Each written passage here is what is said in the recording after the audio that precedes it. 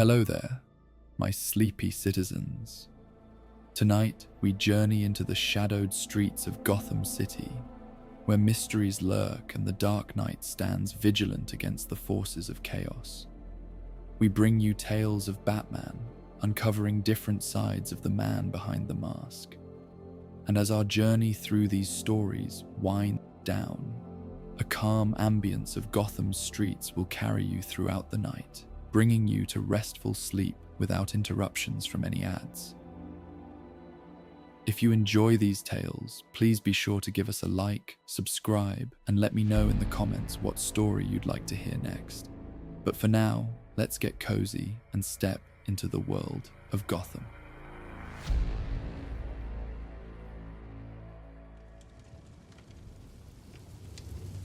The moon hung full and luminous over Gotham City, casting the urban landscape in shades of silver and shadow. From his vantage point atop the Gotham History Museum's western wing, Batman observed the quiet streets below, their emptiness broken only by the occasional passing vehicle. The building beneath him held treasures spanning centuries of human history, but tonight, one artifact in particular demanded his vigilance. The Bastet's Eye, an ancient Egyptian emerald carved into the shape of a cat's eye, once set in a statue of the Feline goddess, had arrived at the museum 3 days ago. Its value was measured not just in carats, but in historical significance. Archaeologists claimed it held secrets of a forgotten dynasty. Batman knew its monetary worth alone would attract every thief in Gotham, but one in particular had a predilection for both valuable gems and feline connection. His cape rustled softly in the night breeze as he moved silently across the rooftop. The museum's architecture was a blend of classical design and modern security, with elegant stone gargoyles watching over state-of-the-art alarm systems. Large skylights dotted the roof, offering glimpses into the exhibition halls below, where display cases stood illuminated by soft, focused lighting, designed to minimize damage to delicate artifacts. "Beautiful night for a stakeout," Batman murmured to himself, the words barely audible even to his own ears. The curator, Dr. Eleanor Pierce, had been reluctant to accept his offer of additional protection. The museum already employed a top-tier security system and a rotation of guards, but Batman knew what they were up against, or rather, whom. He heard her before he saw her. The softest scrape of specialized claws against stone from the building's eastern corner. Not a sound that ordinary ears would catch, but Batman had trained himself to detect precisely such subtle intrusions. He remained perfectly still, allowing the shadows cast by a decorative cornice to conceal his presence. Catwoman emerged from the darkness with fluid grace, her silhouette sleek against the moonlit sky. She paused at the roof's edge, surveying her surroundings with practiced caution. Her catsuit absorbed the ambient light, rendering her nearly invisible except for the reflection of moonlight in her goggles and the subtle glint of her claws. For a long moment she remained motionless, head slightly tilted, as if listening for any sign that her presence had been detected. Batman watched her methodical assessment with a familiar mixture of professional admiration and personal fascination. Few in Gotham moved with such precision or planned their heists with such meticulous care. Apparently satisfied, Catwoman began moving toward the central skylight, the one directly above the special exhibition hall where the Bastet's Eye lay displayed. Her steps were light and carefully placed, distributing her weight to minimize any sound. She was halfway to her target when Batman decided to announce his presence. "You're predictable, Selena." She froze instantly, then straightened with deliberate composure, turning slowly to face him as he stepped out from the shadows. Her lips curved into a smile that held equal parts annoyance and amusement. "And you're a killjoy, Bruce." She placed a hand on her hip, studying him through her goggles. I should have known you'd be lurking up here. The Bastet's eye. He remained where he stood, maintaining distance between them. A bit on the nose, even for you. Catwoman laughed softly, the sound barely carrying across the rooftop. When they practically name an artifact after you, it's hard to resist. She took a few casual steps toward him, her movement deliberately non-threatening. Besides, I'm just here to admire it. Museum hours are so crowded these days. At 2 in the morning, best time to appreciate art, no distractions. Batman watched her approach, noting the subtle tension in her posture that belied her casual demeanor. Despite her relaxed banter, he knew she was calculating, measuring distances, considering angles, planning contingencies, just as he was. It's a significant historical artifact, he said, his voice low, not just another pretty trinket. I'm well aware. Something in her tone shifted slightly, an edge of seriousness cutting through her playfulness. That's precisely why I'm here. Do you know where it came from, Bruce? Not just the archaeological site, but how it made its way to this museum. He didn't respond immediately, allowing her the space to continue. Behind the cowl, his eyes narrowed slightly. This was Selina's familiar pattern, justifying her theft by questioning the legitimacy of ownership. Sometimes her claims had merit, other times they were convenient rationalizations. Catwoman moved to the edge of the nearest skylight, looking down at the exhibition hall below. The Bastet's eye was excavated in 1925 by a British expedition that had no permits from the local authorities. It was smuggled out of Egypt during political unrest, changed hands multiple times on the black market, and eventually ended up in the private collection of one Maxwell Huntington. She glanced back at Batman. Ring any bells? Huntington Industries, arms manufacturing, among other enterprises, Batman replied, moving closer to her position but still maintaining a careful distance. Before my time. Maxwell's grandson donated it to the museum last month, a generous tax write-off for an artifact that was never rightfully his to begin with. Catwoman's voice carried quiet conviction. The Egyptian government has been trying to recover it for decades. Batman came to stand beside her at the skylight's edge, both of them now looking down at the exhibition hall where the emerald gleamed in its climate-controlled display case. A security guard moved methodically through the hall below, flashlight beams sweeping across the exhibits. "And you're planning to return it to Egypt out of the goodness of your heart?" he asked, knowing there was always more to Selina's motivations. Her shoulder brushed against his arm as she turned toward him, the contact brief but deliberate. "Would it surprise you if I said yes?" "Yes." She smiled, neither confirming nor denying his suspicion. The Egyptian Ministry of Antiquities has a standing reward for information leading to the recovery of stolen artifacts. A consultant fee, you might say. So not entirely altruistic. "I contain multitudes, Bruce." She stepped away from the skylight, moving toward another section of the roof. A girl has to make a living, and if doing so happens to correct a historical injustice. Batman followed her, alert to the possibility that her casual movement was a strategic repositioning. There are legal channels for artifact repatriation, which have failed for nearly a century.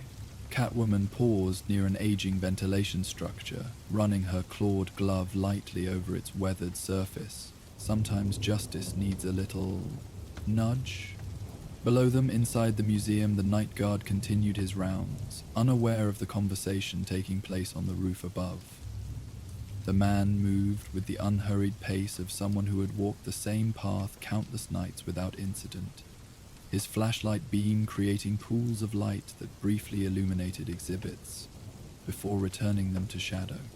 Batman studied Catwoman's profile in the moonlight, Her features, partially obscured by her mask and goggles, remained difficult to read, a quality she had perfected both in and out of costume. But he had known her long enough to sense the genuine conviction beneath her mercenary justifications. "If your concern is legitimate," he said carefully, "I could speak with Dr. Pierce about investigating the artifact's provenance more thoroughly." Catwoman turned to face him fully, surprise momentarily visible in her expression before she masked it with a skeptical smile. "And when they confirm what I've already told you?" "The museum would never voluntarily return it. The exhibition has been promoted for months. Tickets are sold out for weeks. You don't know that." "I know institutions," she countered. "Their reputation and revenue will always outweigh abstract moral concerns about historical ownership." She took a step closer to him, close enough that he could detect the faint scent of leather and the subtle perfume she wore. "Some things only change when someone forces the issue." The moonlight caught the curves of her mask, shadowing her eyes as she looked up at him. Her proximity was deliberate, a tactic she had employed countless times, using intimacy to create distraction or gain advantage. Batman remained still, neither retreating from nor responding to the closeness. "And you've appointed yourself that someone," he stated, his voice betraying no reaction to her nearness. "We all choose our missions, don't we?" She reached up, her clawed finger tracing the edge of his cowl without quite touching it. "You protect Gotham your way. I correct certain imbalances my way." Batman caught her wrist before her hand could complete whatever gesture she had planned, not roughly, but with enough firmness to establish control of the moment. "Your way typically involves theft." "Semantics," she replied, making no attempt to pull away from his grip. Instead, she seemed almost pleased by the contact, her smile deepening. "I prefer to think of it as unauthorized reallocation." Their standoff was interrupted by a subtle change in the building beneath them, a shift in the air pressure that indicated a door opening somewhere inside, altering the circulation through the ventilation system. Batman released Catwoman's wrist, both of them instantly alert to the environmental change. "Expecting company," she whispered, all playfulness vanishing from her demeanor. Batman moved silently to the roof's edge, Catwoman following with equal stealth. They positioned themselves near a drainage pipe that offered a partial view through a side window into the museum's administrative wing. Through the glass they could see movement, the beam of a flashlight different from the one carried by the regular security guard, moving with the quick, purposeful sweeps of someone searching rather than routinely patrolling. "That's not museum security," Batman murmured. "They have established patrol patterns. This is someone else." Catwoman's posture tensed beside him.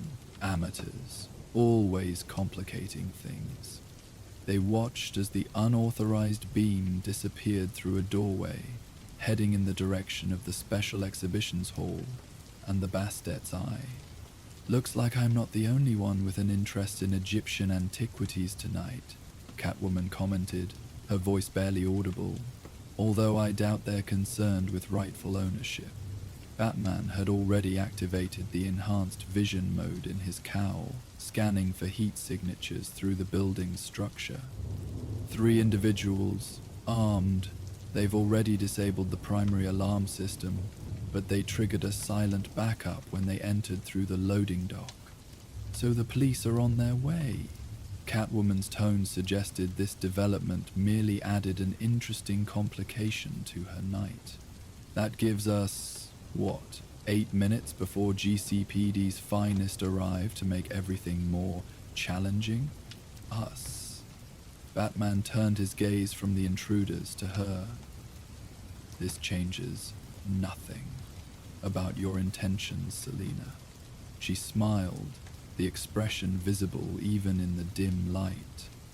Of course it does. I'm not sharing the Bastet eye with amateur smash-and-grab artists. She flexed her clawed fingers. Besides, wouldn't you rather have me where you can see me? Before he could respond, she had slipped past him and was moving toward a maintenance access door that led into the building. An entrance point she had clearly scouted beforehand. Batman followed, knowing that trying to stop her would create more noise and complication than allowing her to accompany him. At least this way, he could monitor both threats simultaneously. The access door yielded to Catwoman's expert manipulation. Its lock disengaged within seconds. She glanced back at Batman with a satisfied smirk before slipping through the opening. He followed her into the narrow utility corridor beyond, the space barely wide enough for his shoulders. The air inside was cool and stale, carrying the scent of dust and aging electrical components. They moved in practiced silence through the building's maintenance passageways, navigating by memory and instinct more than sight. These hidden corridors, designed for staff to access climate control systems and electrical panels without disrupting museum visitors, provided a direct route to the special exhibitions hall without exposing them to the main pathways where the intruders were moving. 3 men, heading straight for the Bastet display, Batman whispered as they paused at a junction. The regular guard is still in the Egyptian permanent collection on the West Wing, unaware. Catwoman nodded, all business now that they were inside. Strategy? Hobble the intruders before they reach the exhibition hall. Preserve the artifacts. Minimize structural damage. Always so considerate of property values, she murmured, but there was no real criticism in her tone. They both understood the value of what the museum contained, beyond mere monetary assessment. They continued through the passage until they reached a panel that would allow them to enter the special exhibitions area through what appeared to be an ordinary wall from the public side. Batman held up a hand, signaling for Catwoman to wait as he engaged his cow's audio enhancement. Got about 6 minutes before Cop's show, a male voice was saying from the hall beyond, "Forget the other stuff. We're here for the cat's eye only." "Boss was specific," another voice replied. "No witnesses, no cameras. The guards on the other side of the building. Just grab the rock and we're gone." Batman exchanged a glance with Catwoman, whose expression had hardened at the casual mention of harm to potential witnesses. For all her moral flexibility regarding property, Selina drew a firm line at violence against people, one of the many complexities that distinguished her from Gotham's truly dangerous criminals. "I'll take the 2 on the left," Batman said quietly. "You handle the one approaching from the south entrance." She nodded, already moving into position by a different access panel. "Try to keep up," she whispered with a quick smile before disappearing around a corner. Batman waited precisely 30 seconds, allowing her time to circle to her position, then pressed the release mechanism on the panel before him. It slid open silently, revealing the dimly lit exhibition hall beyond. The intruders had reached the central display area where the Bastet's eye rested in its sealed case. All 3 were dressed in black tactical gear, faces obscured by balaclavas, each carrying a compact automatic weapon, along with specialized equipment for bypassing security systems. They had just begun working on the display case's electronic lock when Batman emerged from the shadows like a materialization of the darkness itself. The first man had no time to react before a precisely aimed batarang struck his hand, sending the electronic bypass tool clattering across the marble floor. "What the..." The second man turned, raising his weapon, but Batman was already in motion. The fight was brief but carefully controlled. Batman moved with restrained power, each strike calculated to incapacitate without causing unnecessary damage, either to the men or the priceless exhibits surrounding them. He was acutely aware of the fragile artifacts in their glass cases, the ancient tablets and delicate pottery that had survived thousands of years only to be put at risk by this momentary violence. From the corner of his eye, he saw Catwoman engage the third intruder. Her fighting style was dramatically different from his, all fluid movement and acrobatic grace where he employed methodical power. She seemed almost to dance around her opponent, her claws flashing occasionally in the low light as she disarmed him with elegant precision. "Behind you," she called out, her voice barely raised. Batman ducked instinctively, a burst of automatic fire passing through the space where his head had been moments before. The bullet struck an information panel on the far wall, splintering its protective covering but fortunately missing any artifacts. With a controlled roll, Batman closed the distance to the shooter, disarming him with a sharp upward strike before rendering him unconscious with a precise blow. The entire encounter lasted less than 40 seconds. When it ended, 3 unconscious forms lay on the exhibition hall floor, their weapons and equipment scattered around them. The museum's valuable collections remained intact and undisturbed, including the Bastet's eye, still secure in its display case. Catwoman stood beside the case, studying the emerald within with undisguised appreciation. The green gem seemed to capture and intensify the low light, creating an internal glow that gave credence to the ancient belief that it contained magical properties. "Magnificent," she murmured, her gloved fingers hovering just above the case's surface without touching it. "Almost worth all this trouble." Batman secured the unconscious intruders with zip ties, then activated his communicator. "Alfred, contact Gordon. Armed robbery attempt at the Gotham History Museum. 3 suspects subdued, ready for pickup." "Very good, sir," came the butler's calm reply. "Shall I inform him of all participants in tonight's activities?" Batman's gaze shifted to Catwoman, who was now circling the display case, examining it from all angles with professional interest. "Tell him the situation is contained. I'll provide details when he arrives." "As you wish, sir." With the immediate threat neutralized and police response imminent, Batman turned his full attention back to Catwoman. "They'll be here in under 5 minutes. She acknowledged without looking away from the emerald. "Plenty of time. Selina." She finally turned toward him, her expression hidden behind her goggles, but her body language communicating clear reluctance. "We had a deal, Bruce. I helped with your intruder problem." "We didn't have a deal," he countered, moving closer to position himself between her and the display case. "And the circumstances have changed. The police will document everything when they arrive. If the artifact's provenance is questionable, as you claim, there are proper channels." "Proper channels," she repeated with a soft, skeptical laugh. "Your faith in systems would be charming if it weren't so consistently misplaced." She stepped closer to him, close enough that he could see his own reflection in her goggles. "How many times have we had this conversation?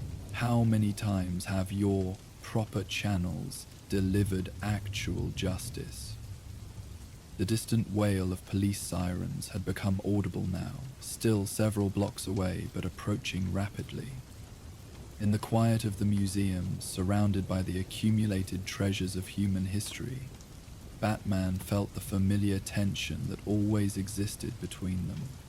The pull of opposing philosophies overlaid with personal connection that defied simple categorization. "I can't let you take it," he said finally, his voice firm but not unkind. Catwoman tilted her head slightly, studying him. Then, with surprising gentleness, she placed a hand against his chest, directly over the bat emblem. "I know." For a moment they remained like that, a tableau of opposed purposes united by mutual respect, perhaps something deeper. Then the moment broke as running footsteps sounded from a nearby gallery. The night guard had finally become aware of the disturbance. "Hey, who's there?" The guard's voice carried clearly through the open doorway, accompanied by the bouncing beam of his flashlight. Catwoman withdrew her hand from Batman's chest, taking a small step back. "That's my cue to make a dignified exit." Her lips curved into a slight smile. "Until next time." The approaching sirens had grown louder, signaling that GCPD units were less than 2 minutes away. The museum would soon be flooded with police officers, crime scene technicians, and, inevitably, museum staff, called in to assess any damage. Batman gave a barely perceptible nod. "Use the northwest service corridor. The exterior door has a faulty alarm connection." Her smile widened into something genuine. "Already scouted it, but thanks for the thought." She began backing toward the shadows, then paused. "You know, Bruce, one day you'll realize that justice and law aren't always the same thing. One day you'll realize that your methods create their own kind of injustice," he countered. She laughed softly. "We keep each other honest, don't we?" And with that, she melted into the darkness beyond the exhibition hall's perimeter lighting, disappearing as completely as if she'd never been there at all. Batman remained beside the display case, standing guard over both the secured intruders and the artifacts until the authorities arrived. The night guard entered cautiously, flashlight beams sweeping across the scene of the interrupted theft. His expression registered shock at the sight of the bound men on the floor, then relief, tinged with awe as he recognized Batman.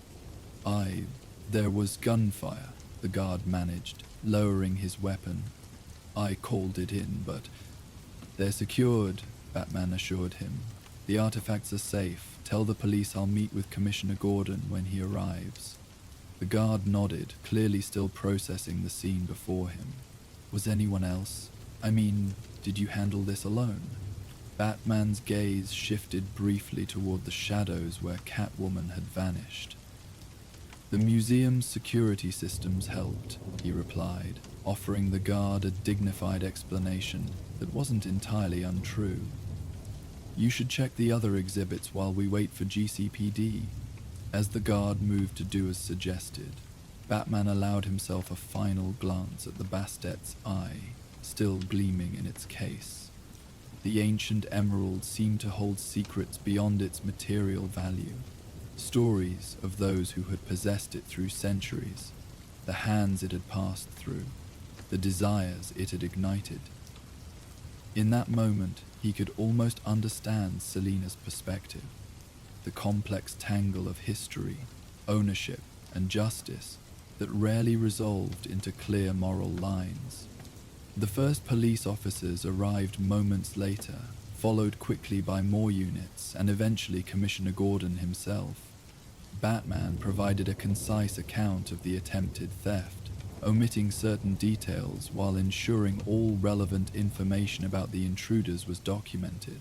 The men were professionals, hired specifically for this job, but under questioning by GCPD they revealed nothing about whoever had employed them. "They're out-of-town talent," Gordon noted, as the last of the suspects was escorted to a police transport. "Brought in specifically for this job, someone wanted that emerald badly enough to import expertise." Dr. Eleanor Pierce, the museum's curator, had arrived during the commotion, her hair hastily pulled back and a coat thrown over pajamas. She stood protectively near the Bastette's eye display, supervising as museum security conducted a thorough check of the case integrity. "Commissioner," she called, her voice carrying the strained politeness of someone barely containing their stress. "When can we expect to have access to our halls again? We have an opening event tomorrow evening." Gordon approached her with practiced professional compassion.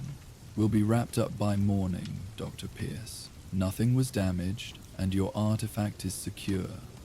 He gestured toward Batman, who stood slightly apart from the activity.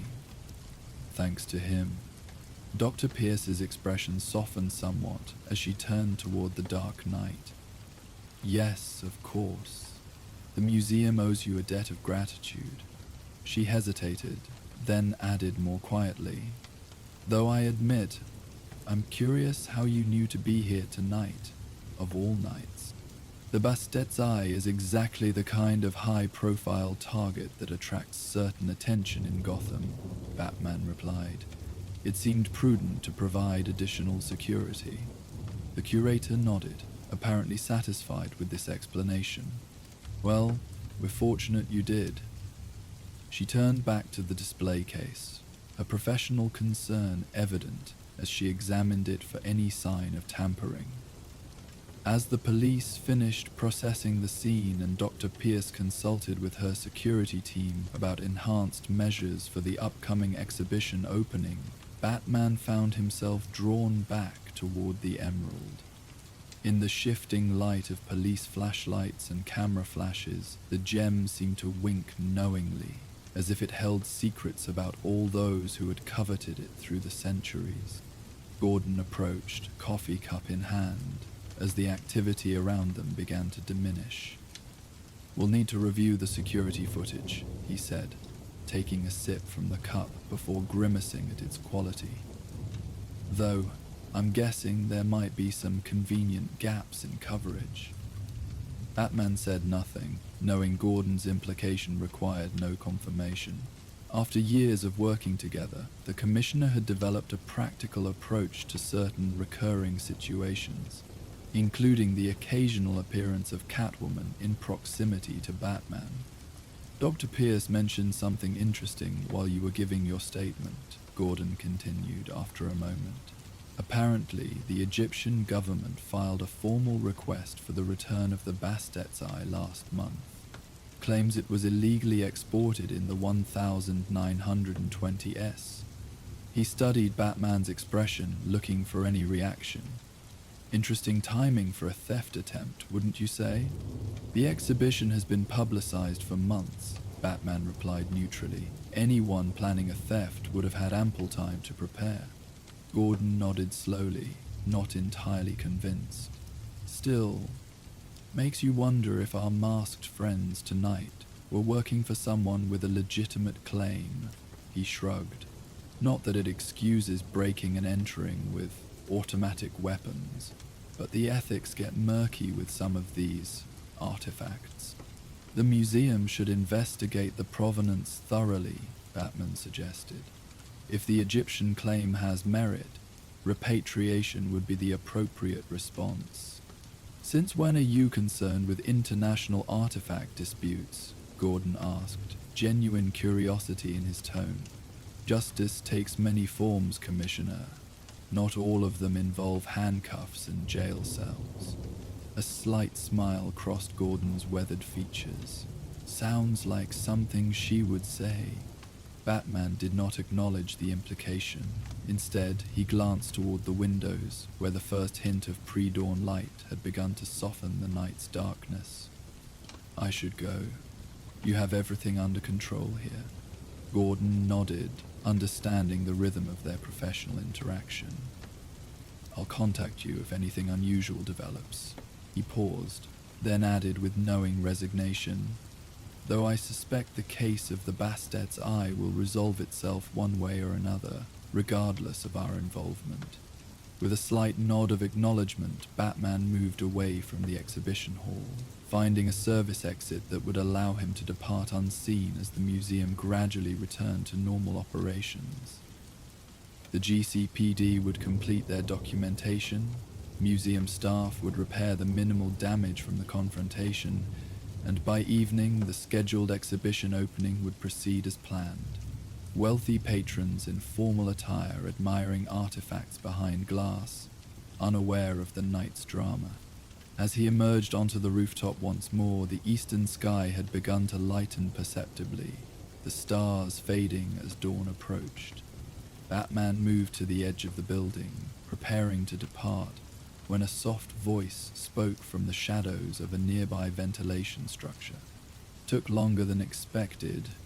He turned to find Catwoman perched casually on the structure's edge, her posture relaxed as she studied her claws in the growing light. She had removed her goggles, allowing him to see her eyes, always more expressive than she perhaps intended. "You stayed," he observed, surprise evident despite his attempt at neutrality. She shrugged, a casual gesture that somehow managed to be elegant. Professional curiosity. Wanted to see how it all played out. She slid down from her perch, landing noiselessly on the rooftop. "Heard some interesting chatter on the police band. Seems the good commissioner is aware of Egypt's repatriation request. Gordon is thorough and perceptive."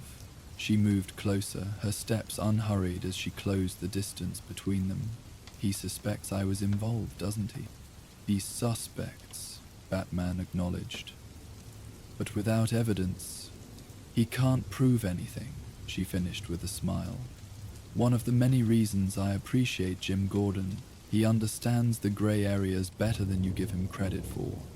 They stood together at the roof's edge, the city spread before them, gradually emerging from darkness into the muted colors of early morning. Traffic had begun to increase on the streets below as Gotham's earliest workers started their day, unaware of the museum's night visitors or the quiet conversation taking place above them. "You know they won't return it willingly," Catwoman said after a comfortable silence. "The museum has too much invested in this exhibition. Ticket sales, donor expectations, professional prestige." "You don't know that," Batman countered, though with less conviction than earlier. She gave him a sidelong glance. "I know human nature, and institutions are just collections of humans with aligned interests." She sighed softly. "The emerald will disappear into some private vault after the exhibition closes, regardless of its rightful ownership, unless someone intervenes through proper legal channels." Catwoman laughed, the sound bright in the morning stillness. "Your faith in systems would be touching if it weren't so consistently disappointed." She moved closer still until they stood shoulder to shoulder at the roof's edge. "But I appreciate your optimism. It's one of your more endearing qualities." Batman turned toward her, studying her profile as she gazed out at the awakening city. In the growing light, with her mask and goggles removed, the line between Selina Kyle and Catwoman seemed less distinct, a reminder that beneath their costumes and adopted personas, they were still fundamentally human, with all the complexity that entailed. "Why did you really stay, Selina?" he asked quietly. She met his gaze directly, her expression unguarded in a way she rarely allowed. "Maybe I wanted to see if you'd mention my theory about the artifact's provenance to Gordon. If you'd acknowledge there might be justice outside your neat legal framework." "Yeah, and you did." She smiled, genuine appreciation in her eyes. "You surprise me sometimes, Bruce. Just when I think I have you figured out, you show another facet." Her hand came up to rest lightly against his chest, an echo of their earlier moment in the exhibition hall. "It's what keeps things interesting between us, I suppose." The first direct ray of sunlight broke over Gotham's eastern skyline, catching the edges of the surrounding buildings in golden light. It was a transformative moment, the city revealing its daytime face, shadows receding to reveal details obscured by night. In this liminal space between darkness and full day, Batman felt the boundaries between his world and Selina's blur slightly. "I should go," she said, though she made no immediate move to leave. "Daylight isn't really my aesthetic." "Selina," he caught her hand as she began to withdraw it from his chest, holding it gently in place. "Whatever happens with the Bastet's eye, be careful." She studied him for a moment, then smiled with playful confidence. Careful is boring, Bruce. She leaned in, close enough that he could feel her breath against his exposed jaw. But I appreciate the sentiment. Before he could respond, she had pressed a quick kiss to the corner of his mouth, the only part accessible given his cowl, and slipped from his light grasp with practiced ease. In one fluid motion, she had retrieved her goggles from a hidden pocket and was moving toward the roof's opposite edge. Until next time, she called over her shoulder, her voice carrying a promise that hung in the morning air. Batman watched as she reached the edge and leapt with characteristic grace, her form briefly silhouetted against the brightening sky before disappearing beyond the roofline. Even knowing her extraordinary capabilities, he found himself moving to the edge to confirm her safe descent, a familiar protective instinct that she would have mocked had she witnessed it. As expected, she had already vanished into the city's awakening landscape, leaving no trace of her presence beyond the lingering warmth of their brief contact. Batman remained at the roof's edge for a moment longer, considering the night's events and their unresolved conclusion. The Bastet's eye remained in the museum for now, but he harbored no illusions about the permanence of that situation, not when Selina Kyle had set her sights on it. The approaching day called him back to his other life, the obligations and appearances that Bruce Wayne would need to maintain, including, ironically, an invitation to the museum's exhibition opening that evening. With one last glance at the spot where Catwoman had disappeared, Batman fired his grapnel and swung away from the museum rooftop, moving through the growing light with purposeful speed. Whatever happened with the emerald, whether it remained behind museum glass, found its way back to Egypt through official channels, or disappeared through Catwoman's unofficial intervention, their dance would continue, steps alternating between opposition and alignment, separation and convergence. It was perhaps the one constant in their complicated relationship, this eternal choreography of principles and compromises, played out against Gotham's ever-changing backdrop. As he disappeared into the city's morning shadows, Batman found himself already anticipating their next encounter, wondering what new facets of their complex connection it might reveal. Innate of existence defined by duty and purpose, these moments with Selina, challenging, unpredictable, alive with possibility, offered something he rarely admitted needing. The reminder that justice, like life itself, rarely confined itself to simple categories of right and wrong, darkness and light. The sun continued its ascent over Gotham, transforming the nocturnal landscape into something different but no less complex. And somewhere in that changing city, a woman with the grace and instincts of a cat was planning her next move in a game that had no clear rules and no defined endpoint. Only the certainty that sooner or later, the Bat would appear to continue their eternal dance beneath Gotham's moon. The evening found Bruce Wayne adjusting his bow tie in the mirror of his penthouse apartment, the formal attire a stark contrast to the armored suit he had worn hours earlier on the museum rooftop. Alfred stood nearby, meticulously inspecting the tailoring of Bruce's tuxedo with professional attention to detail. "The museum gala begins at 8, sir," the butler reminded him, brushing an invisible speck from the shoulder of the jacket. "Dr. Pierce specifically mentioned your attendance was appreciated after the unfortunate security incident last night." Bruce met Alfred's knowing gaze in the mirror. "I assume Commissioner Gordon has been discreet about certain details of that incident." "Most discreet, sir. The official report mentions only an attempted robbery foiled by Batman, with no reference to any feline participants." Alfred handed Bruce his watch, an appropriately expensive timepiece for the evening's wealthy gathering. "Though I understand museum security has been notably enhanced for tonight's event." Additional guards and upgraded alarm protocols, Bruce confirmed, securing the watch around his wrist. Dr. Pierce isn't taking any chances with her prize exhibit.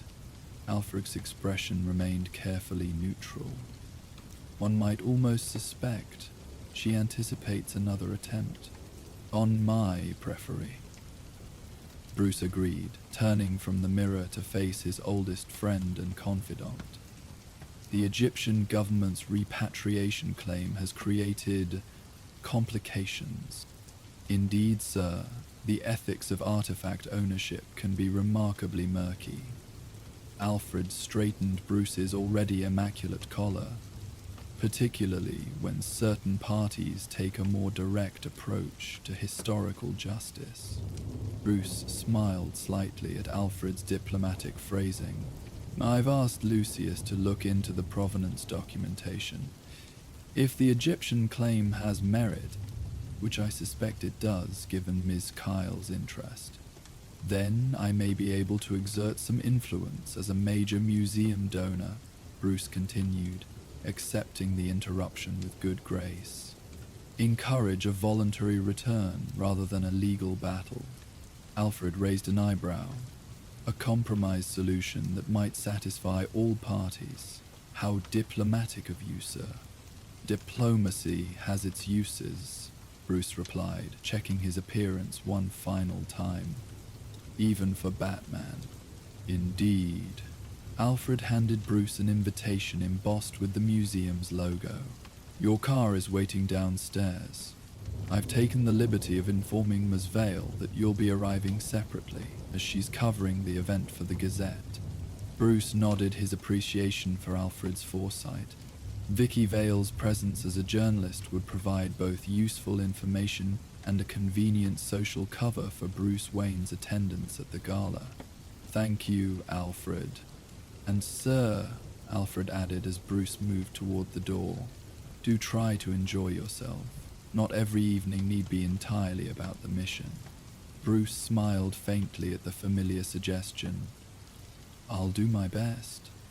The Gotham History Museum had been transformed for the evening's gala, its normally austere halls now adorned with elegant lighting and floral arrangements. The city's elite moved through the space in formal attire, champagne glasses in hand as they admired exhibits with the performative appreciation of those for whom such events were as much about being seen as seeing. Bruce entered with practiced ease, immediately adopting the carefully calibrated persona of Bruce Wayne, billionaire philanthropist, interested enough to justify his presence, disengaged enough to maintain his public reputation.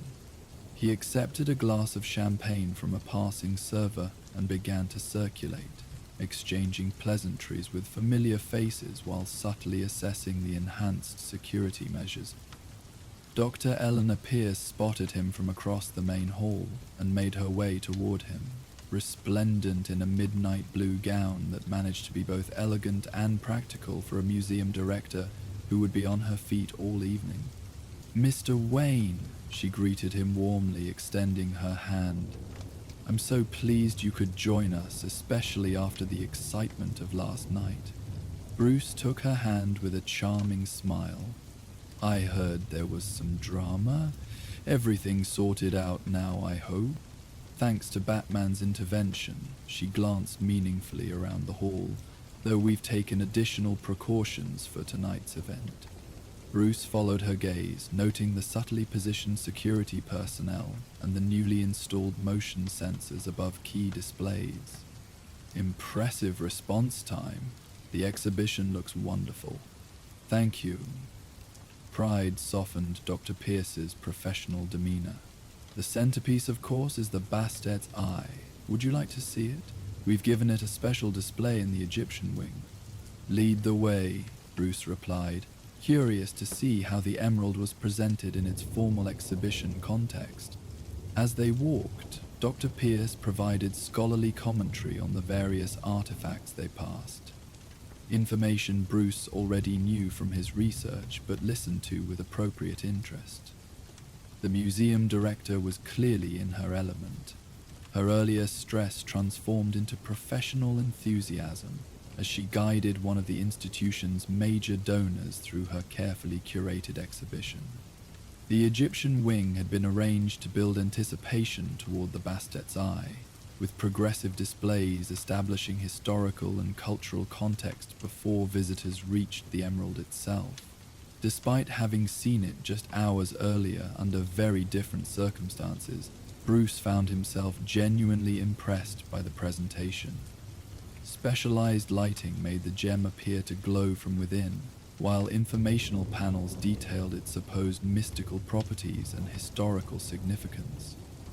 What those panels notably omitted, Bruce observed, was any mention of the contested provenance or Egypt's repatriation request. "Magnificent, isn't it?" Dr. Pierce said, watching his reaction. "Over 3,000 years old, yet it looks as though it was carved yesterday. The ancient Egyptians believed it allowed the goddess Bastet to see into the human world. The eye of a cat goddess," Bruce mused, studying the emerald's distinctive shape. "I can see why it would be particularly valued. By certain collectors especially," Dr. Pierce agreed, a hint of tension returning to her voice. "We're fortunate that the Huntington family chose to donate it to the museum where it can be appreciated by everyone." Bruce turned to face her directly. "I understand there are some questions about its acquisition history." Dr. Pierce's smile became slightly fixed. "There often are with artifacts of this age and significance. Documentation from the early 20th century wasn't always as thorough as modern standards would require. I've heard the Egyptian government has made a formal repatriation request." Bruce pressed gently, watching her reaction. Her expression tightened further, professional poise struggling against evident frustration. "Yes, they have. It's being reviewed by our legal team and board of trustees." She glanced round to ensure they weren't being overheard, then added in a lower voice, "Between us, Mr. Wayne, these claims rarely have merit. Countries often assert ownership based on modern borders that didn't exist when the artifacts were created. Still," Bruce suggested, "if there are legitimate questions about how it left Egypt." "The museum's position," Dr. Pierce interrupted with polite firmness, "is that the Bastet's Eye has been legally acquired through proper channels. Its display here ensures its preservation and accessibility to researchers and the public alike." She smiled, clearly hoping to end this line of conversation. "Now, I believe Commissioner Gordon was hoping to speak with you. He's by the Roman Antiquities display." Bruce recognized the dismissal and accepted it gracefully. "Of course. Thank you for the personal tour." As the museum director moved away to greet other guests, Bruce turned his attention to the emerald once more.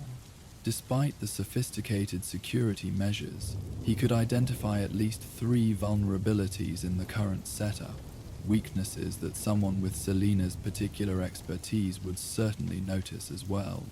"Admiring the prize exhibit?" Commissioner Gordon's voice came from behind him, familiar and gruff even in the formal setting. Bruce turned with a smile, extending his hand. "Jim, good to see you. Busy night last night, I hear." Gordon shook his hand firmly. Never a dull moment in Gotham. He moved to stand beside Bruce, both men now facing the emerald display. "Quite something, isn't it? Hard to believe something so small could cause so much trouble through the centuries." "Value creates motivation," Bruce observed, sipping his champagne, "both legitimate and otherwise." Gordon made a sound of agreement. "Speaking of which, our friends from last night aren't talking. Professional jobs for hire with clean records and expensive lawyers who appeared remarkably quickly after their arrest." Suggesting a well-resourced employer, Bruce concluded. "Exactly." Gordon's experienced eyes scanned the room, noting security positions and potential vulnerabilities with the same professional assessment Bruce had conducted earlier. "Between us, Wayne, I think we haven't seen the last attempt on this particular item. Before Bruce could respond, a ripple of murmured appreciation moved through the nearby guests as a new arrival entered the Egyptian wing. Selina Kyle glided into the space with the same fluid grace she displayed as Catwoman, though now channeled through the sophisticated presentation of a woman in a stunning emerald evening gown that matched the color of the Bastet's eye with uncanny precision. Her dark hair was elegantly styled, her makeup emphasizing her eyes in a subtly feline manner that most observers would register only as striking beauty rather than deliberate theme. Gordon followed Bruce's gaze, his expression shifting from surprise to resignation. "Well," he said quietly, "that answers one question." "Which is," Bruce asked, though he suspected he knew, "whether Ms. Kyle was involved in last night's activities." Gordon sipped his drink. "Her presence here is either remarkable coincidence or calculated audacity." Bruce watched as Selina moved through the crowd with practiced social ease, accepting a glass of champagne and engaging briefly with other guests while steadily making her way toward the Bastet's eye display. She had yet to acknowledge either Bruce or the commissioner, though he was certain she was aware of their presence. "She's a known art collector," Bruce noted neutrally. Gordon gave him a sidelong glance, among other things. He finished his drink and set the empty glass on a passing server's tray. "I should make my rounds. Wayne Foundation is hosting the police charity gala next month, correct?" "It is. Looking forward to seeing you there." As Gordon moved away, Bruce remained by the display, watching as Selina completed her circuit of the room and finally approached the emerald. She stepped beside him without directly acknowledging his presence, her attention seemingly focused entirely on the artifact before them. "It looks different in proper lighting," she observed after a moment, her voice pitched for his ears alone. "More alive somehow." Bruce turned slightly toward her, maintaining the appearance of casual social interaction. "The museum has done an impressive job with the presentation. They've certainly spared no expense to showcase their questionably acquired treasure." Her smile remained in place, though her words carried an edge. "New security systems, too. Very comprehensive. Not comprehensive enough to discourage all potential thieves, apparently." Selina laughed softly, the sound drawing appreciative glances from nearby male guests. "I'm simply a private collector admiring a public exhibit, Bruce. Nothing discouraged about it." Her emerald dress caught the light as she shifted position, the color so precisely matched to the artifact that it couldn't possibly be coincidence. Bruce found himself wondering if she had specifically commissioned the gown for this evening, or if she had already possessed it, either possibility offering intriguing insights into her level of preparation. "You look lovely," he said, the compliment genuine despite the complicated circumstances. "Thank you." Her eyes met his, amusement dancing in their depths. "I thought the color appropriate for the occasion. Subtle. Subtlety is overrated." She took a sip of champagne, her gaze returning to the emerald. "Besides, green has always been my color." They stood in companionable silence for a moment, both studying the ancient gem while remaining acutely aware of each other's presence. Around them, Gotham's elite continued their social performance, the meaningful business of the evening. Connections forged, influence leveraged, reputations enhanced or diminished, conducted beneath the veneer of cultural appreciation. "I looked into the provenance issue," Bruce said finally. "There are legitimate concerns about how the artifact left Egypt." Selina's expression revealed nothing, but he sensed her heightened attention. And I've spoken with my lawyers about approaching the museum board. As a significant donor, I have some influence regarding repatriation policies." She turned to face him directly, genuine surprise briefly visible before her composed expression returned. Bruce Wayne, international art justice advocate. That's a new look for you. I've always had an interest in ethical acquisition practices, he replied, which was true enough in both his identities. Selina studied him with renewed curiosity. And what does the museum think of your sudden interest in this particular artifact's history? Dr. Pierce is resistant, as expected. The board may be more pragmatic, especially if there's potential legal liability or public relations impact. He met her gaze directly. It would be a shame if the process were complicated by the emerald's disappearance before these discussions could take place. Understanding passed between them, not quite a request, not exactly a warning, but something balanced precisely between. Selina's lips curved into a smile that acknowledged the implicit negotiation. Hypothetically speaking, she said, her voice a near whisper, what time frame might these discussions require? 2 weeks, possibly 3. She nodded slightly, appearing to consider this information. A reasonable diplomatic window. I thought so. Their conversation was interrupted as Vicky Vale approached, journalist's intuition clearly drawing her to what appeared to be an exclusive exchange between Bruce Wayne and the notoriously elusive Selina Kyle. Bruce! Vicky greeted him with professional warmth before turning her attention to Selina. Miss Kyle, what a pleasure to see you at a public event. You're normally so private. Selina's smile revealed nothing of her thoughts. Some exhibitions are worth making an exception for. Vicky's gaze sharpened with reporter's instinct. I understand you have a particular interest in Egyptian artifacts.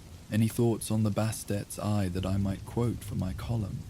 It's an exquisite piece, Selina replied smoothly, though I find its journey through history more intriguing than its material value. So many hands it's passed through, each claiming ownership. Including, some say, the Egyptian government, Vicky probed. I understand they've filed for repatriation.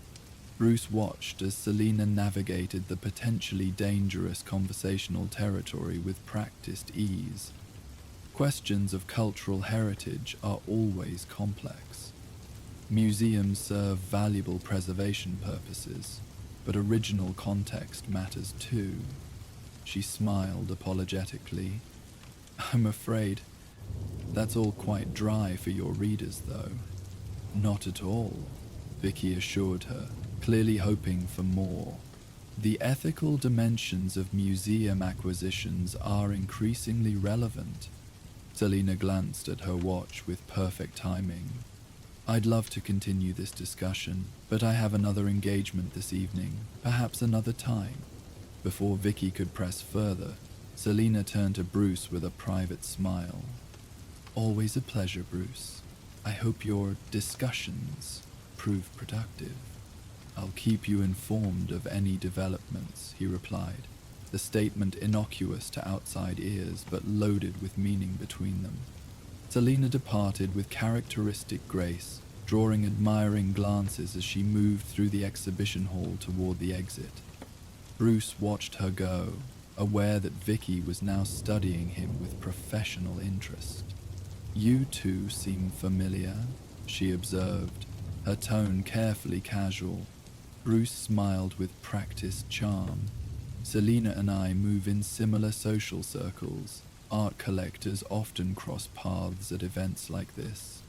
Vicky clearly wasn't entirely convinced. She's quite something. Brilliant, beautiful, mysterious background, exactly your type, Bruce. I wasn't aware I had a type, he deflected good-naturedly. How's your coverage of the exhibition coming along?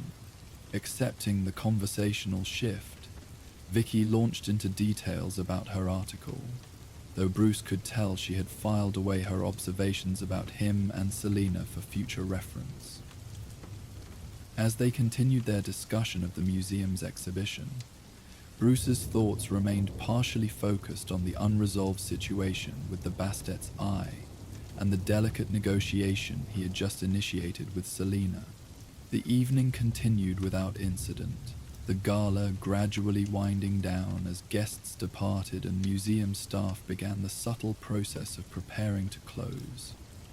Bruce made his exit at a socially appropriate time, exchanging final pleasantries with Dr. Pierce and other notable attendees before retrieving his car from the valet. As he drove through Gotham's nighttime streets, the formal event behind him, but the night still young by Batman standards, Bruce found himself considering Selina's response to his proposed diplomatic solution. Her agreement to wait had seemed genuine, but experience had taught him that Catwoman's plans often operated on multiple levels. The question wasn't whether she would attempt to take the emerald. Her interest was too evident, her conviction about its rightful ownership too strong, but whether she would honor the time frame he had requested. He decided that a routine patrol past the museum later that night would be prudent, regardless of their understanding. 3 days passed without incident. The Bastet's eye remained securely displayed, drawing record attendance to the museum. Bruce's legal team had initiated discreet conversations with select board members about the Egyptian government's claim, finding some receptive to considering repatriation if legally advisable, others firmly aligned with Dr. Pierce's resistance. On the 4th evening, Batman's patrol route deliberately included the museum. From a neighboring rooftop, he observed the building with enhanced optics, noting the security patrol patterns and checking for any signs of unusual activity. Finding none, he continued his rounds, addressing more immediate concerns throughout the city. This pattern repeated for nearly 2 weeks, Batman maintaining periodic surveillance, Bruce Wayne using his influence to advance discussions about the artifact's provenance and potential return. Progress was slow but measurable. Several key board members had begun to acknowledge the potential legal and public relations benefits of voluntary repatriation over a prolonged dispute. On the 13th night since the gala, Batman detected a subtle change in the museum's security patterns. One of the rooftop access points showed signs of recent use. Nothing obvious enough to trigger alarms, but visible to his trained eye. He landed silently on the museum roof, scanning for further evidence. The security system remained active, its status indicators showing normal operation, but a careful examination revealed that one of the skylight sensors had been recalibrated. Still functional, but with its sensitivity adjusted to prevent triggering with minimal movement. Batman accessed the maintenance door that he and Catwoman had used during their previous entry, finding it secured but with microscopic scratches on the lock mechanism, indicating recent manipulation. Inside, he moved through the utility corridors with practiced silence, making his way toward the Egyptian wing where the Bastet's eye was displayed. The exhibition hall appeared undisturbed at first glance, the emerald still gleaming in its case under security lighting. But as Batman approached, using the shadows for cover, he realized something was wrong. The gem's color seemed slightly different, the internal glow that had been so distinctive now appearing more uniform, less vibrant. "Admiring my handiwork?" Catwoman's voice came from behind him, soft enough not to trigger audio sensors but clear in the quiet hall. Batman turned to find her perched on a decorative architectural element above a nearby doorway, her silhouette familiar against the dim emergency lighting. She leapt down with characteristic grace, landing silently beside him. "When?" he asked, knowing immediately that the emerald in the case was a replica. "2 nights ago." She moved closer to the display case, studying the substitute with professional critique. High-quality reproduction. The curator won't notice until their next technical inspection, which isn't scheduled for another month. Batman examined the case more carefully, noting the precision with which security measures had been bypassed and restored. You didn't wait the full 3 weeks. Catwoman shrugged, unapologetic. The board was stalling. 3 of them met privately with Dr. Pierce yesterday. I have excellent hearing when I position myself outside the right windows. They were strategizing how to delay any decision until after the exhibition tour concludes next year. That doesn't justify theft, doesn't it? She turned to face him fully. The legal approach was failing Bruce, just as I predicted it would. He couldn't entirely dispute her assessment. Despite initial progress, the board's recent communications had indeed suggested growing resistance to repatriation. Still, principles mattered, process mattered, even when outcomes were imperfect. "Where is it?" he asked. Catwoman studied him for a moment, then smiled slightly. "Already on its way back to Egypt. Diplomatic pouch, ironically enough. The Egyptian Ministry of Antiquities will receive it anonymously, with documentation of its provenance and extraction history. And your consultant fee? Negotiated separately." She stepped closer, the movement bringing her into a shaft of moonlight filtering through the skylight above. This wasn't about money, Bruce. Not primarily. He believed her, which complicated his response. The emerald was indeed returning to what historical evidence suggested was its rightful home, albeit through unofficial channels. The museum would have its replica, likely indistinguishable to all but the most expert examination, and would avoid both legal battles and potential public relations damage from fighting repatriation. In a strictly consequentialist analysis, Catwoman's solution was arguably optimal for all parties, yet it remained theft, a unilateral action outside proper channels. The very approach Batman had spent his career opposing on principle. "The law exists for a reason, Selina," he said finally. "We can't simply disregard it when it's inconvenient. And I can't wait indefinitely for justice that institutional self-interest will never deliver." Her expression softened slightly. "We see the world differently, Bruce. Always have. That's what makes this interesting." She gestured toward the display case, where the reproduction emerald continued its silent vigil. "By the time they discover the switch, if they ever do, the original will be back where it belongs. Researchers will have access to study it in its cultural context, and the museum will save face with a replica that serves their exhibition purposes." "And next time?" Batman asked. "The next artifact with disputed provenance?" Catwoman smiled, the expression visible even in the dim light. "Next time, perhaps your legal approach will work faster."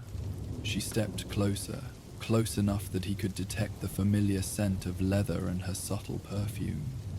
"Or perhaps we'll find ourselves having this same conversation under different circumstances." The proximity was deliberate, a tactic she had employed countless times, using intimacy to create distraction or gain advantage. Yet there was genuine connection beneath the strategy, a complexity to their relationship that transcended their professional opposition. "Why tell me at all?" he asked. "You could have let the switch go undetected." "Because you deserved to know." She placed a hand lightly against his chest, as she had during their encounter at the gala. "And because I respect your attempt to find a middle path, even if I couldn't wait for it to succeed."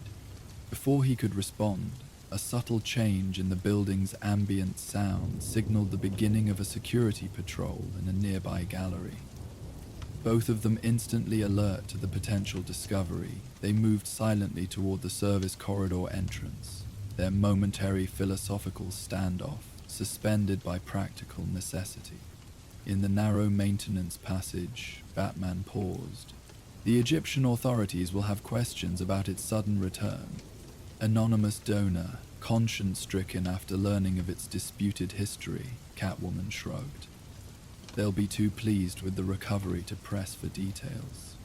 They continued through the passage toward the roof access, moving in practiced synchronization despite their divergent perspectives on the night's revelations. Upon reaching the rooftop, they emerged into the clear night air. Gotham spread before them in its complex tapestry of light and shadow. Catwoman moved to the roof's edge, preparing to depart, but paused at Batman's voice. "This doesn't resolve anything between us." She turned back with a smile that acknowledged the truth of his statement. "Did you expect it to? The Emerald will go home, the museum keeps its exhibition, and you and I—" She let the sentence hang unfinished between them. "Continue our disagreement about means and ends," Batman completed. "About so many things," she amended. "That's our pattern, isn't it? Opposing approaches, circling common ground, never quite resolving." The observation was accurate, if incomplete. Their fundamental differences remained, yet they continued to find themselves drawn together despite, or perhaps because of, the tension between their worldviews. Each encounter revealed new facets of understanding, even when it failed to bridge their philosophical divide. "Until next time, then," Batman said, the phrase an acknowledgement of their ongoing connection rather than a simple farewell. Catwoman's smile deepened. "I look forward to it." With characteristic grace, she stepped backward off the roof's edge, disappearing from view, only to reappear moments later, using her whip to swing to an adjacent building. Batman watched her go, the familiar silhouette gradually vanishing into Gotham's nocturnal landscape. The Bastet's Eye situation had reached a resolution of sorts. Not the legal process he had advocated, but an outcome that achieved justice through unorthodox means. It left him, as conversations with Selina often did, balancing professional disapproval against grudging appreciation for her particular approach to moral complexity. He remained on the rooftop a moment longer, considering the implications of the night's revelations. The Egyptian artifact would return home through unofficial channels. The museum would continue its exhibition with an undetected replica, and his relationship with Catwoman would maintain its delicate balance of opposition and connection, neither fully resolved nor completely adversarial. As he prepared to continue his patrol, Batman found himself recalling something Alfred had said weeks earlier about the ethics of artifact ownership. Particularly murky. The description applied equally well to his ongoing dance with Catwoman, a relationship that defied simple categorization, existing in the subtle gradations between black and white, right and wrong, opposition and alliance. Launching his grapnel toward a neighboring building, Batman swung away from the museum, leaving behind the scene of their latest encounter, but carrying with him the unresolved questions it had raised. In Gotham's endless night, such questions rarely found definitive answers, only new iterations, new contexts in which familiar tensions could play out in evolving forms. And somewhere in that same night, a woman with the grace and instincts of a cat was continuing her own journey through the city's shadows. Their paths temporarily diverged, but certain to cross again beneath the moonlight that both concealed and revealed the complex truth of their connection. 1 month later, a small article appeared in the international section of the Gotham Gazette, noting the Egyptian Ministry of Antiquities' announcement of the recovery of the Bastet's Eye through an anonymous donation. The piece mentioned ongoing questions about the artifact's acquisition history and included a statement from the Egyptian authorities expressing gratitude for its return to its cultural homeland. The same day, Bruce Wayne received a postcard bearing no return address, its image showing the Egyptian Museum in Cairo. The handwritten message contained just 3 words: "Justice has perfect timing." He placed the postcard in a drawer in his study, a small smile crossing his features as he closed it. Outside his window, evening was approaching, the gradually darkening sky promising another night of patrol, another opportunity to pursue his own vision of justice through the shadows of Gotham. And somewhere, perhaps watching the same transition from day to night, Selina Kyle prepared for her own evening activities, their separate paths running parallel for now, but destined to intersect again when circumstances, chance, or deliberate choice brought the bat and cat together in their eternal dance of opposition and attraction. Until then, the delicate tension between them would remain unresolved but alive with possibility.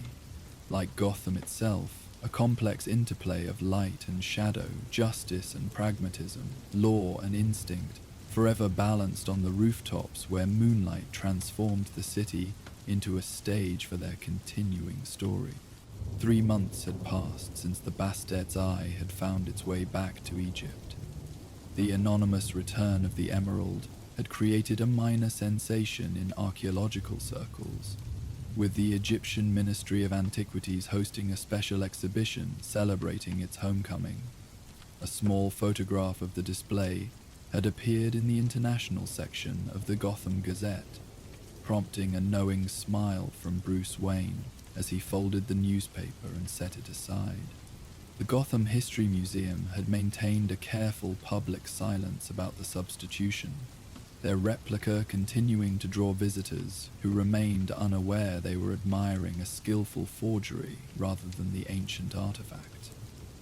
Dr. Pierce had quietly stepped down from her position as curator, citing personal reasons that Bruce suspected had more to do with avoiding potential scandal if the truth ever emerged. Wayne Manor's study was quiet this evening, the crackling fireplace casting warm light across the room as Bruce reviewed case files. His investigation into Roman Sionis's business operations had intensified in recent weeks, revealing concerning expansions into Gotham's luxury goods market. Black Mask had always been strategic about establishing legitimate fronts for his criminal enterprises, but his latest venture showed particular sophistication. "Sir," Alfred entered with a silver tray bearing coffee. "Commissioner Gordon called while you were reviewing the Sionis files. He mentioned unusual activity in the Diamond District that might interest you." Bruce accepted the offered cup with a nod of thanks. Did he elaborate? Only that it involved a new high-security installation at a jewelry boutique called Fabergé Nouveau. Alfred's expression remained neutral, though a slight lift of his eyebrow conveyed unspoken significance. He seemed to think the security measures were excessive for the stated purpose. Fabergé Nouveau, Bruce repeated, the name immediately registering in his mental catalogue of Gotham's business landscape. The boutique had appeared suddenly in the Diamond District, backed by substantial capital and immediately embraced by Gotham's elite. Its overnight success had triggered his investigative instincts, prompting background research that had revealed little concrete information, but many suspicious gaps. "I believe Miss Kyle attended their opening gala last month," Alfred added casually, arranging items on his tray. "She was photographed admiring their Art Deco collection."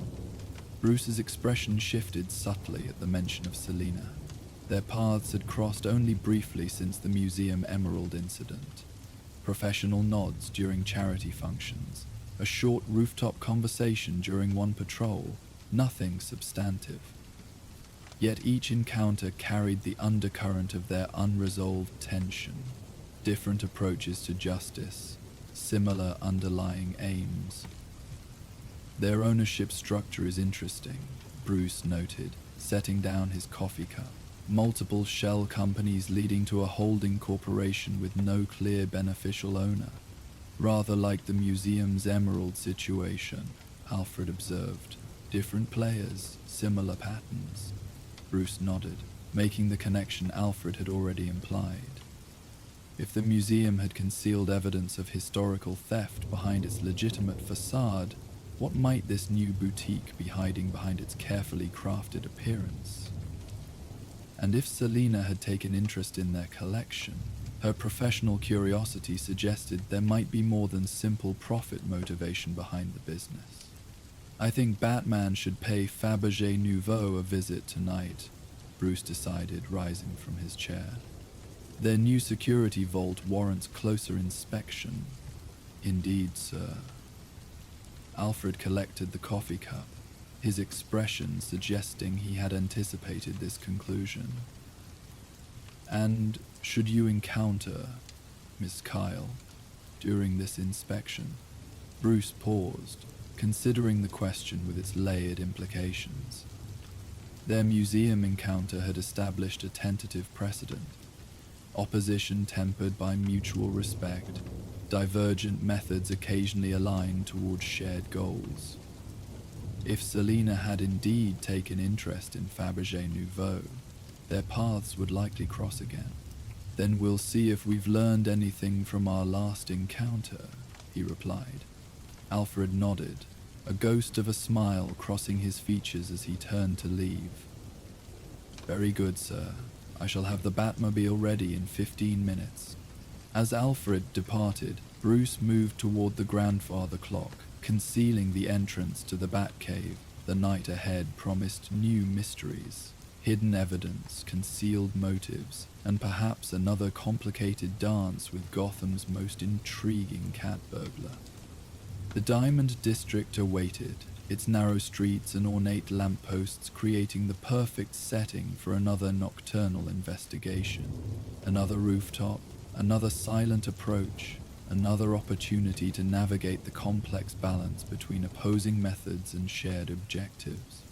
The museum's moonlit confrontation had established their pattern. Now the velvet-lined vault would test whether anything had truly changed between them. The Diamond District of Gotham City transformed at night. By day it bustled with wealth and commerce, jewelers, appraisers, and affluent customers moving beneath the watchful eyes of private security. But after closing hours, the narrow streets grew quiet, ornate lampposts casting pools of amber light on empty sidewalks. Display windows still gleamed, their treasures secured behind reinforced glass and state-of-the-art alarm systems, patiently waiting for morning. It was this nocturnal tranquility that drew Batman to the rooftop overlooking Fabergé Nouveau, the latest addition to Gotham's luxury landscape. The boutique had opened 3 months ago to considerable fanfare, exclusive invitation lists, champagne fountains, and Gotham's elite draped in their finest. Bruce Wayne had received an invitation, of course, but sent his regrets.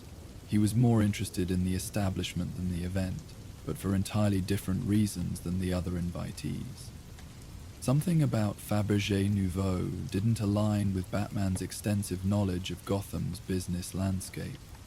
The boutique had appeared suddenly, backed by Prismatic Holdings, a corporate entity that, despite its impressive digital footprint, left remarkably few traces in the physical world. The speed of the renovation, the high-profile location, the immediate acceptance among Gotham's most exclusive circles, it all suggested connections and capital beyond what a simple jewelry boutique should command. But most intriguing was the vault. Batman had accessed the building plans filed with Gotham's Department of Buildings, noting the extensive modifications to the structure's original blueprint. The jewelry boutique occupied the front portion of the space, while nearly 40% of the square footage was dedicated to what the plans labeled simply as secure storage. The construction specifications for this area included reinforced concrete, electromagnetic shielding, and a security system that rivaled some of Wayne-Tech's military-grade installations. All this for jewelry inventory seemed excessive even by Gotham's luxury standards. Tonight marked the culmination of weeks of background investigation. Financial trails leading to offshore accounts, security contractors with questionable histories, specialized equipment deliveries that didn't match standard jewelry operations. Each piece of evidence suggested Fabergé Nouveau was more than it appeared. Perhaps a front for something that required both secrecy and significant protection. Batman activated his cowl's enhanced vision mode, scanning the building's thermal signature. 2 security guards moved through predetermined patrol patterns inside, their body heat creating bright silhouettes against the cooler background. A 3rd heat signature remained stationary near the rear of the building, likely a guard stationed permanently at the vault entrance. 3 security personnel on site, Batman sub-vocalized, the communication system in his cowl transmitting to the Batcave. Consistent with previous nights. Their shift change occurs at 2 a.m., Alfred's voice replied through the secure channel. Will you be waiting until then, sir? No, I need to see the vault while the current staff is present. They might have access protocols the night shift doesn't. Batman moved to the edge of the rooftop, his gaze shifting to the neighboring buildings. The Diamond District's architecture was older than much of Gotham, with narrower streets and buildings that nearly touched across alleyways. This density made it ideal for someone with his particular method of transportation. He paused, attention caught by a subtle movement on a rooftop 2 buildings away. Through his cowl's magnification, he detected a sleek silhouette moving with deliberate grace along the roofline. A figure in black, the moonlight occasionally catching on reflective goggles. It seems I'm not the only one interested in Fabergé Nouveau tonight, he murmured. Ah, Alfred replied, recognizing the implication. Miss Kyle has developed an appreciation for fine jewelry again. So it would appear. Batman adjusted his planned approach. Selina's presence complicated matters, but it also confirmed his suspicions about Fabergé Nouveau. Catwoman's targets were rarely selected at random. Her professional interest suggested the boutique held something valuable beyond its display cases. He watched as she made her way closer to the building, moving with the fluid efficiency that had become her signature. Her path would intersect with his intended entry point, the rooftop access door that connected to the building's service stairwell. I'm going to make contact, Batman decided, already calculating the fastest route to intercept her before she reached the boutique. Very good, sir. I'm sure she'll be delighted by the company. Batman chose not to respond to Alfred's dry comment, instead launching his grapnel toward an architectural detail on a nearby building. The line went taut, and he swung in a controlled arc across the street, landing silently on the rooftop adjacent to Catwoman's position.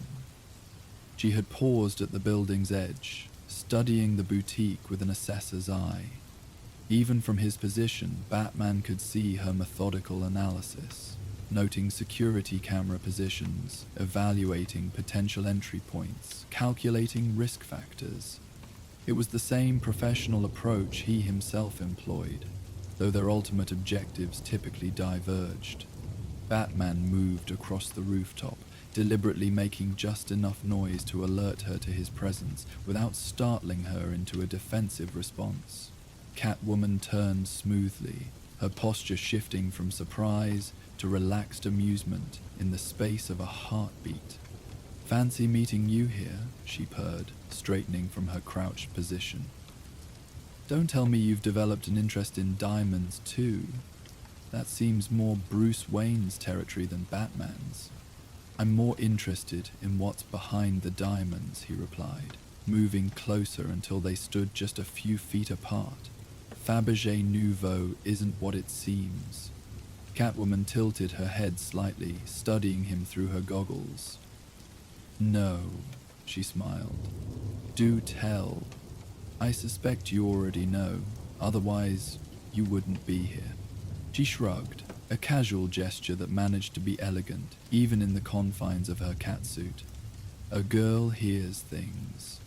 Whispers about a new vault that's supposedly uncrackable. Her smile widened. You know how I feel about that word.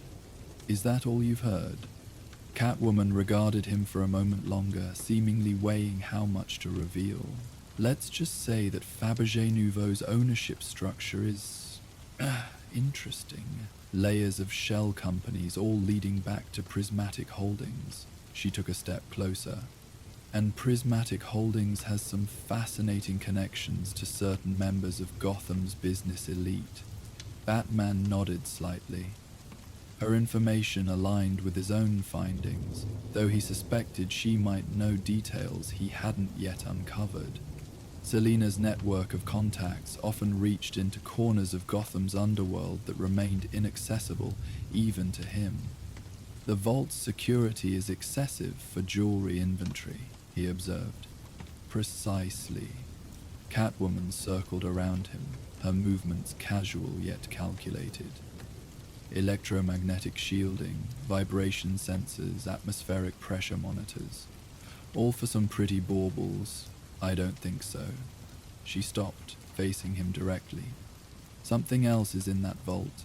Something worth protecting with much more than standard security. And you want to know what it is. Her smile returned, enigmatic in the moonlight.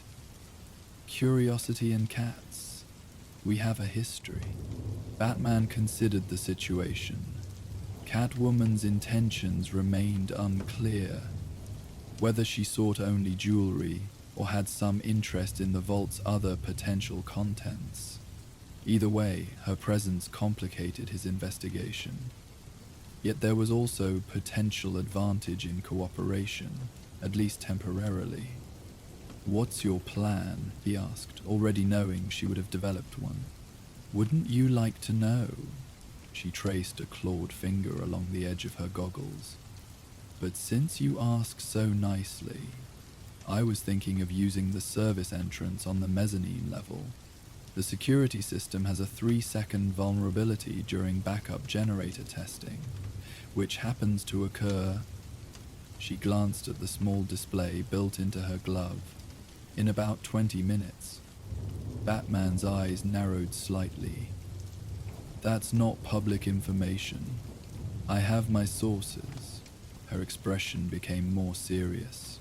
"The question is, are you here to stop me, or for something else entirely? I need to see what's in that vault." "Planning a heist, Batman? How unexpected." "Planning to gather evidence," he corrected. "If Fabergé Nouveau is a front for illegal activity, I need proof before I can take action." Catwoman studied him for a moment, then nodded. "Well then, shall we pool our resources? Your detective skills, my specialized talents?" She gestured toward the boutique. "After all, we both want to see inside that vault, even if for different reasons." Batman weighed the proposal. Working with Catwoman always carried risk. Her objectives rarely aligned perfectly with his, and her methods often crossed lines he refused to. Yet her expertise with security systems and her evident knowledge about Fabergé Nouveau made her a valuable ally for this particular mission. "Agreed," he said finally. "But we do this my way. No unnecessary risks, no theft of legitimate property." Catwoman's smile returned.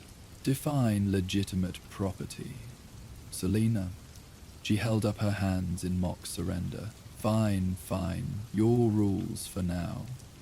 She turned toward the boutique again. "So shall we?" Together they made their way across the remaining rooftops until they reached the building housing Fabergé Nouveau. The boutique occupied the ground floor and mezzanine, with the upper stories belonging to various financial firms that operated during normal business hours. The rooftop access door was secured with both an electronic keypad and a conventional lock, neither presenting significant challenge to either of them. Batman gestured for Catwoman to proceed with the electronic bypass, which she did with practiced efficiency. Within moments, the keypad's indicator light shifted from red to green, and she stepped aside with a theatrical flourish. "Your turn," she whispered, nodding toward the mechanical lock. Batman removed a specialized pick from his utility belt. manipulating the lock with precision until it yielded with a subtle click. He eased the door open, revealing a darkened stairwell illuminated only by safety lighting. They descended in silence, Batman leading with Catwoman following close behind. The stairwell connected to a service corridor that ran behind the boutique's main floor, providing access for deliveries and maintenance without disrupting the customer experience. As they approached the point where the corridor intersected with the boutique's back rooms, Batman activated his Cal's thermal imaging again, tracking the movement of the security guards. One remained stationed near the vault entrance as expected, while the other two continued their patrol circuit through the main showroom area. 3 guards, he whispered, turning to Catwoman. 1 stationary at the vault, 2 moving through the main floor on a 7-minute rotation. She nodded, already assessing the timing. The generator test will trigger a momentary shutdown of the primary security system. All cameras and sensors will reset, creating a 3-second window before the backup system engages. That's tight. That's why you brought me along. Her smile was visible even in the dim light. Or rather, why I'm allowing you to accompany me. Batman ignored the quip, focusing on the logistics. The vault guard will notice when the system resets. We need a distraction. Catwoman reached into a small pouch on her belt, extracting what appeared to be a compact electronic device. Already planned for, this will create electromagnetic interference with their communication systems once activated. They're trained to investigate any communication failure immediately. Batman took the device, examining it briefly. Wayne Tech prototype. Where did you get this? Would you believe a gift shop?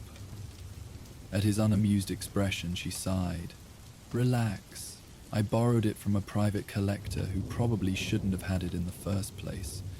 I'll return it when we're done. He handed it back to her without further comment, though his skepticism remained evident. Together, they moved to a position that provided a limited view of the hallway leading to the vault. The guard stationed there was clearly visible, a tall, well-built man in a tailored security uniform, alert despite the late hour. 30 seconds until generator test. Catwoman whispered, checking her display again. Batman nodded, calculating their approach. They would need to move with precise timing, activating the distraction, utilizing the security reset, and neutralizing the guard before he could trigger any alert. Ready, he confirmed, shifting into position.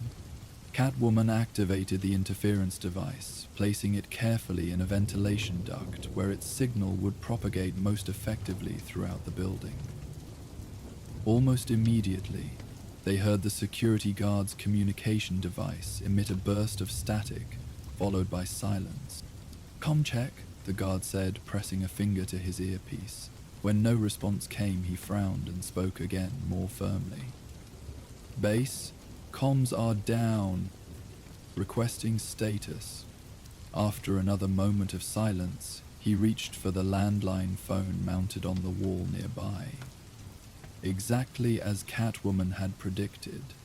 As he stepped away from his position to use the phone, the building's lights flickered briefly, signaling the beginning of the generator test.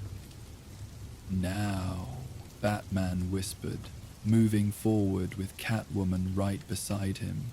They traversed the distance to the vault corridor in fluid silence, timing their approach to coincide with the moment the security guard's back was turned. The security system reset with an almost imperceptible click, the indicator lights on various sensors momentarily darkening before beginning to reactivate. Batman reached the guard first, applying a precise nerve strike that rendered the man unconscious before he could react.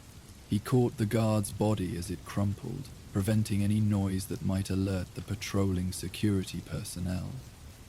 "Impressive," Catwoman murmured, already moving toward the vault door. "You'll have to teach me that trick sometime." "Focus," Batman replied, gently lowering the guard to the floor in a position that would minimize discomfort. We have less than 5 minutes before they realize he's not responding. The vault entrance was imposing. A circular door reminiscent of traditional bank vaults, but with distinctly modern features. Multiple electronic locks complemented a sophisticated mechanical system, all integrated with the building's security network.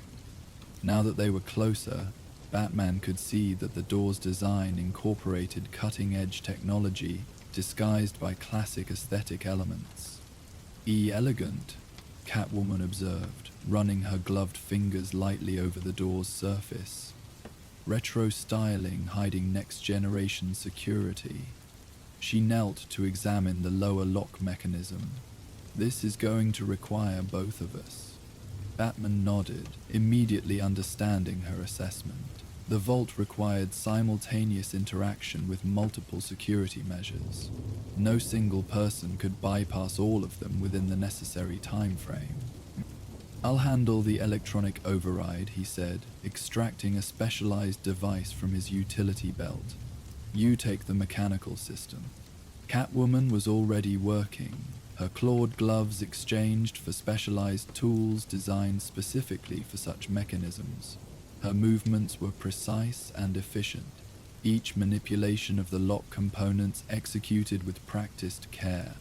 Batman connected his device to the electronic access panel, initiating a sophisticated bypass sequence developed for Wayne Enterprises security testing. The vault's security was impressive but not impenetrable, especially not to someone who had helped design many of the underlying technologies. 30 seconds, he warned, monitoring the progress on his device's display. Catwoman nodded without looking up, her attention fully focused on the mechanical lock. "Almost there." The seconds ticked by in tense silence, both of them acutely aware of the limited window before the patrolling guards would discover their unconscious colleague. Finally, Catwoman's lock yielded with a satisfying click, followed moments later by a soft tone from Batman's electronic bypass. "Got it," she whispered, a note of triumph in her voice. The vault door released with a barely audible hiss of pneumatic mechanisms, the heavy structure swinging slowly inward to reveal the space beyond. They entered quickly, pulling the door nearly closed behind them to avoid immediate detection if the other guards passed by. Inside, the vault was larger than Batman had anticipated, approximately 30 feet square with climate-controlled conditions and subtle lighting that activated automatically upon their entry. The space was divided into 2 distinct sections. The front area contained what one would expect in a high-end jewelry vault. Display cases with velvet-lined trays, specialized storage units for loose stones, and several larger compartments, likely housing unique pieces or custom commissions. But it was the rear section that immediately captured their attention. Behind a glass partition stood several file cabinets and a sophisticated computer workstation, alongside shelving units containing what appeared to be document boxes and external hard drives. "Well," Catwoman said softly, "that's definitely not inventory management." Batman moved toward the partition, examining it quickly before locating the access point. The secondary security was minimal compared to the vault door itself. Clearly, the designers had assumed that anyone who made it this far was authorized to access all contents. They passed through into the rear section, Batman immediately moving to the computer workstation while Catwoman investigated the file cabinets. "Interesting filing system," she noted, opening one drawer carefully. "Organized by company name, it seems. And look at this." She extracted a folder labeled Dagat Industries. "Aren't these some of Gotham's most prestigious corporate citizens?" Batman had already bypassed the computer's security, accessing its contents with efficiency born of extensive practice. "It's evidence," he said, scanning through digital files with rapid precision. "Financial records, communication logs, transaction histories." He opened a particularly large file, eyes narrowing as he absorbed its contents. Documentation of systematic corporate fraud across multiple Gotham businesses. Catwoman moved to look over his shoulder, her interest clearly piqued. Blackmail material? More than that. Batman continued navigating through the files, building a clearer picture with each document. This is a comprehensive record of corporate corruption going back nearly a decade. Tax evasion, bribery of officials, environmental violations covered up. He paused on a document showing what appeared to be falsified environmental impact studies. This would destroy reputations, trigger investigations, possibly lead to criminal charges. So our jewelry boutique is actually an evidence locker. Catwoman turned back to the file cabinets, extracting more folders with growing curiosity. But whose evidence? And why store it in a front business in the Diamond District? Batman had already begun addressing that question, tracing the ownership structure of the computer's network connections. The system connects to servers registered to an entity called Obsidian Data Management. He continued his digital excavation, which appears to be a subsidiary of... Let me guess, Catwoman interrupted, holding up a document she'd found in one of the files. Prismatic Holdings? Yes, she handed him the paper. A complex organizational chart showing various corporate entities connected through a web of ownership stakes and management agreements. And according to this, Prismatic Holdings is ultimately controlled by none other than Roman Sionis. Batman's expression darkened. Black Mask.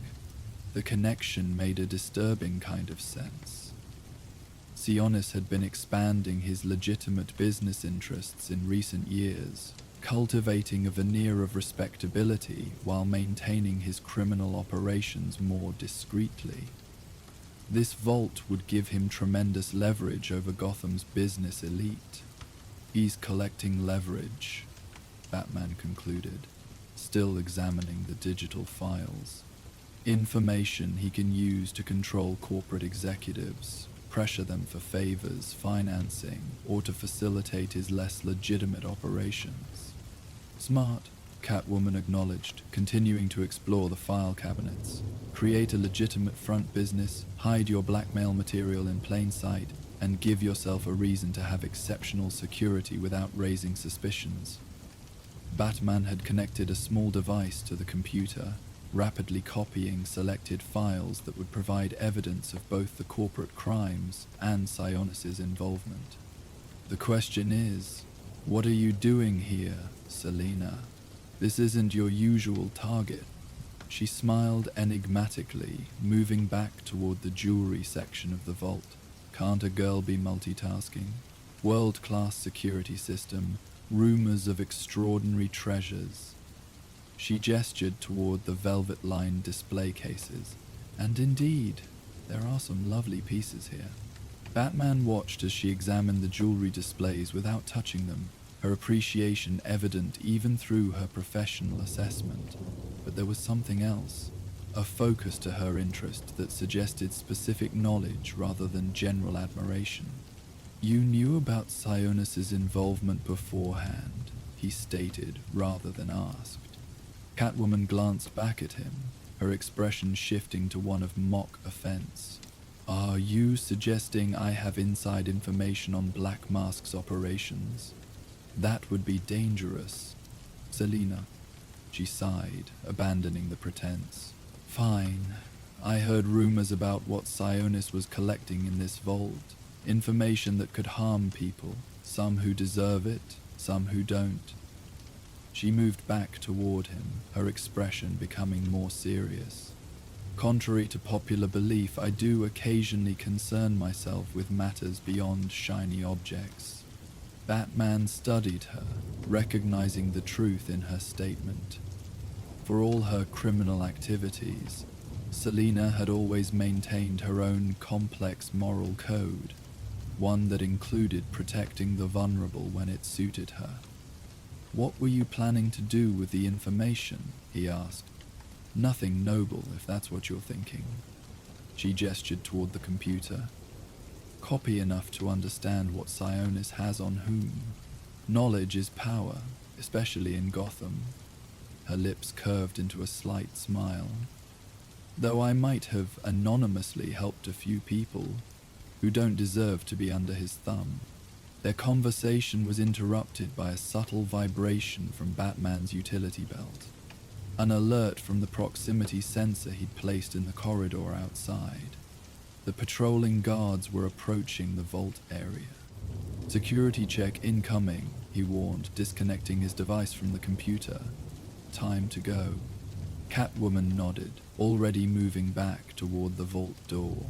But she paused briefly by one of the jewelry displays, her attention caught by something inside. "Selina," Batman cautioned, recognizing the look in her eyes. "Just admiring," she replied innocently, though her gaze lingered on a particular necklace, an Art Deco piece featuring black opals surrounded by diamonds in a platinum setting. They reached the vault door together, listening carefully for movement in the corridor beyond. The unconscious guard would have been discovered by now, likely triggering increased alertness among the remaining security personnel. Batman activated his cowl's enhanced audio, detecting 2 sets of footsteps approaching from different directions. The patrolling guards converging on the vault area, probably responding to their colleagues' lack of communication. 2 guards converging from both ends of the corridor, he whispered. "We need an alternate exit." Catwoman pointed upward toward a maintenance access panel in the vault's ceiling. Ventilation system connects to the building's central air handling. Batman nodded, quickly calculating the route.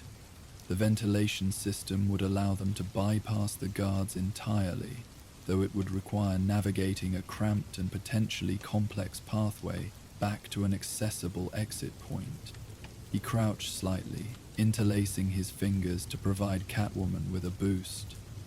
She stepped into his hands with practiced coordination, and he lifted her smoothly toward the ceiling panel. With remarkable efficiency, she released the panel's secured corners and slid it aside, creating an opening just large enough for them to pass through. Catwoman pulled herself up into the ventilation duct with characteristic grace, then turned to extend a hand back down to Batman. He took it, using the assistance to supplement his own strength as he maneuvered his larger frame through the opening. The duct was narrow but navigable, requiring them to move in a hunched position through the metal passageway. Catwoman led the way, her natural agility making the awkward movements seem almost elegant. Batman followed, his bulk more constrained by the limited space, but his movements no less controlled. They traversed the ventilation system in silence, Catwoman occasionally signaling direction changes based on what Batman assumed was prior research of the building's mechanical systems.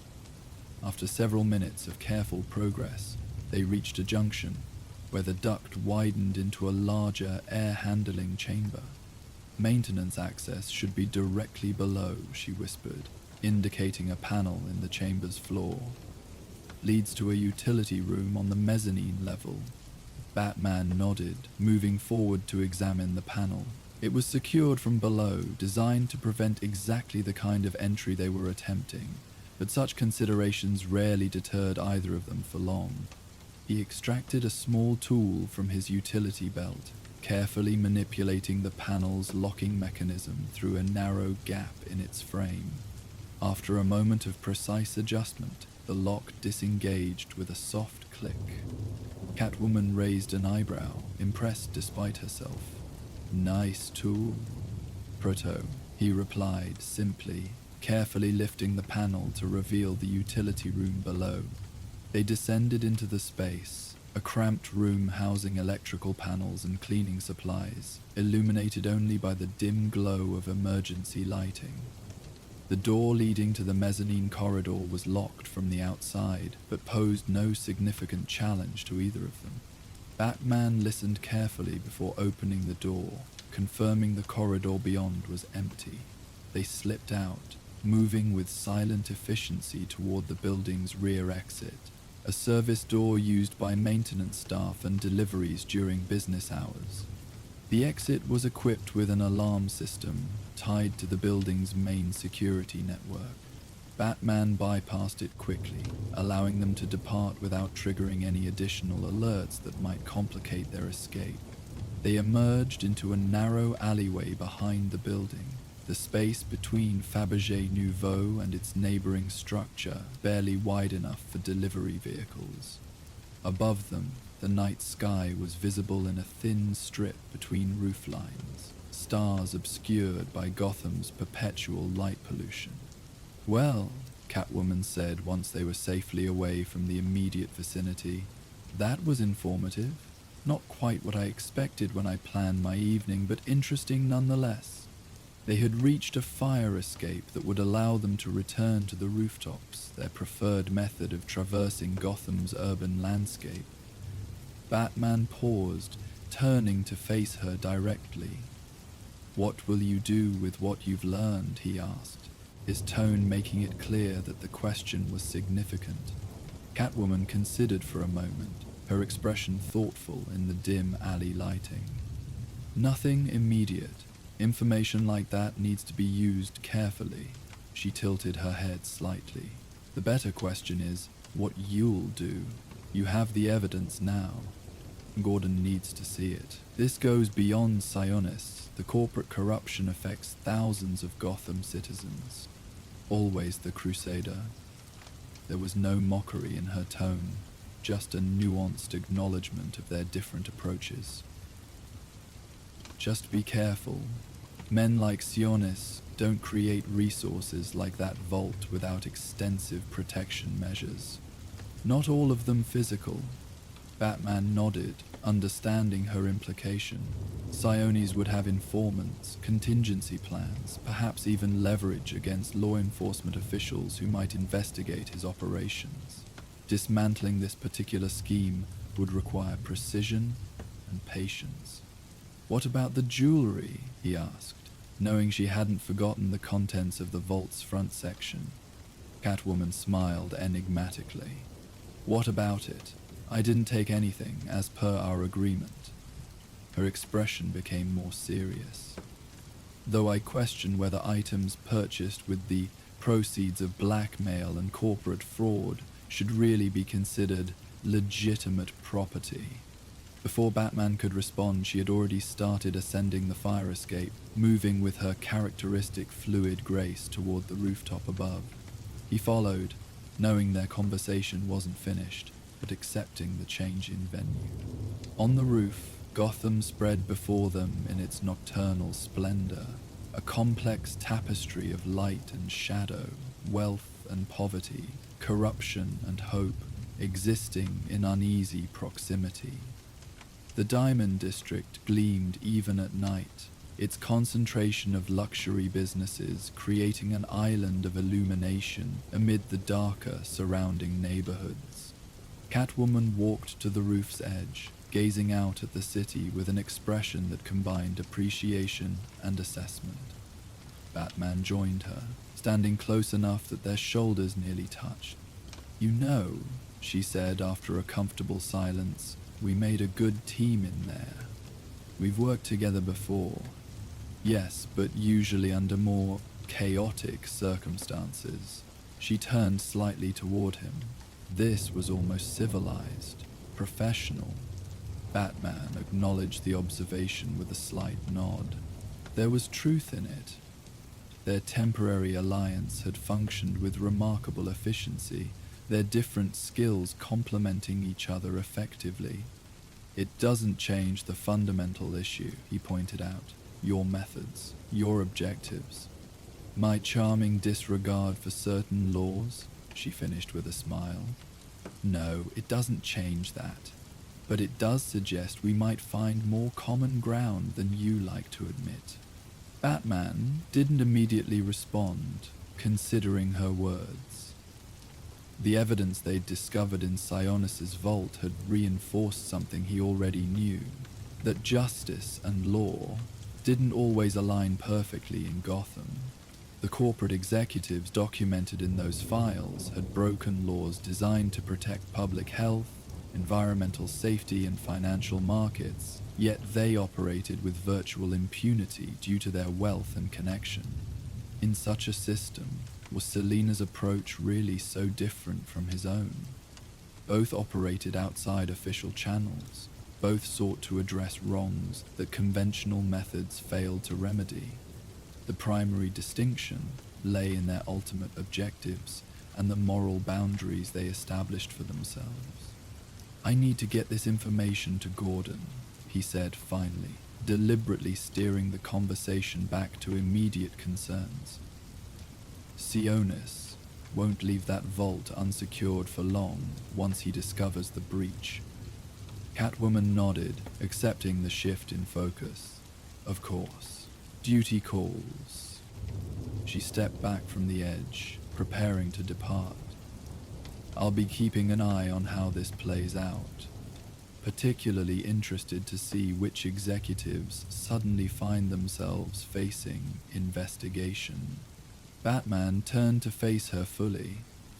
"And the jewelry? I meant what I said about legitimate property." "So serious," she sighed theatrically. "Fine, I won't take anything from Fabergé Nouveau, at least not until this situation with Sionis is resolved." Her lips curved into a mischievous smile. "After that, well, I make no promises about property acquired through corrupt means, potentially finding new homes." It wasn't the absolute commitment he might have preferred, but Batman recognized it as a reasonable compromise given their different perspectives. He nodded slightly, acknowledging her position without explicitly endorsing it.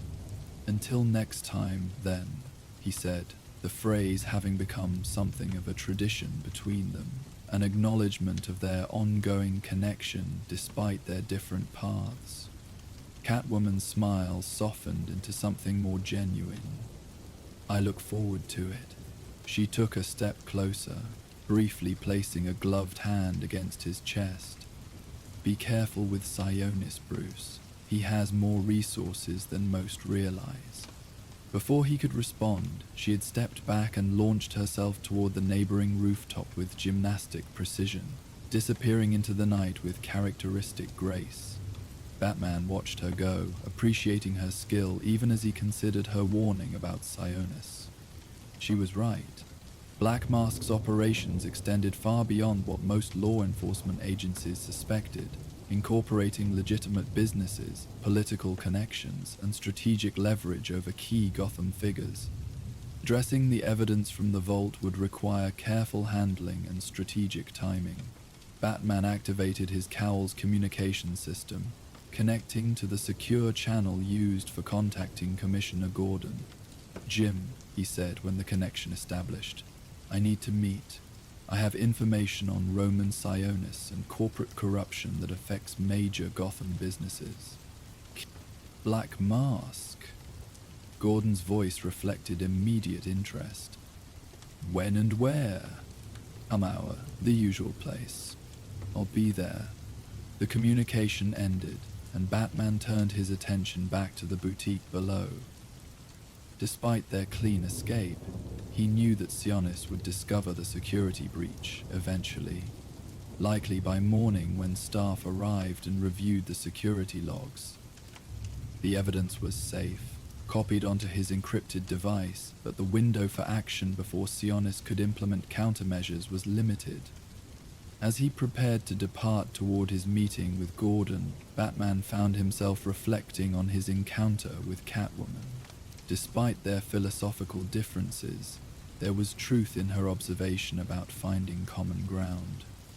Both sought justice in a city where official channels often failed. Both operated in the shadows to address wrongs that light of day couldn't reach. The difference lay not in their objectives, but in their boundaries, the lines they would or wouldn't cross in pursuit of what they deemed right. Yet even those boundaries seemed less absolute tonight, blurred by the complex reality of Gotham's systemic corruption. Perhaps that was the true nature of their ongoing dance, not simply opposing forces of law and lawlessness, but complementary approaches to justice in a city that defied simple categorization.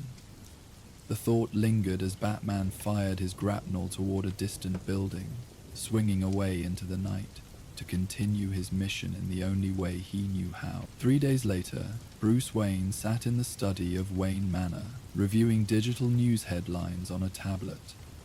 The Gotham Gazette's front page featured a prominent story: major corporations under investigation. Anonymous tip reveals years of fraud, environmental violations. The article detailed how evidence had been provided to the GCPD and District Attorney's Office, triggering simultaneous investigations into 7 of Gotham's largest corporations. CEOs were being questioned, boards of directors called into emergency sessions, and company stock prices plummeting as investors reacted to potential legal liability. Notably absent from the list of implicated businesses was any mention of Prismatic Holdings or its connection to Roman Sionis. Batman had made a strategic decision to withhold that information temporarily, allowing the corporate investigations to progress before addressing the blackmail operation directly.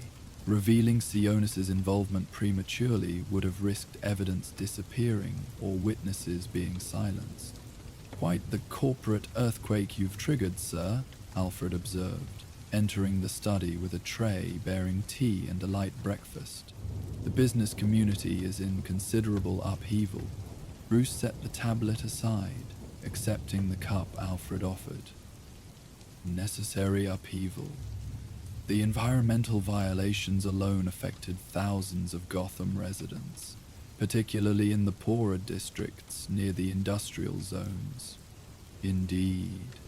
Alfred arranged the breakfast items on the side table with practiced efficiency. And Mr. Sionis? Has he reacted to the sudden exposure of his leverage material? Fabergé Nouveau closed unexpectedly for renovations yesterday. The vault has likely been emptied already. Bruce sipped his tea thoughtfully.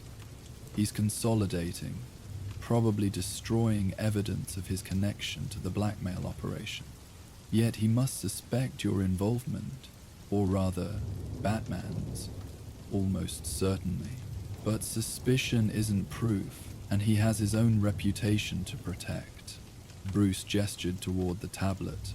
The companies being investigated are scrambling to contain the damage. Several are already offering settlement packages to affected communities, hoping to mitigate criminal charges. Alfred nodded, his expression reflecting cautious satisfaction. A positive outcome, then, though I imagine certain parties might consider the jewelry inventory a significant loss amidst all this corporate drama.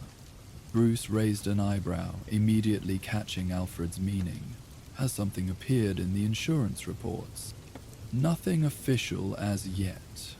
Alfred's tone remained perfectly neutral, though I did notice a rather striking Art Deco necklace featured in the Egyptian Antiquities benefit last night. Black opals in a platinum setting, if I recall correctly. Bruce's expression remained impassive, though a slight tension in his jaw suggested he recognized the description. Worn by Kyle, naturally, though she informed the Society columnist it was on loan from a private collection. Alfred's lips twitched slightly.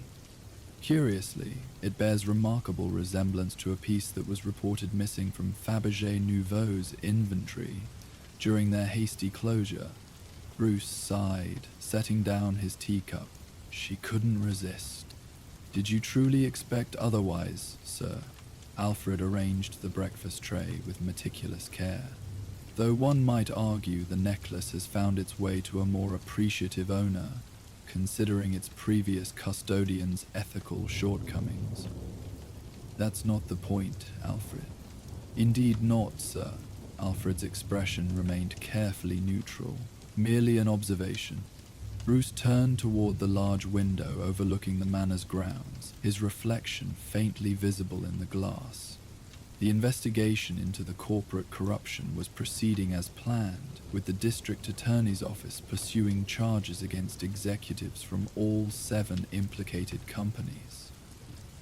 Evidence that might otherwise have remained buried in Sionis's vault was now driving substantive legal action. Yet the matter of Selina's borrowed necklace remained, a small but significant reminder of their different approaches to justice. Even working towards similar goals, their methods diverged in ways that couldn't simply be overlooked. "I should pay her a visit," Bruce said finally. Alfred raised an eyebrow. "As Bruce Wayne, or as your nocturnal alter ego?" "It depends on how the conversation goes." Selina Kyle's penthouse apartment occupied the top floor of one of Gotham's more exclusive residential buildings, a pre-war structure with Art Deco flourishes that complemented her aesthetic sensibilities. The security was sophisticated without being obvious, designed to deter without appearing unwelcoming. It was, like its owner, both elegant and formidable. Batman bypassed these measures with practiced efficiency, though not without appreciation for their quality. Selina's security reflected her professional expertise, effective against conventional threats while incorporating subtle elements that would alert her to more sophisticated intrusion attempts. He had little doubt she was already aware of his presence. This suspicion was confirmed when he reached the rooftop terrace and found the door slightly ajar. Not an oversight, but an invitation. The penthouse interior was bathed in the soft amber glow of carefully placed lighting, the space reflecting its owner's refined taste. Artifacts from around the world adorned shelves and walls, many with provenances as questionable as their acquisition had been skillful. Art pieces, some likely original, others perfect reproductions, complemented the decor, creating an environment that balanced luxury with genuine appreciation for creative expression. Selina herself was seated on a leather chaise lounge, a glass of red wine in hand and an open book resting beside her. She wore simple black loungewear, casual yet somehow still elegant. Her expression as he entered was one of amused expectation. "Right on schedule," she remarked, taking a sip from her glass. "I wondered how long it would take you to connect the dots." Batman moved further into the room, his cape settling around him as he came to a stop several feet from her position. "The necklace, Selina." "Good evening to you too." She set her wine glass on a nearby table. "I assume you're referring to my recent acquisition, the one that apparently caused quite a stir at the benefit last night. You agreed not to take anything from Fabergé Nouvelle." "I agreed not to take anything until the situation with Sionis was resolved," she corrected, rising smoothly from the chaise. "And judging by the corporate executives being paraded into police headquarters, I'd say that particular situation has indeed reached resolution." Batman's expression remained stern. "That doesn't justify theft." "Doesn't it?" Selina moved toward an ornate cabinet on the far wall, opening it to reveal a concealed safe, which she proceeded to unlock with practiced movements. "Perhaps this might change your perspective." She removed a folder from the safe, returning to hand it to him. Batman opened it with cautious curiosity, finding documentation related to the Art Deco necklace, provenance papers, historical photographs, and a detailed appraisal. The necklace was originally commissioned in 1925 for Eliza Thornhill, wife of industrialist Edward Thornhill, Selina explained as he reviewed the materials. It was seized by the Nazis from the family's Paris apartment in 1940, then disappeared into private collections after the war. The Thornhill heirs have been searching for it for decades. Batman looked up from the documents, his expression questioning. "And you're planning to return it to them?" already in progress. I've arranged for its discovery at an upcoming auction, where a representative for the Thornhill Foundation will be able to identify it and initiate a formal restitution claim. Selena's expression held a hint of satisfaction. The provenance documentation will conveniently surface at the appropriate moment. Batman studied her, reassessing the situation. You knew its history before we entered the vault. I suspected. She shrugged slightly. Black opals in that particular setting are distinctive. When I saw it in person, the craftsmanship confirmed my theory. Her lips curved into a smile. I may have borrowed it temporarily, but it's going home, which is more than would have happened if it had remained in Sionis's possession. The revelation complicated Batman's purpose in coming here. While he couldn't endorse her methods, the outcome aligned with justice in a way he hadn't anticipated.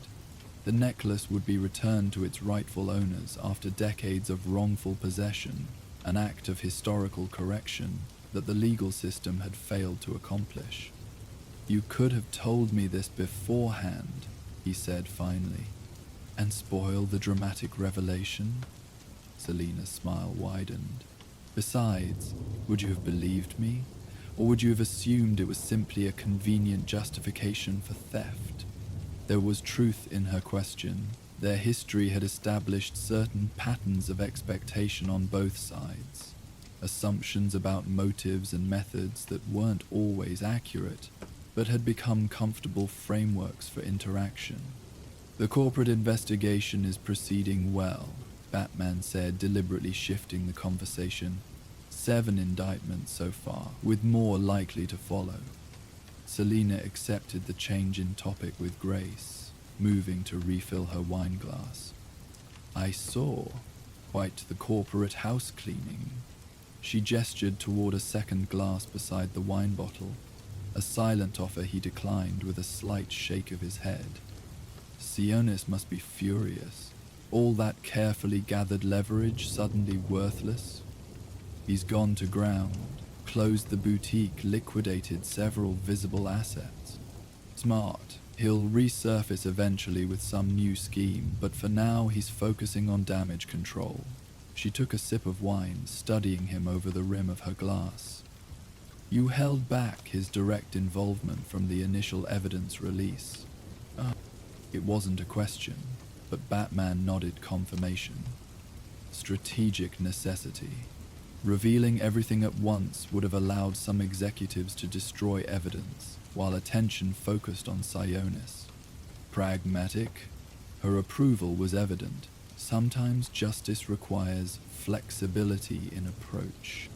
The parallel to her own methods wasn't lost on him, though Batman chose not to acknowledge it directly. Instead, he moved toward the large windows overlooking Gotham's nighttime skyline. The city spread before them in its complex entirety. The evidence will help thousands of people affected by the corporate violations, he said after a moment. Environmental remediation programs, financial compensation, medical monitoring for exposed communities. Selena joined him at the window, standing close enough that he could detect the subtle scent of her perfume. We did good work, Bruce. Different methods, same outcome.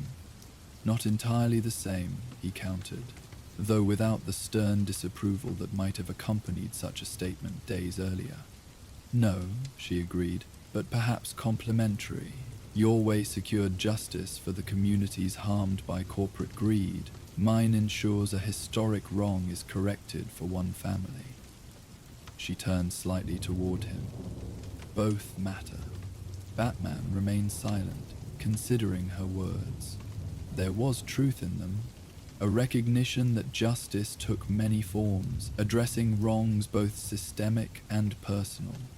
His focus had always been on the larger patterns, the structural issues that created environments where crime flourished. Selena operated on a more individual scale, her actions often guided by specific circumstances rather than overarching principles. The necklace will be at the Gotham Antiquities auction next week, she continued after a moment.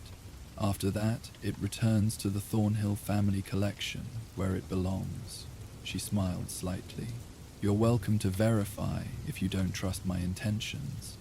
I will, he replied, though without accusation. I'd expect nothing less. Her expression held amusement rather than offense. Their conversation lapsed into comfortable silence, both watching the city below, a shared territory they each navigated in different ways. After a moment, Selina spoke again, her tone more reflective.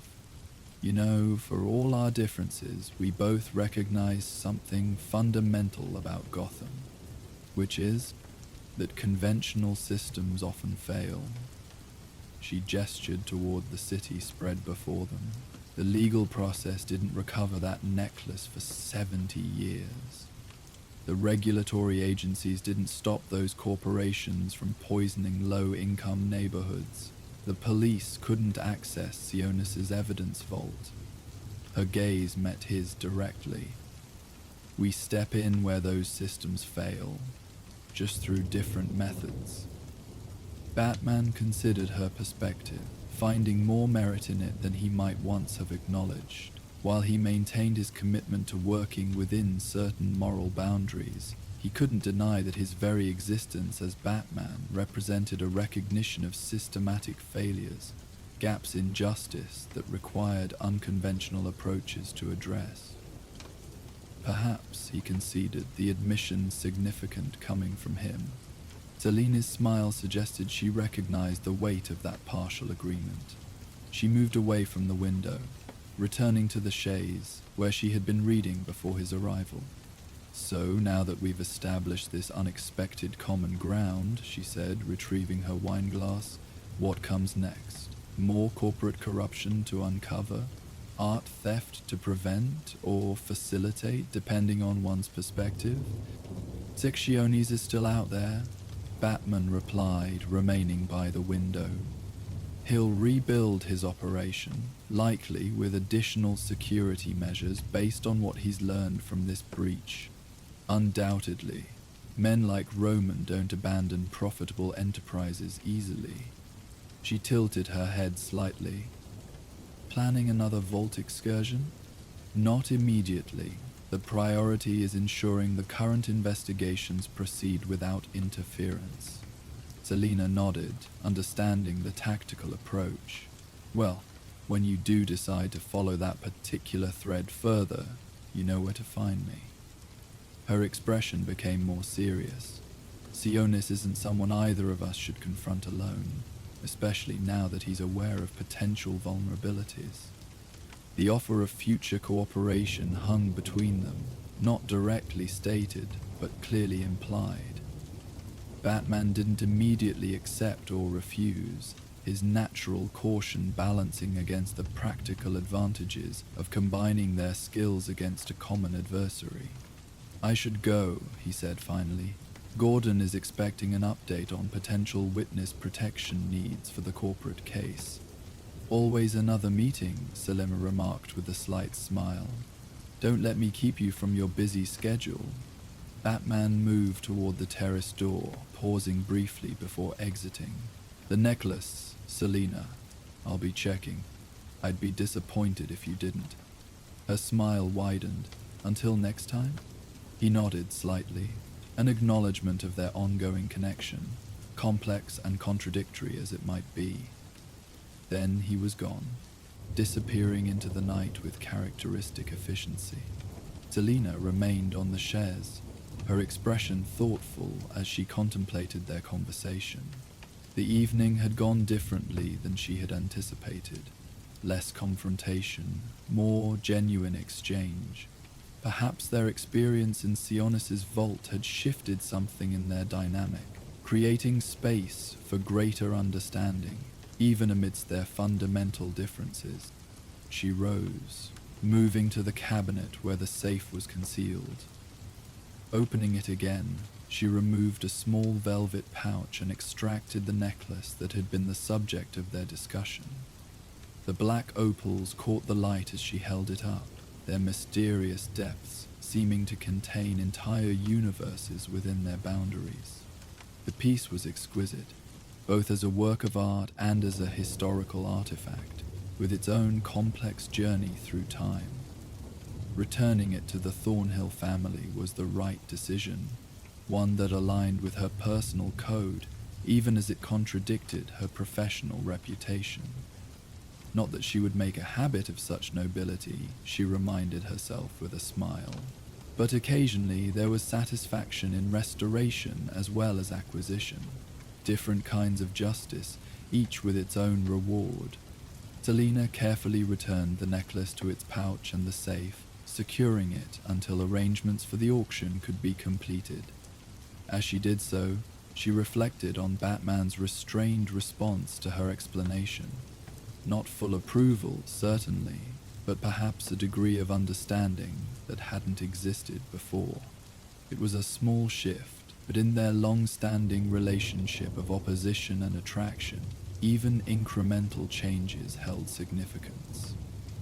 Like Gotham itself, their connection existed in shades of grey rather than absolute black and white, a complex reality that defied simple categorization. Outside, the city continued its nocturnal existence, secrets and shadows intermingling with light and revelation. Somewhere within that urban tapestry, Batman continued his patrol, addressing wrongs through his particular methodology, while she approached similar goals through different means, complementary approaches to justice in a city that required both. Perhaps that was the most accurate description of their relationship after all. 1 week later, Bruce Wayne attended the Gotham Antiquities auction as an interested observer rather than active bidder. The event drew Gotham's elite collectors and museum representatives, all gathered in the opulent ballroom of the Gotham Grand Hotel to compete for carefully curated treasures. The Art Deco necklace appeared midway through the evening's proceedings, presented with appropriate reverence by the auctioneer. As Selina had arranged, a representative from the Thornhill Foundation immediately recognized the piece and initiated a formal claim based on Nazi-looted art restoration protocols. The auction house, following established procedure for such cases, temporarily withdrew the item pending investigation. Bruce observed the process with professional interest, noting the meticulous documentation that had coincidentally emerged to support the Thornhill claim. Selina herself was notably absent from the event, a deliberate choice to avoid any connection between her public persona and the necklace's reappearance. Bruce had verified through discreet channels that the provenance documentation was legitimate, confirming her account of the jewelry's history and rightful ownership. 2 days later, the Gazette published a small article announcing the successful restitution of the necklace to the Thornhill family, ending a 70-year search for the heirloom. The piece would be displayed in the Gotham Museum of Art for 6 months before returning to the family's private collection. A brief public showing to celebrate its recovery before going home. That evening, Batman found a small package waiting on the roof of the GCPD headquarters, where he regularly met with Commissioner Gordon. Inside was a black opal cufflink, clearly modern, not historic, with a note in familiar handwriting. Different methods, same justice. Until next time. He secured the package in his utility belt, a slight smile briefly crossing his features before disappearing beneath his customary serious expression. Gordon arrived moments later, bringing updates on the corporate fraud cases that dominated Gotham's legal system. 7 executives in custody, 3 more negotiating plea deals in exchange for testimony, the commissioner reported, his breath visible in the cool night air. The environmental damage claims alone will run into hundreds of millions. What about the affected communities? Batman asked. Medical monitoring programs are being established. Testing has already started in the Eastern Industrial Zone. Gordon handed over a file containing the latest reports. We're making progress, but there's still no direct link to Sionis. He's covered his tracks well. Batman accepted the file, already knowing its contents would confirm what his own investigation had discovered, that Sionis had systematically removed evidence of his connection to the blackmail operation, protecting his public business interests from association with the scandal. "He'll resurface," Batman stated with certainty. His operation depended on that information. "He'll rebuild it." Gordon nodded grimly. "Probably already has. Men like Sionis adapt quickly." He glanced toward the bat signal, its powerful beam temporarily deactivated during their meeting. "At least we've made significant progress on the corporate front. Real people will see real benefits from these cases."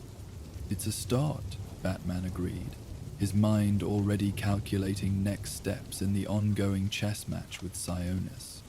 As their meeting concluded and Batman prepared to depart, Gordon noticed something unusual, a subtle change in the vigilante's typically unyielding demeanor. "Something else on your mind?" the commissioner inquired. Batman paused briefly. "Justice takes many forms, Jim. Sometimes we focus so much on one approach that we miss others." Gordon's expression reflected surprise at the philosophical turn. "That's unusually reflective even for you. Just an observation." With that cryptic response, Batman disappeared into the night, leaving Gordon contemplating the uncharacteristic comment. The commissioner had worked with Batman long enough to recognize when something or someone had influenced his perspective, even slightly. As Batman traversed Gotham's rooftops, making his way toward the next location requiring his attention, he found his thoughts returning to the Velvet Vault and its aftermath. The corporate investigation was proceeding as planned, delivering systemic justice through proper channels. The necklace had been returned to its rightful owners through Selina's unorthodox methods. Different approaches, both achieving forms of justice the conventional system had failed to deliver. It didn't resolve the fundamental differences in their methodologies or moral frameworks. Catwoman would continue to operate according to her own code, taking what she deemed appropriate while following her personal ethical boundaries. Batman would maintain his commitment to justice within certain moral constraints, while addressing gaps the system couldn't reach.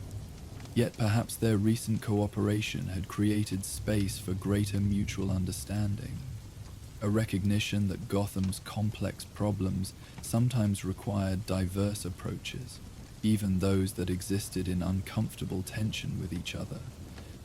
Batman paused atop the Gotham First National Bank building, surveying the city spread beneath him. Somewhere in that urban landscape, Selina Kyle was likely planning her next acquisition, guided by her particular blend of self-interest and personal justice. Somewhere else, Roman Sionis was rebuilding his empire, adapting to the new circumstances while maintaining his criminal objectives. And here he stood, positioned between worlds, connected to Gotham's institutions through Gordon while operating outside their formal constraints, aligned with justice while employing methods no court would sanction, understanding Selina's perspective while maintaining his own distinct boundaries. Perhaps that was his most valuable position, this liminal space between opposing forces, able to recognize merit in different approaches while maintaining his own course. Not compromise, but perspective. Not agreement, but understanding.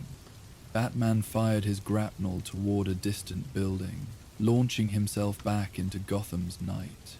There would be other vaults, other encounters with Catwoman, other chess matches with adversaries like Sionis. The dance would continue, evolving with each interaction while maintaining its fundamental patterns. For now, it was enough to acknowledge that their recent cooperation had achieved meaningful justice, both for communities harmed by corporate greed and for a family whose history had been fractured by historic theft. different methods serving a shared recognition that wrongs required righting, regardless of how long they had persisted. As he swung between buildings, Batman allowed himself a moment of quiet acknowledgement. Perhaps Alfred had been right in his understated observation. The necklace had indeed found a more appropriate path, even if through unorthodox means. Justice, like Gotham itself, rarely confined itself to simple categories. Sometimes it required a bat's unwavering principles. Sometimes it benefited from a cat's flexible approach, and occasionally it was best served when both worked in their own ways toward common goals. Until next time, indeed. 2 weeks after the black opal cufflink had appeared on the GCPD rooftop, Batman found himself traversing the rain-slicked streets of Gotham's Old Town district. The area stood in stark contrast to the Diamond District's polished opulence. Here, century-old buildings leaned against each other like elderly friends, their faded facades telling stories of Gotham's complicated history. The corporate corruption case continued to wind through Gotham's legal system, with 3 more executives agreeing to testify against their colleagues in exchange for reduced sentences. Environmental cleanup had begun in the affected neighborhoods, the first tangible results of the evidence Batman and Catwoman had discovered in Sionis's vault. Roman himself remained elusive, his legitimate businesses continuing to operate while he stayed carefully out of sight. Batman landed silently on a water-darkened rooftop, raindrops glistening on his cape as he surveyed the narrow streets below. Old Town had once been Gotham's artistic heart, a haven for painters, sculptors, and bohemian thinkers, before economic shifts had transformed it into something more complex. Now galleries displaying avant-garde artwork stood alongside pawn shops and century-old family businesses, creating an eclectic urban tapestry that somehow functioned despite its contradictions. Surveillance of the Mazzucchelli Gallery shows no unusual activity, Batman sub-vocalized, his cowl's communication system transmitting to the Batcave despite the rain. No sign of the rumored art forgery operation. Perhaps the intelligence was mistaken, sir, Alfred's voice replied through the secure channel. Or perhaps they've been alerted to your investigation. Possible. Batman's gaze shifted to a narrow side street, barely more than an alley, that branched off from the main thoroughfare. Unlike the surrounding area's faded practicality, this passage displayed unexpected vibrancy. Elaborate murals covered the walls on both sides, their colors somehow intensified rather than dulled by the falling rain. What do we know about Ali Gatto? There was a brief pause as Alfred consulted the Batcomputer's database. The Alley of Painted Cats, as locals call it. A community art installation started 3 years ago. The murals are primarily feline themed, created by various local artists. The alley has become something of a hidden tourist attraction. Batman moved closer to the edge of the rooftop, studying the painted alley with greater interest. The artwork was indeed impressive. Stylized cats rendered in different artistic traditions covered nearly every available surface. Some were realistic, others abstract. Some incorporated elements of Gotham's Gothic architecture, others depicted cats in whimsical, fantastical settings. The timing coincides with the disbanding of the East Side Serpents gang, Batman noted, his detective's mind automatically connecting seemingly unrelated data points. Their territory included this section of Old Town. Indeed, sir. They were rather suddenly discouraged from operating in this area, if I recall correctly. Several members were found rather dramatically incapacitated. Batman's eyes narrowed as he focused on one particular mural. A sleek black cat with gleaming green eyes that seemed to follow viewers as they moved through the alley. Something about the style, The precise curve of the painted claws triggered recognition. "She's been here," he stated, certainty in his tone. "Miss Kyle does have artistic talents beyond her more notorious skills," Alfred observed diplomatically, "though I imagine her interest in the area extends beyond mere decoration." Batman had already reached the same conclusion. Selina rarely invested time in any location without purpose, particularly one previously controlled by a gang known for trafficking stolen artwork.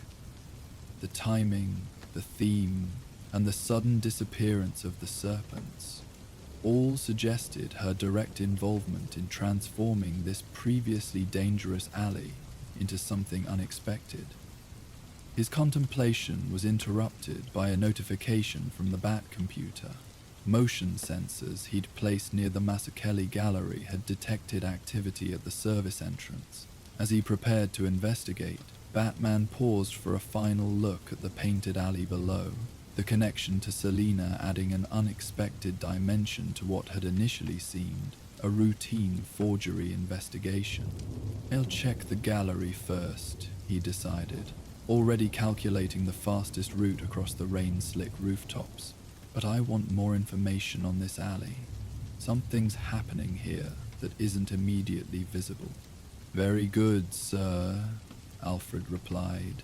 "I shall compile all available data on the area's transformation over the past 3 years." As Batman moved away, launching his grapnel toward a distant water tower, his thoughts remained partly focused on the painted alley and its possible significance.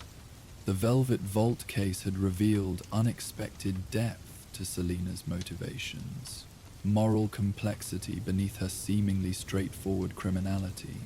Perhaps this artistic alleyway concealed similar layers of purpose and meaning. The rain continued to fall, washing Gotham's surfaces clean while leaving its underlying mysteries intact.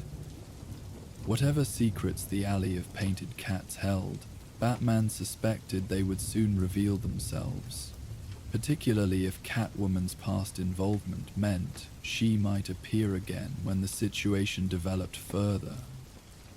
Between corporate corruption and art forgery, between opulent Diamond District vaults and rain-washed Old Town alleys, their paths seemed destined to intersect in Gotham's shadowed corners.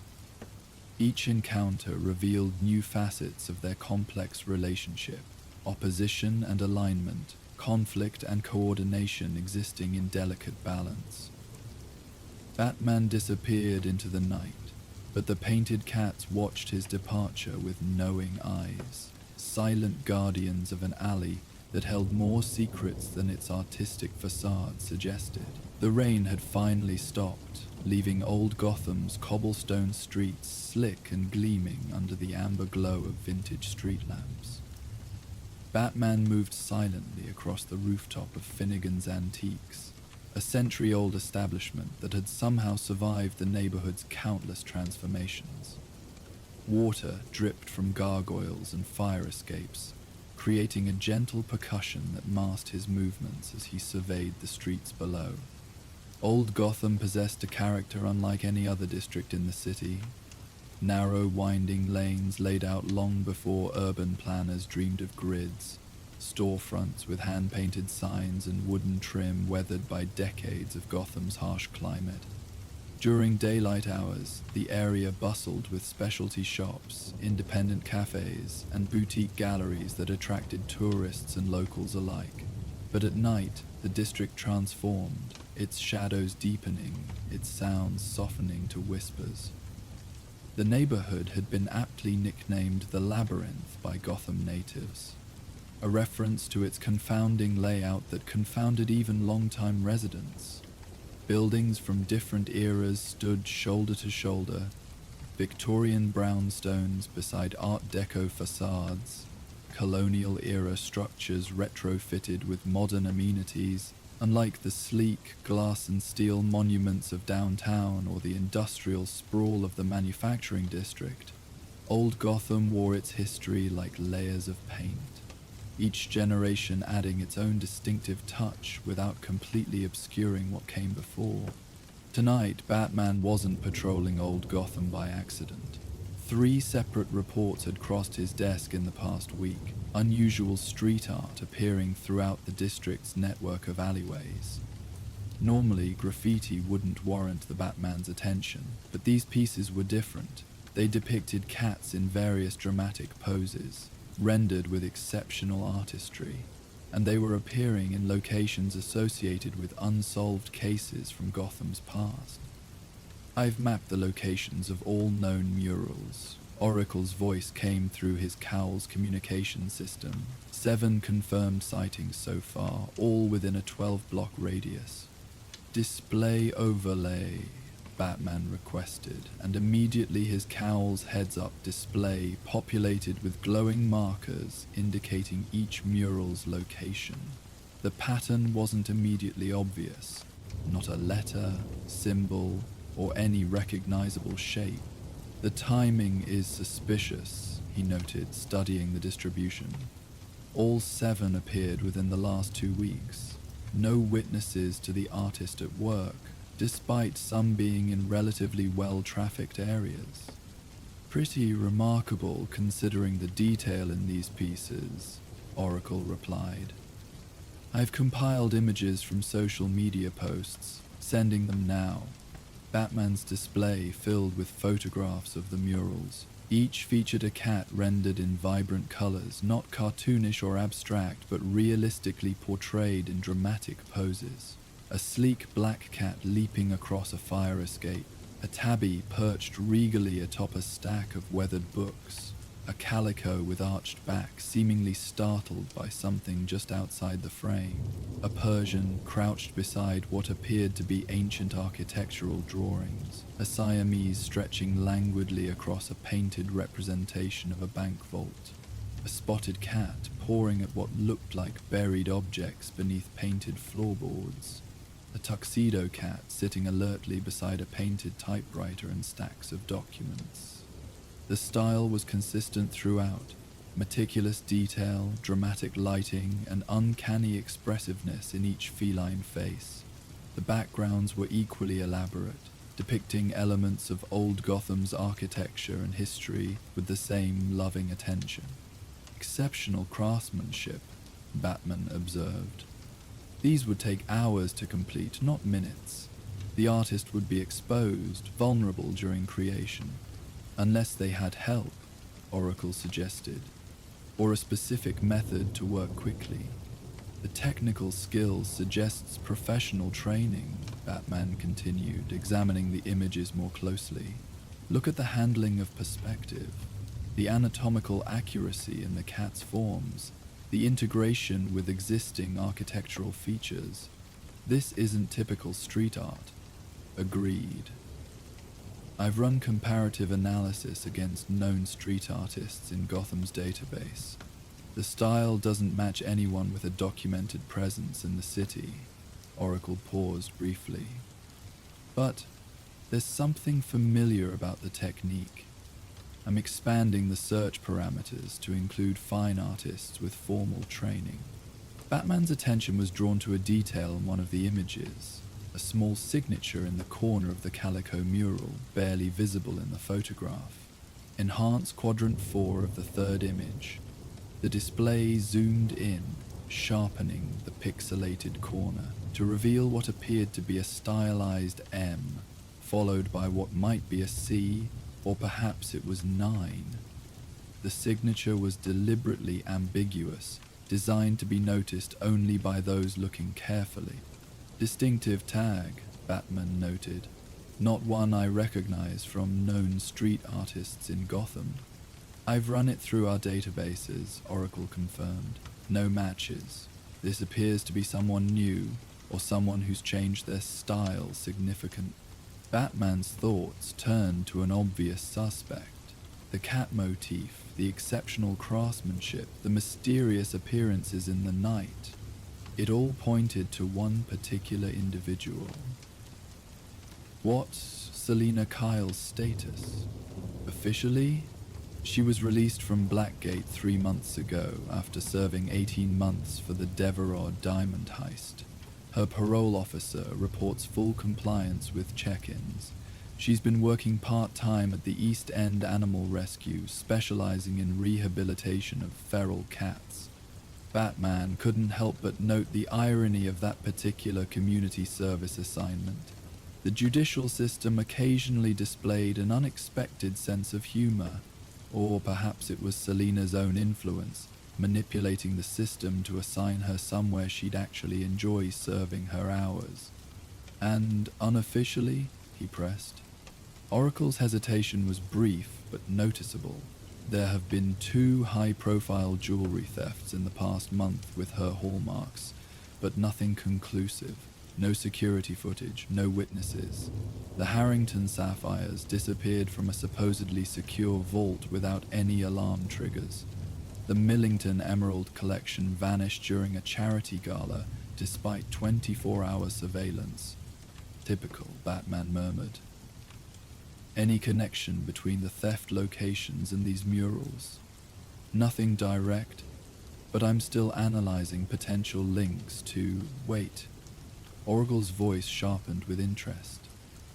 I've just received an alert from GCPD dispatch. Someone reported a person in dark clothing working on what sounds like another mural in Blackwell Alley, just north of your position.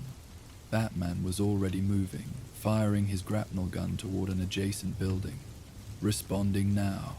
He traveled swiftly across the old Gotham skyline, the aged buildings offering abundant grappling points with their ornate cornices and decorative stonework. Unlike the downtown district with its sleek glass towers or the industrial areas with their unforgiving concrete, Old Gotham welcomed those who moved above street level, providing countless perches, handholds, and shadowed recesses. Within minutes, he reached the roof overlooking Blackwell Alley, a narrow passage between a vintage bookstore and a recently renovated apartment building. The alley was characteristic of Old Gotham's hidden network of pedestrian pathways, too narrow for vehicles, cobblestoned rather than paved, with weathered brick walls rising on either side. Wrought iron fire escapes zigzagged down the building's facades, and strands of forgotten ivy clung stubbornly to the brickwork, dormant now as winter approached. From his elevated vantage point, Batman could see a figure working quickly at the alley's brick wall. The individual wore dark clothing with a hood pulled low and moved with fluid, practiced motions. Multiple cans of spray paint lay in a precise arrangement on a small tarp at their feet, alongside what appeared to be stencils and other tools. Batman observed for nearly a minute, studying the figure's movements and the emerging artwork. This was no amateur, the piece was taking shape with remarkable speed and precision.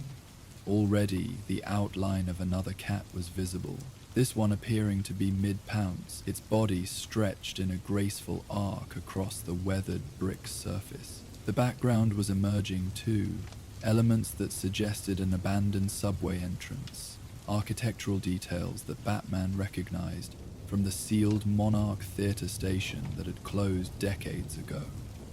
Movement at the opposite end of the alley caught Batman's attention. A second figure, tall, lithe, and unmistakably feminine in silhouette, was approaching silently from behind the artist. This newcomer moved with predatory grace, hugging the shadows with practiced ease. The light briefly caught on the distinctive goggles atop her head, and Batman immediately recognized the silhouette that had graced countless GCPD wanted posters over the years. Catwoman. Her appearance confirmed Batman's suspicions. These murals were connected to her somehow, but rather than confronting the artist, she seemed to be observing, just as Batman was doing from above. Her posture suggested curiosity rather than confrontation. Her head tilted slightly as she studied both the artist and the emerging artwork. Deciding to intervene before the situation could escalate, Batman descended to the alley, his cape slowing his descent to land silently behind Catwoman.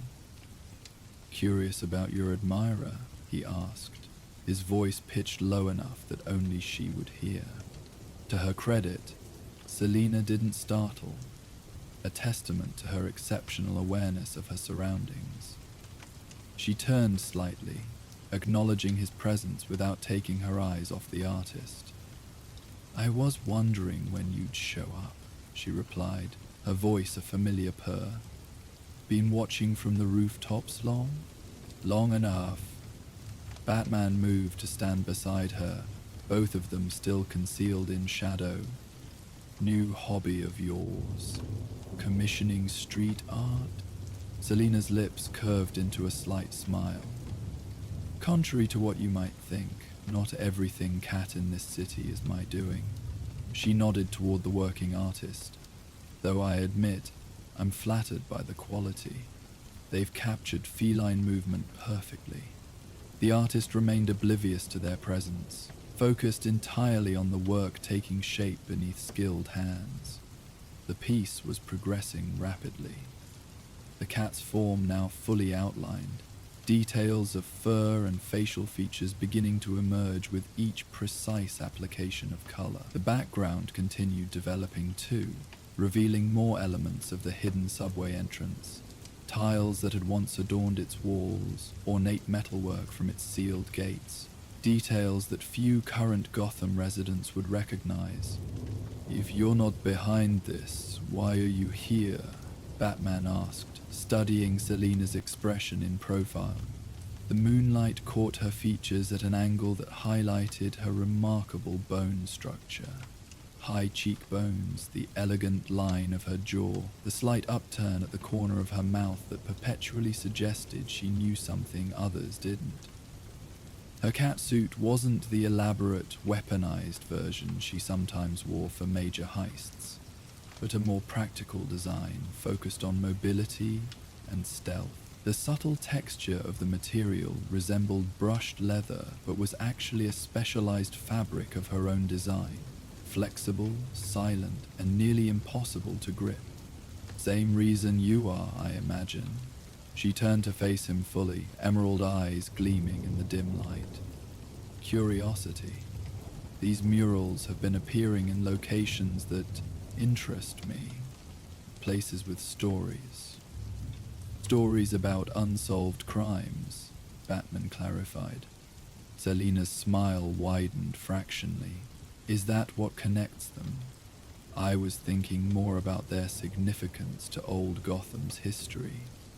She gestured subtly toward the artist. The location of this one, for instance. Did you know this alley was once called Dovetail Lane? It was a message drop for underground abolitionists before the Civil War. Shopkeepers would leave coded communications regarding safe houses and transport routes inside hollowed books, exchanged through this passage. Batman knew this history. He made it his business to know every corner of Gotham's past. But hearing it from Selina was unexpected. Her knowledge of the city sometimes rivaled his own, though their perspectives often differed significantly. Where he focused on criminal histories and strategic vulnerabilities, she knew the secrets of hidden valuables, obscure passageways, and the human stories behind Gotham's architectural features. These murals are more than they appear, he stated, returning his attention to the artist. 7 locations, each tied to Gotham's past, now an 8th. They're building to something. I agree, Selina replied. That's why I've been tracking them. The question is, what's the message? Warning, invitation, map, or distraction, Batman added. A series of artistic creations to draw attention while something else occurs elsewhere. Always the strategist, Selina murmured, a note of amusement in her voice. Sometimes art is simply communication for its own sake, you know. Not every beautiful thing conceals a threat. In Gotham, Batman's tone carried a weight of experience. Beauty and danger are often intertwined. She glanced at him with an arched eyebrow, clearly catching the unintentional double meaning in his words. Careful, Batman. That almost sounded like a compliment. The artist had finished the outline and was now working rapidly on details, adding depth and texture to the painted cat with remarkable skill. The piece was more than halfway complete, the feline form seemingly suspended in mid-leap against the backdrop of the forgotten subway entrance. Batman estimated the entire mural would be finished within another 20 minutes at the current pace, exceptionally fast for work of such quality. "I think it's time we ask directly," Batman decided, stepping forward from the shadows toward the artist. The reaction was immediate. The painter sensed his approach and spun around, dropping the spray can and reaching for something at their waist. Batman tensed, but instead of a weapon, the artist produced a small sphere that they immediately threw to the ground. It exploded in a cloud of colored smoke that filled the narrow alley. Batman activated his cowl's filtration system and infrared vision simultaneously, tracking the artist's heat signature as they darted toward a narrow gap between buildings. Fast, professionally fast, not panicked flight but coordinated escape. The movement pattern suggested training beyond street art. Parkour, perhaps, or possibly dance. There was a fluid efficiency to how the artist navigated the confined space, using momentum and minimal contact points to maximize speed. "East exit," Batman called to Catwoman, who was already moving through the smoke cloud with her own practiced efficiency. "On it," she replied, disappearing into the gap the artist had taken. Batman chose a different route, firing his grapnel to ascend quickly to the rooftop. From there, he would have a better chance of cutting off the escape route. The neighborhood was a warren of interconnected alleyways, courtyards, and narrow passages. Complex terrain that favored someone with intimate local knowledge. As he reached the roof, Batman caught glimpses of movement below. The artist racing through the labyrinthine paths, Catwoman in graceful pursuit just meters behind.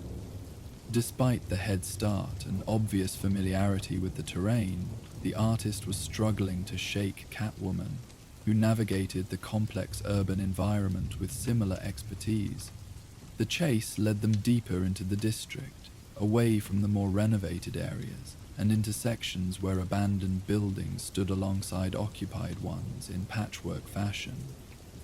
Batman paralleled their path from above, leaping between rooftops as he anticipated the most likely escape route. Old Gotham's buildings were close set, many sharing walls and connected by decorative bridges or structural supports that made aerial pursuit possible for someone with his training and equipment. The artist ducked into a particular decrepit structure, a former textile factory that had stood empty for decades, its windows boarded, its loading dock doors secured with rusted chains. The building's ornate facade spoke of more prosperous times, when textile manufacturing had been one of Gotham's primary industry. Intricate stonework depicted scenes of industry and commerce, now weathered almost beyond recognition. Iron gates protected a recessed entrance, their decorative scrollwork corrupted by rust and bent in places from attempted break-ins over the years, except one small side door that now stood ajar.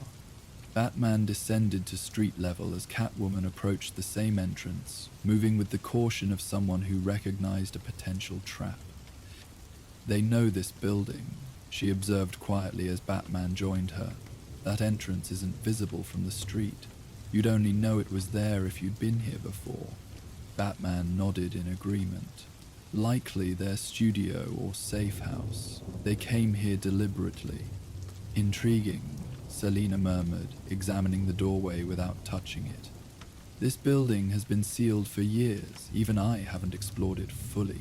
The structural integrity was deemed questionable after the earthquake. The fact that there was a location in Old Gotham that even Catwoman hadn't thoroughly explored spoke volumes about its inaccessibility. She had an encyclopedic knowledge of the city's hidden spaces, particularly those housing valuable or historically significant items. The doorway led to a narrow corridor, its walls lined with peeling paint and decades of graffiti beneath a layer of more recent designs. all featuring cats in various styles from realistic to abstract. The floor showed signs of regular use, cleared of debris, swept relatively clean compared to what would be expected in an abandoned building. The air carried the distinct chemical scent of spray paint, mixed with the musty odors of age and neglect, but lacked the expected smell of rodents or decay. Someone had been maintaining this space, however minimally. They've been using this place for a while, Catwoman noted, running a gloved finger along one of the painted images. Some of these are practice pieces, earlier versions of the murals we've seen around the district. Batman examined the corridor more carefully, noting the strategic placement of battery-powered LED lights at intervals along the ceiling. Recently installed, their modern design incongruous against the building's aged infrastructure. Hidden cameras were positioned at key junctions, nearly invisible unless one knew exactly what to look for. The security setup was professional but focused on observation rather than active deterrence, designed to provide warning rather than prevent entry. "They're monitoring our progress," he observed, gesturing discreetly toward one of the concealed cameras. Sophisticated setup for a street artist. Or someone with resources beyond art supplies, Catwoman agreed, her eyes tracking the path of the corridor ahead. This is starting to feel less like pursuing a vandal and more like walking into a prepared position. The corridor opened into what had once been the factory's main floor, a vast open space with high ceilings supported by cast iron columns. Moonlight filtered through broken skylights, casting dramatic shadows across the concrete floor. The space had been transformed into an elaborate art studio. Racks of spray paint organized by color, workbenches covered with stencils and sketches, walls adorned with completed and in-progress pieces. Unlike the corridor, which had been relatively clean, this main space preserved much of its decayed industrial character. Abandoned machinery loomed in corners like sleeping prehistoric beasts. Massive looms and spinning equipment, once the heart of Gotham's textile industry, remained frozen in their final positions from decades earlier. The artist had worked around these industrial relics rather than removing them, incorporating their imposing forms into the studio layout. But the artist was nowhere in sight. "They've gone to ground," Batman stated, surveying the space with practiced efficiency. "Multiple exit points. They could be watching us now." "Definitely watching," the Catwoman agreed, pointing upward to where a small camera was mounted discreetly on one of the support columns. "And they've prepared for visitors." As if triggered by their observation, overhead lights suddenly activated. Not the building's original fixtures, but a series of professional studio lights strategically placed throughout the space. They illuminated not just the work area, but a specific wall that dominated the far end of the factory floor. On this wall was the largest mural yet, a massive composite image that incorporated elements from all the alley cats they'd seen so far. The piece was stunning in its complexity and execution. Each cat from the separate murals now integrated into a unified scene. Together, they formed a panoramic view of old Gotham itself, with the cats positioned at specific locations throughout the depicted city. The detail was extraordinary, each building rendered with architectural precision, every street aligned to its real-world counterpart, the district character captured in both its grandeur and decay. It was part art, part map, part historical document, a visual love letter to old Gotham from someone who clearly knew its every corner intimately. "It's a map," Batman realized, approaching the massive artwork. "Each cat represents one of the mural locations in the district. Not just the murals," Catwoman added, studying the image closely. "Look at this tabby here. That's where the Henderson jewelry store was robbed last month. And this Siamese? That's directly across from Gotham National's private vault facility." Her observation shifted Batman's perspective immediately. What had appeared to be a creative integration of separate artworks now revealed itself as something far more deliberate. These aren't just locations of artistic significance. They're marking past crimes and potential targets. He began mentally cataloging each location depicted, comparing them against the database of unsolved cases in the district. The pattern was subtle but unmistakable. Each mural location corresponded to either a recent crime scene or a building with strategic or historical significance to Gotham's criminal underworld. A speaker system crackled to life, and a digitally altered voice filled the factory space. "Very good, detective. And Catwoman. I'm honored by your interest in my work." Batman immediately began scanning for the source of the transmission, but the speaker system was distributed throughout the building, making localization difficult.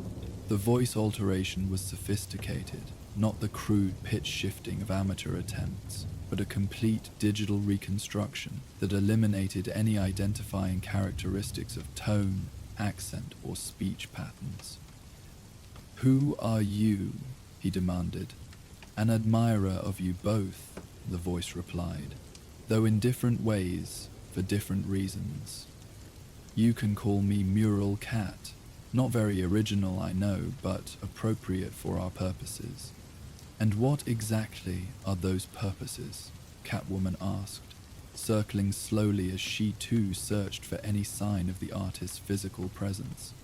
"Communication, warning, invitation." The voice echoed Selina's earlier speculations with obvious amusement. "Old Gotham is changing, not all for the better. Development companies buying out local businesses, erasing history, displacing residents who've been here for generations." The digital distortion couldn't completely mask the passion behind these words, a genuine concern that transcended the technological barriers designed to conceal identity. Batman's attention was drawn to a particular section of the mural, a cluster of cats surrounding what appeared to be an architectural rendering of a modern high-rise building, jarringly out of place amid the depicted historic structures. The design was distinctive, a glass and steel monolith with a characteristic stepped facade and pointed apex. He recognized it immediately from proposals submitted to the City Planning Commission. "Decadian Investments," Batman stated, recognizing the design. "They've purchased multiple properties in Old Gotham over the past year, including this very building," the voice confirmed, "scheduled for demolition next month to make way for luxury condominiums, just one phase of a larger plan to revitalize the district, their word for erasing its character and history." The term revitalization had been prominently featured in Decadian's marketing materials and press releases, glossy brochures promising to transform neglected areas into vibrant modern spaces. The subtext, as with many such projects in Gotham's history, was the displacement of existing communities in favor of more affluent residents and businesses. Catwoman had moved to a workbench where architectural plans and newspaper clippings were carefully arranged. "You've been researching them," she observed, "tracking property acquisitions, political donations, zoning changes." The documents were meticulously organized. Property records highlighted with relevant connections, campaign contributions cross-referenced with voting records on zoning issues, photographs of key executives meeting with city officials in settings that appeared distinctly unofficial. The level of detail suggested months of careful investigation, far beyond casual interest. "Not just researching," the voice replied. "Warning. The murals mark locations significant to Old Gotham's history, places that have already been purchased or targeted by shell companies connected to Decadian, places that will disappear unless someone intervenes." Batman was examining the mural with growing understanding. The cats aren't just marking locations, they're posed to tell a story. This one leaping, it's showing escape from a collapsing building. this one crouched behind books, hiding evidence.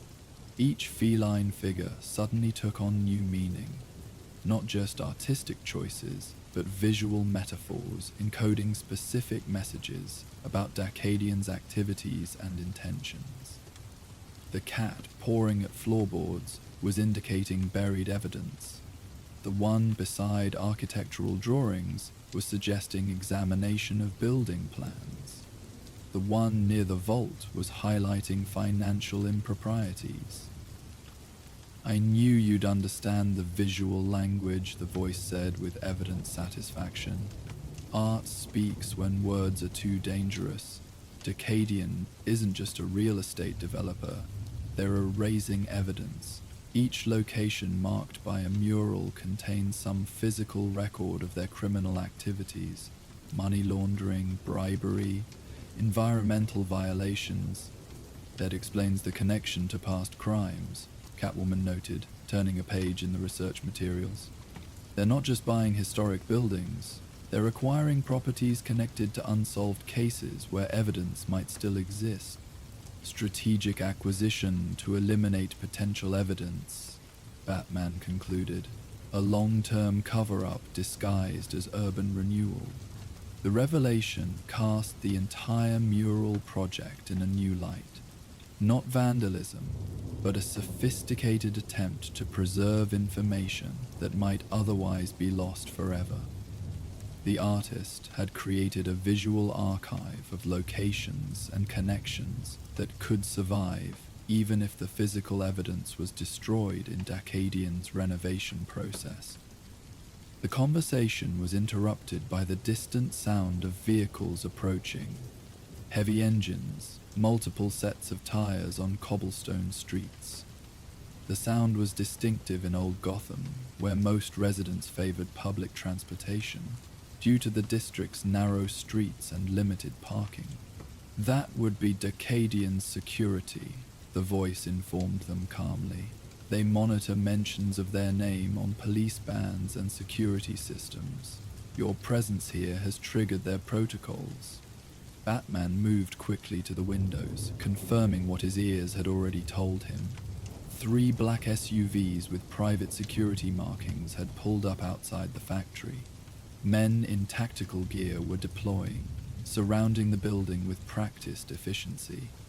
Their movements suggested military or law enforcement background, not typical corporate security, but specialized personnel with significant training. "This isn't standard corporate security," he observed. "These are paramilitary contractors.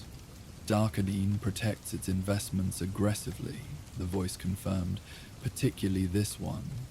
What they're seeking is in the foundation beneath us, documentation buried decades ago during the building's original construction, evidence of arrangements with city officials that would invalidate their current permits and expose their money trail."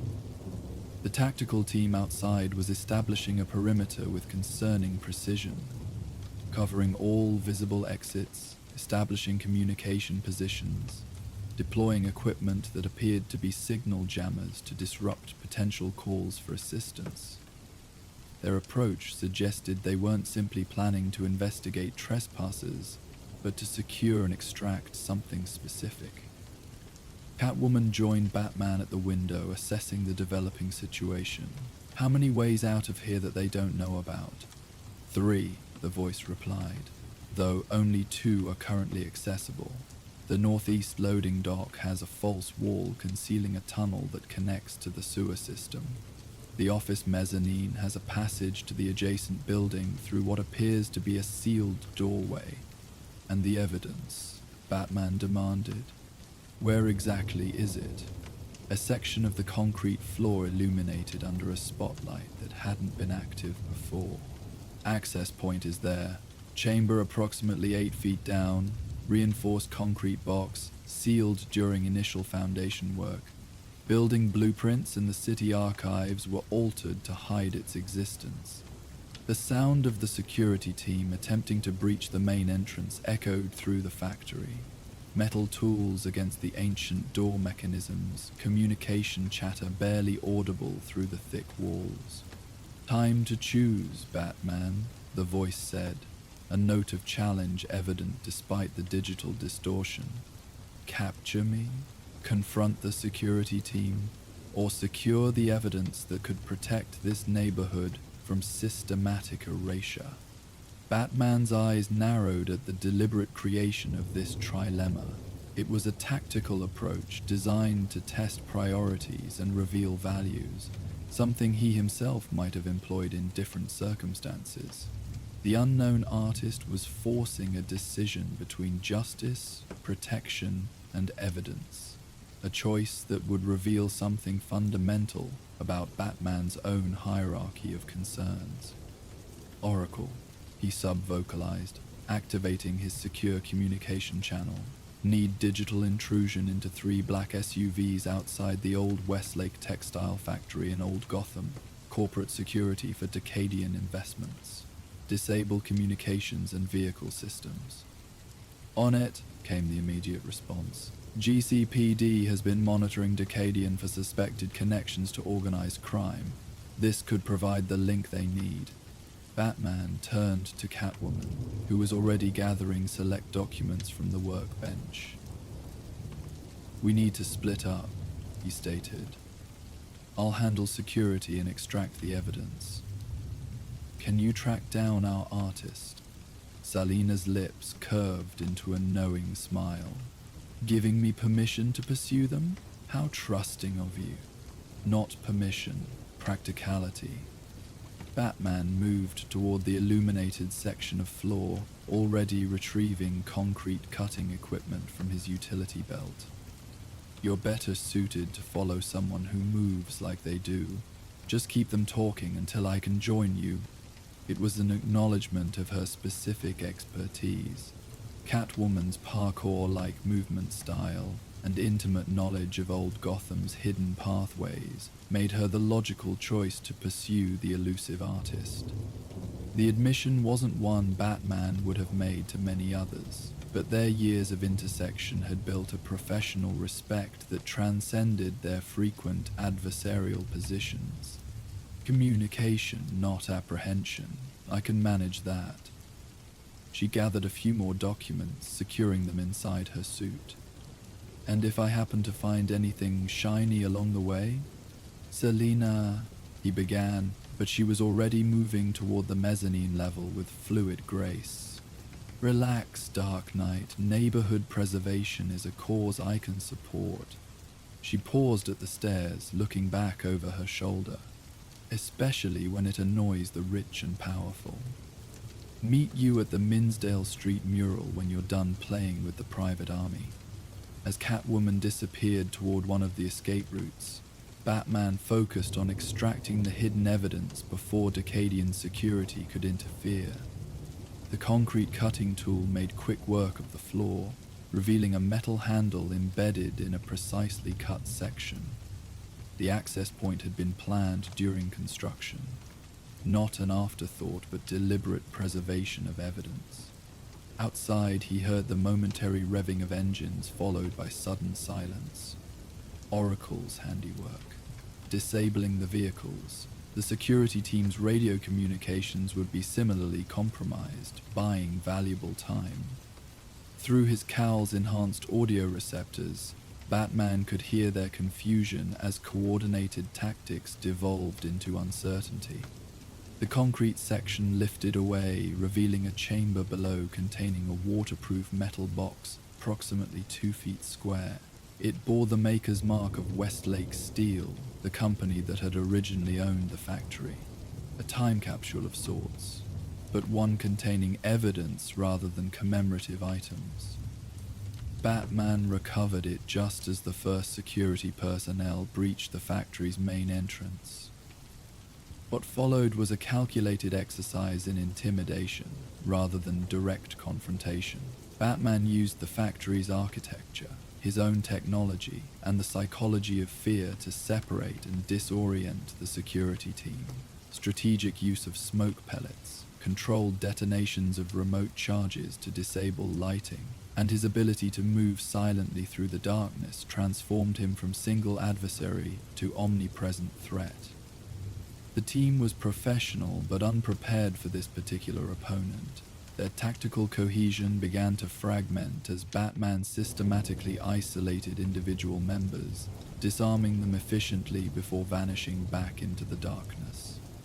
Their communication devices rendered useless by Oracle's electronic intervention, they couldn't coordinate an effective response to an enemy that seemed to materialize from shadows and disappear just as quickly. Within minutes, the security team was retreating, their mission compromised, their confidence shattered by encounters with something they hadn't been prepared to face. Batman secured the evidence container and several key documents from the artist's research station before exiting through the northeast tunnel, the sound of approaching GCPD sirens suggesting that Oracle had ensured official intervention would complicate Decadian's efforts to return. The tunnel beneath the loading dock connected to Gotham's vast sewer network, a labyrinthine system dating back to the city's earliest days. Parts had been expanded and modernized over generations, while others remained virtually unchanged for more than a century. The result was a complex underground maze that few could navigate successfully without detailed maps and considerable experience. Batman, of course, maintained comprehensive mental maps of these subterranean passages. He moved confidently through the dimly lit tunnels, the evidence container secured to his utility belt. The particular route he selected would emerge several blocks from the factory, avoiding potential surveillance while allowing rapid access to rooftop travel paths. The rendezvous point at the Minsdale Street mural was 16 blocks away, one of the first cat paintings to appear in the district. Batman traveled rooftop routes to avoid potential security teams regrouping in the streets below, the metal evidence container secured to his utility belt. The journey across old Gotham's skyline revealed the district from perspectives few ever witnessed. The intricate patchwork of architectural styles, visible in elaborate cornices and rooftop gardens, dormant now as winter approached. Water towers and weather vanes stood like sentinels against the night sky, while chimney stacks created a forest of vertical lines breaking the horizon. The geography told stories of Gotham's evolution, Victorian additions to colonial structures, Art Deco elements grafted onto Renaissance revival frameworks, modern utilities discreetly integrated into historical facades. The Minsdale Street location was a quiet residential block where an elaborate tabby cat had been painted across a garden wall, its pose suggesting it was guarding something precious. When Batman arrived, he found Catwoman already waiting, perched comfortably on a fire escape overlooking the mural. The moonlight caught her silhouette perfectly, highlighting her against the backdrop of old Gotham's distinctive skyline. She appeared relaxed but alert, one leg dangling casually over the edge of the fire escape, while her gaze tracked movement on the streets below. Years of cooperation and conflict had taught Batman to read the subtleties of her posture. She wasn't tense or preparing to flee, suggesting her conversation with the artist had been productive rather than confrontational. "Successful evidence retrieval?" she inquired, as he landed silently beside her. Batman nodded, indicating the container. Documentation of bribes paid to city officials in the 1970s, along with environmental testing results that were supposed to be destroyed. Still legally relevant under RICO statutes and environmental regulations. Our mysterious artist was similarly prepared, Catwoman replied, producing a small flash drive. This contains digital records of all Darkadian's current activities, property acquisitions through shell companies, zoning variance requests, political donations, and surveillance of community organizers who've opposed their development. The flash drive was a high-capacity model, custom-modified with additional security features, not something available in consumer electronics stores. Its presence suggested technical expertise beyond artistic talent. "Where is the artist now?" Batman asked, though he suspected the answer from Selina's relaxed posture. Gone, after sharing what she knew and making her case quite eloquently. Selina smiled at Batman's subtle reaction to the gender pronoun. Yes, she. Marisol Cardenas, granddaughter of one of the factory's original workers, and a rather gifted architectural preservationist, currently employed by the Gotham Historical Society, which gives her access to buildings throughout Old Gotham. "You let her go," Batman stated, his tone carefully neutral despite the implication. "I made a judgment call," Catwoman countered, her tone sharpening slightly. "She's not a criminal, Batman. She's trying to save her neighborhood using the only tools she has, art, that draws attention to what's happening beneath the public's notice." In the moonlight, Selina's expression reflected a genuine investment in the situation, not the calculated interest she typically displayed when pursuing valuable acquisitions, but something more personal. Old Gotham clearly held significance for her beyond potential targets. Her grandfather helped build the original textile machines, Selina continued, her gaze returning to the mural below. He knew about the evidence chamber because he helped create it. The workers suspected the company was bribing officials even then, so they preserved documentation during construction, their own form of insurance against corruption. Batman's expression remained impassive, but he didn't dispute Selina's assessment. "The evidence will be more effective than the murals in stopping Dacadian's plans." "Perhaps, but the murals achieved what legal channels couldn't. They got your attention." Selina stood, stretching with feline grace. "And mine. Now Dacadian faces both legal challenges and the uncomfortable spotlight of Batman's interest. Their political connections suddenly seem less valuable." She moved to the edge of the fire escape, looking out over the sleeping district. The streets were quiet now, most windows dark except for the occasional insomniac or night shift worker. Old Gotham settled into a different rhythm after midnight, the daytime bustle of commerce replaced by a tranquil stillness, broken only by distant sirens or the occasional passing vehicle. "Marisol's been documenting the neighborhood's transformation for years," Selina explained, watching developers systematically erase its character building by building. The Historical Society's budget has been cut repeatedly, their preservation recommendations ignored by zoning boards. When she discovered Dacadian's true objectives through her research, conventional channels weren't working. So she created an unconventional messaging system, Batman concluded. Encrypted warnings visible to anyone, but only decipherable by those who knew what to look for. "Art has always been a form of resistance," Selina replied with evident approval. "During occupations, revolutions, periods of censorship, when direct communication is dangerous, symbols and visual codes persist. The murals are beautiful enough to be protected for their aesthetic value alone, while still carrying their hidden warnings." Batman opened the evidence container, examining its contents more thoroughly now that they were safely away from the factory. The documents were meticulously preserved, building permits with unofficial fees noted in the margins, correspondence between company executives and city officials, environmental test results showing contamination levels far above legal limits. The papers were yellowed with age but remained perfectly legible, carefully protected from moisture and deterioration for decades.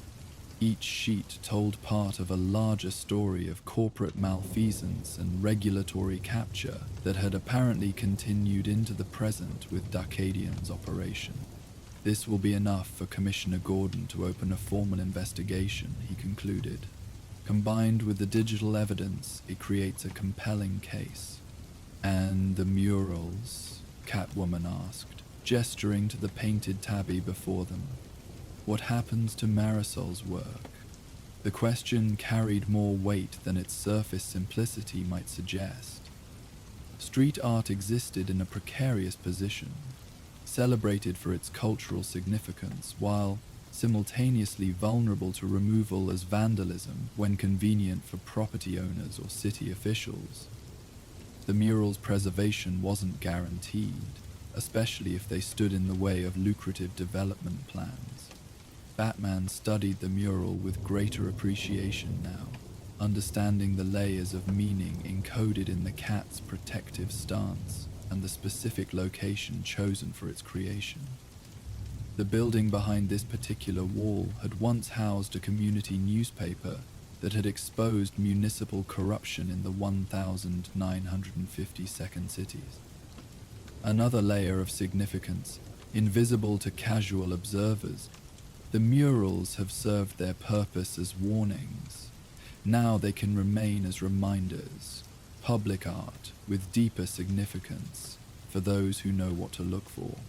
I like that, Selina approved, moving closer to examine the painting's details. Secret messages hidden in plain sight, appreciated for their beauty by most, but carrying deeper meaning for the initiate. Like much of Gotham itself, Batman observed, layers of history visible only to those who know where to look. They stood in companionable silence for a moment, both studying the mural in the gentle illumination of the street lamps. The painted cat seemed to watch them in return, its expression somehow both vigilant and serene. The artist had captured an essential quality of feline presence, the simultaneous communication of alertness and tranquility. She captured the essence perfectly. Selina finally said, her voice softer than usual. Cats don't just observe, they bear witness. They remember. This neighborhood has its feline guardians now, watching over its history. Batman turned to study Selina's profile, noting the genuine appreciation in her expression. These moments, when her persona as Catwoman aligned with something authentic and unguarded, always caught his attention, revealing glimpses of the complex woman beneath the practiced exterior. You knew about Dacadian before tonight, he stated rather than asked. That's why you've been investigating the murals independently. Selina's smile returned, enigmatic as ever. I have investments of my own to protect. This neighborhood houses people who've been good to me over the years, shopkeepers who don't ask questions, residents who conveniently forget seeing a woman on a rooftop. Community matters, even to someone like me. Even to someone like you, Batman repeated quietly, acknowledgement rather than judgment in his tone. Selina's gaze met his directly, a hint of challenge in her emerald eyes. Surprised? We can't all express our civic concern by dangling criminals from Gargoyle's dark night. Some of us find subtler ways to protect what we value. The observation carried a perceptiveness that few would dare express to Batman, an implicit understanding of the man behind the cowl and the complexity of his motivations. Their long history of opposition and occasional alliance had created an unusual intimacy, a recognition of the person beneath the persona that transcended their different approaches to justice and morality. Before Batman could respond, his cowl's communication system activated with Oracle's voice. GCPD has secured the factory site. Gordon is personally overseeing evidence collection from the artist's studio. Dacadian's security personnel have withdrawn, but are regrouping at their corporate headquarters downtown. Understood, Batman replied. I'm en route with additional evidence that connects to their current operations. The Commissioner will be at the usual meeting point in 20 minutes, Oracle confirmed before the channel closed. Batman turned back to Catwoman, who had already intuited the end of their temporary partnership from his brief exchange. Duty calls? She asked lightly. Evidence that needs proper handling, he confirmed, securing the container more firmly to his belt. The legal approach is the most effective way to ensure Dacadian's plans are permanently disrupted. Always so procedural, Selina sighed, though without genuine disappointment. While you're handling the evidence, I think I'll pay a visit to Dacadian's seer, just to make sure he personally understands how many eyes are watching his company's activities in Old Gotham. Selina, Batman began, his tone carrying a warning. Relax, she interrupted with a dismissive wave. Just a conversation. Sometimes, the personal touch makes a stronger impression than official channels.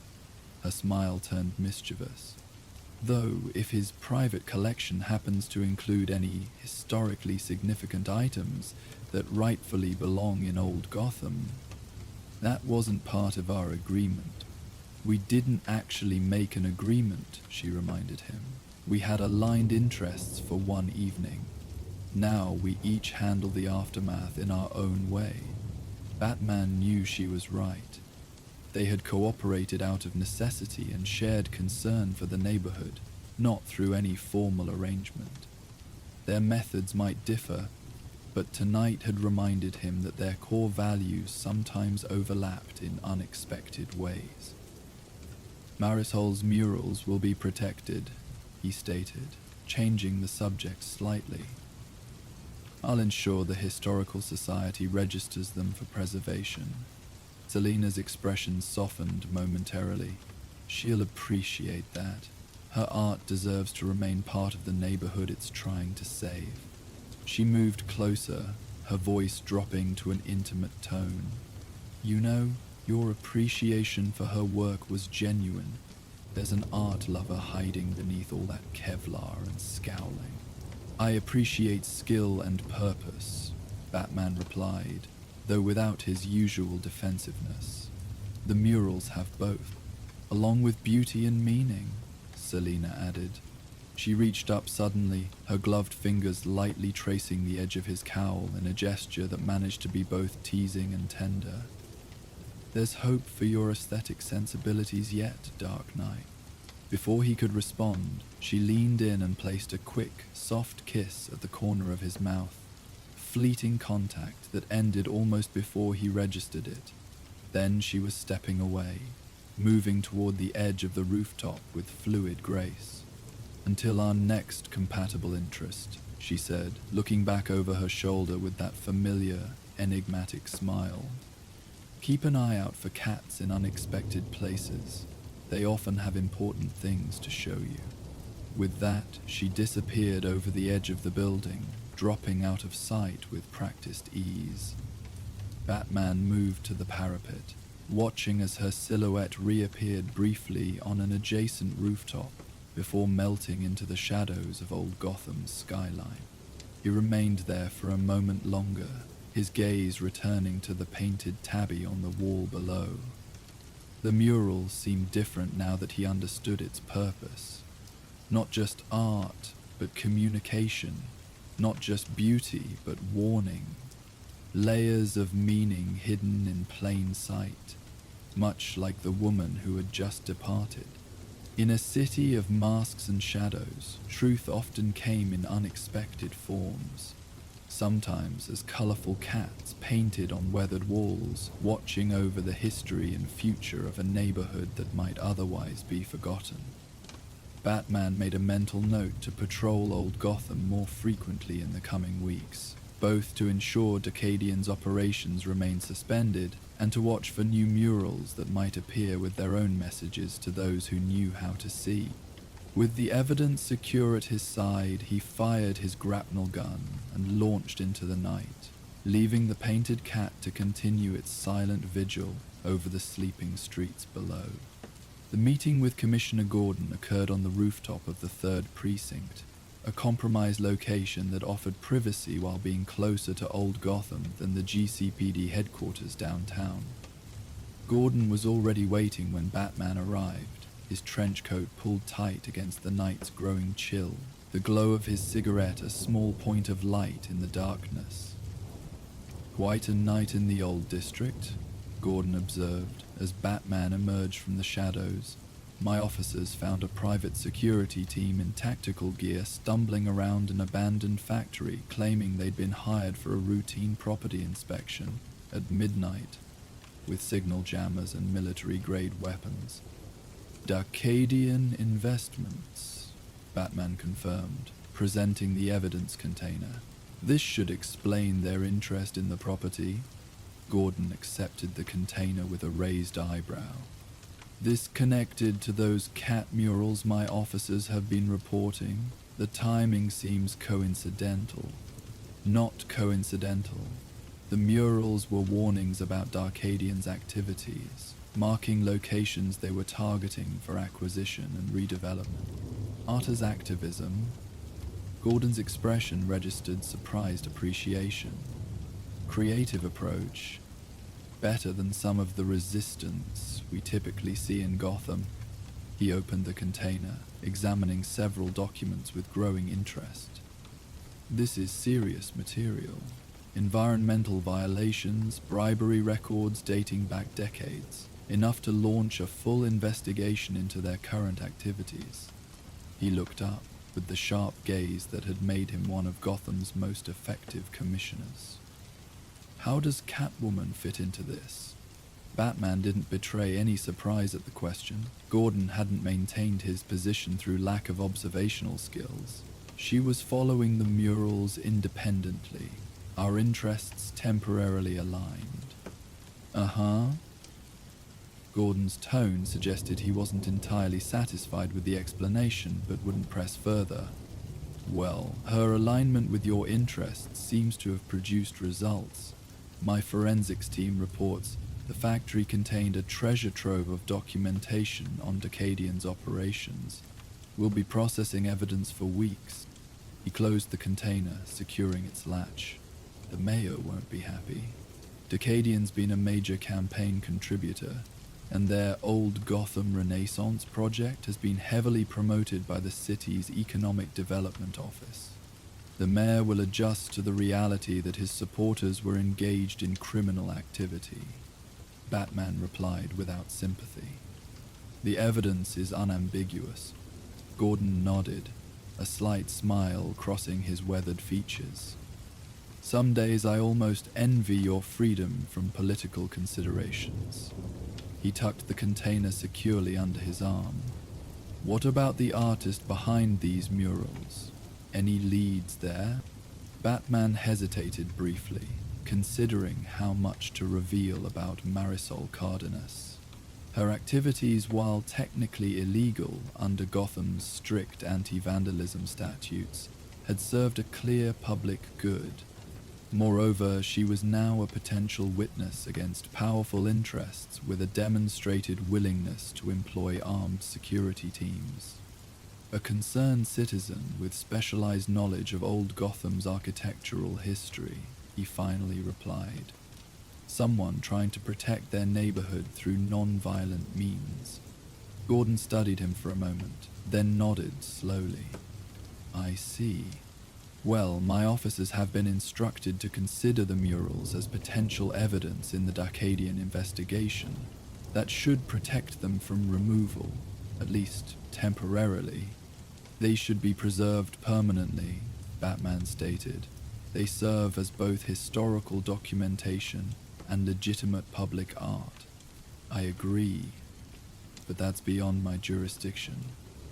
You might want to have a word with the Arts Commission. Anonymously, of course." Gordon turned to look out over the city, his expression thoughtful. "It's ironic, isn't it? Some of Gotham's most effective defenders aren't wearing badges or capes, but carrying spray paint cans in the middle of the night." It was an observation that echoed Catwoman's earlier comments about resistance taking many forms. Batman found himself considering how often legitimate efforts to protect Gotham emerged from unexpected sources, using methods that existed in the gray areas between lawful and illicit. "The city creates the defenders it needs," he replied simply. Gordon nodded, understanding the deeper meaning behind the observation. "Indeed it does. Sometimes I think Gotham is alive in ways other cities aren't, constantly generating antibodies against the diseases that threaten it."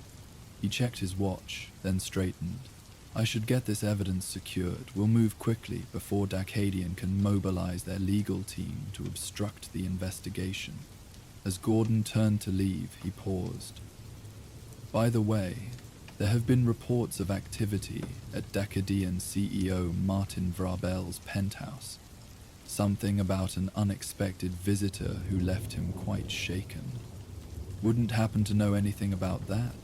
"My focus was on securing evidence," Batman replied, his expression impassive.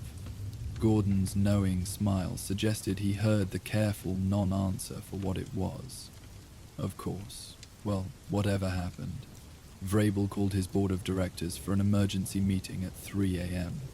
"My sources say he's suddenly very interested in corporate responsibility and community heritage preservation. A convenient, ethical awakening. Isn't it just?" Gordon's smile widened briefly before he nodded farewell and departed, leaving Batman alone on the rooftop.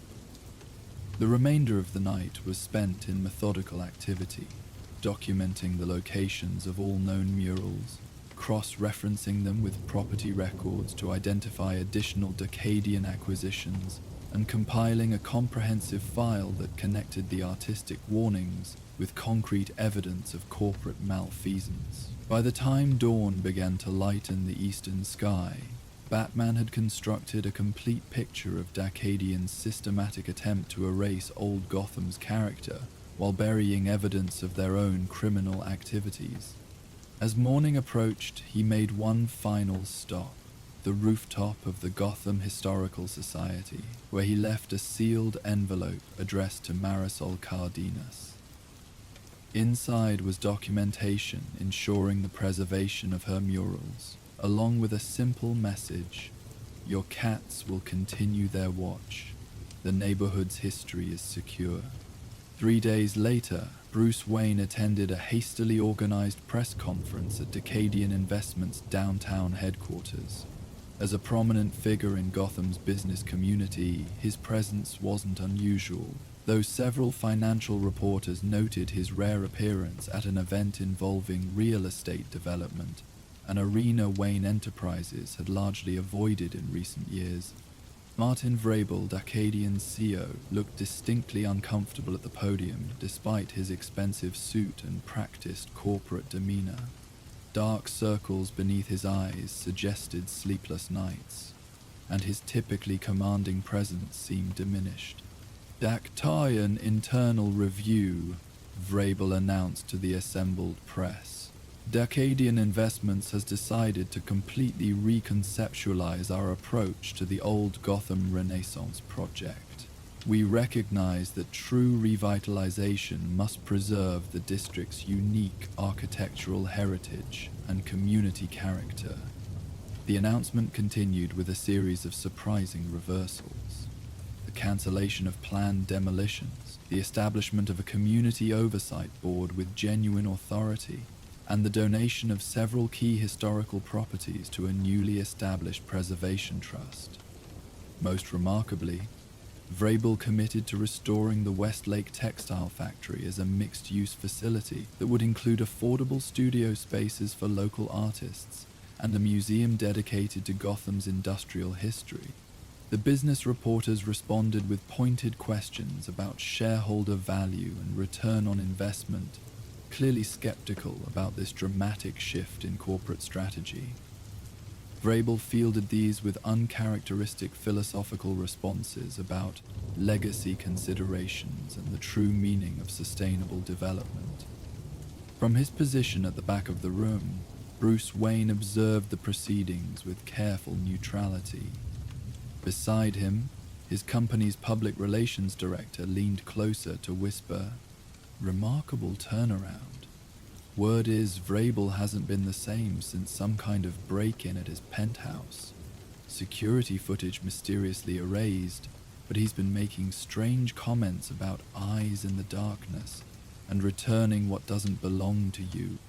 Bruce merely nodded, his attention drawn to a woman who had just entered the conference room, dark-haired, professionally dressed, observing the proceedings with keen interest from a side entrance. Marisol Cardenas looked different in her historical society attire than she had in the hooded dark clothing of her nocturnal artistic activities, but her intense focus remained the same. Their eyes met briefly across the room, and Bruce offered a small nod of acknowledgement, one preservationist to another, though she wouldn't know the fuller context of that recognition. She returned the gesture with a look of mild surprise before returning her attention to Vrabel's continuing announcements. As the press conference concluded, Bruce made his way through the dispersing crowd toward the exit. In the lobby, he unexpectedly encountered Selina Kyle, elegantly attired in a professional ensemble that managed to be simultaneously conservative and striking. Her presence at a corporate event was unusual, to say the least. Bruce Wayne at a real estate press conference, she observed with a raised eyebrow as they fell into step beside each other. "Expanding your portfolio into historical properties?" "Just observing an unusual corporate evolution," he replied. "And you, taking an interest in responsible development? Let's just say I have investments in old Gotham worth protecting." Her smile carried layers of meaning that only he would fully comprehend. "Besides, I wanted to see Vrabel's face when he announced his company's remarkable change of heart." They paused at the building's entrance, watching as reporters dispersed and business representatives engaged in post-conference discussions. Through the revolving doors, they could see old Gotham's distinctive skyline in the distance. The eclectic mix of historical architectural styles creating a unique profile against the morning sky. "I hear the Historical Society is launching a special exhibition about neighborhood preservation through art," Bruce commented, "featuring those cat murals that have been appearing around the district." "I've seen them," Selina replied, her eyes sparkling with private amusement. "Quite remarkable work. The artist has a real understanding of feline form and movement, and an impressive grasp of architectural history. A fascinating combination of talents," she agreed. "Almost as interesting as a businessman who attends real estate press conferences he has no direct interest in." Bruce allowed a small smile to acknowledge the gentle probe. "I've always had an appreciation for Gotham's architectural heritage. Old Gotham represents one of the few areas where the city's history remains intact, layers of the past still visible despite constant pressure to erase." "A preservationist at heart," Selina observed. "Who would have thought?" Their conversation was interrupted by the arrival of Marisol Cardenas, exiting the building with a portfolio tucked under her arm. She nodded politely to Bruce as she passed, then did a double-take upon noticing Selina. "Miss Cardenas," Selina greeted her with a warm smile. "I've been meaning to visit the Historical Society to discuss a potential donation of some recently recovered items with significant connection to old Gotham's past." Marisol's expression reflected momentary uncertainty before settling into professional politeness. "We're always grateful for historically significant contributions, Miss Kyle. Perhaps you could visit our offices this afternoon? I have an opening in my schedule at 3. "Perfect," Selene confirmed. "I think you'll find these particular items belong in your collection, rather than in private hands." As Marisol departed with a thoughtful backward glance, Bruce gave Selina a questioning look. "Recently recovered items? Let's just say Mr. Vrabel's penthouse contained several architectural elements removed from historic buildings during previous development projects. Selina's innocent expression wouldn't have convinced anyone who knew her well. They're being returned to more appropriate stewardship. How civic-minded of you. I have my moments. She checked her watch. Speaking of civic involvement, I should be going. I'm helping with the feral cat rehabilitation program at the East End Animal Rescue today, part of my community service requirements. An appropriate assignment, Bruce noted, with the faintest hint of irony. Isn't it? Selina's smile was genuine now. Turns out I have a natural affinity for creatures that live by their own rules, while still forming meaningful connections to place and community. As she turned to leave, she added, "You should visit old Gotham more often, Bruce. Some of the most interesting parts of Gotham hide in plain sight, especially after dark. You might be surprised by what you discover." Bruce watched her walk away, her elegant silhouette drawing appreciative glances from passers-by who had no idea of her nocturnal activities. The duality of her existence mirrored his own in ways few others could understand. Public persona and private mission, existing in careful balance, each authentic in its own way. Later that evening, as twilight descended over Gotham, Batman stood atop the renovated bell tower of St. Augustine's once again. From this vantage point, old Gotham spread before him, streets beginning to illuminate as darkness fell, residents returning home from work, shops closing for the night. The district's rhythm was changing, transitioning from day to evening mode, but its essential character remained intact. In the growing darkness, the cat murals were harder to discern, but Batman knew their locations precisely. Each one now documented, protected, and recognized for its dual significance as both art and warning. Marisol's work had achieved its purpose, establishing a visual record of resistance that would remain long after the immediate threat had passed. Movement on a nearby rooftop caught his attention, a familiar silhouette moving with characteristic grace across the old Gotham skyline. Catwoman hadn't wasted any time returning to her nocturnal habits, though tonight she appeared to be simply traversing the district rather than targeting any particular location. She paused briefly on a cornice directly across from one of the murals, this one depicting a cat seated watchfully beside architectural blueprints. Her posture suggested appreciation rather than calculation, taking a moment to acknowledge the artistic creation that had brought them together in unexpected collaboration. As if sensing his observation, she turned toward Batman's position, moonlight catching the lenses of her goggles. Though too distant for verbal communication, she offered a deliberate salute, acknowledgement of his presence, and perhaps recognition of their shared concern for this particular corner of Gotham. Batman returned the gesture with a subtle nod before Catwoman continued on her way, disappearing into the intricate landscape of old Gotham's rooftops. Their paths would cross again, as they always did, sometimes in opposition, sometimes in alignment, but always with the complex understanding that had developed between them over years of intersection. For now, the neighborhood they had both worked to protect in their different ways continued its nightly transformation. Lights glowed in apartment windows, music drifted from local venues. Residents and visitors navigated the labyrinthine streets, most unaware of how close they had come to losing this distinctive urban ecosystem to corporate redevelopment.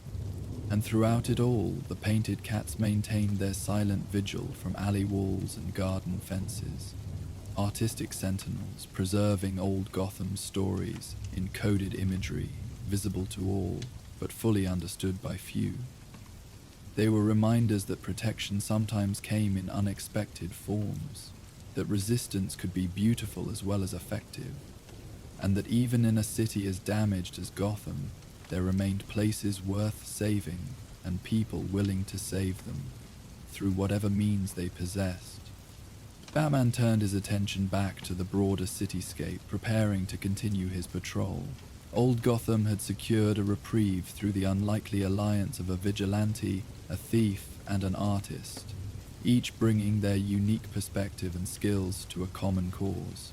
The neighborhood would face other threats in time, as all valuable things in Gotham eventually did, but for tonight at least, its character and history remained intact, its stories preserved for future generations.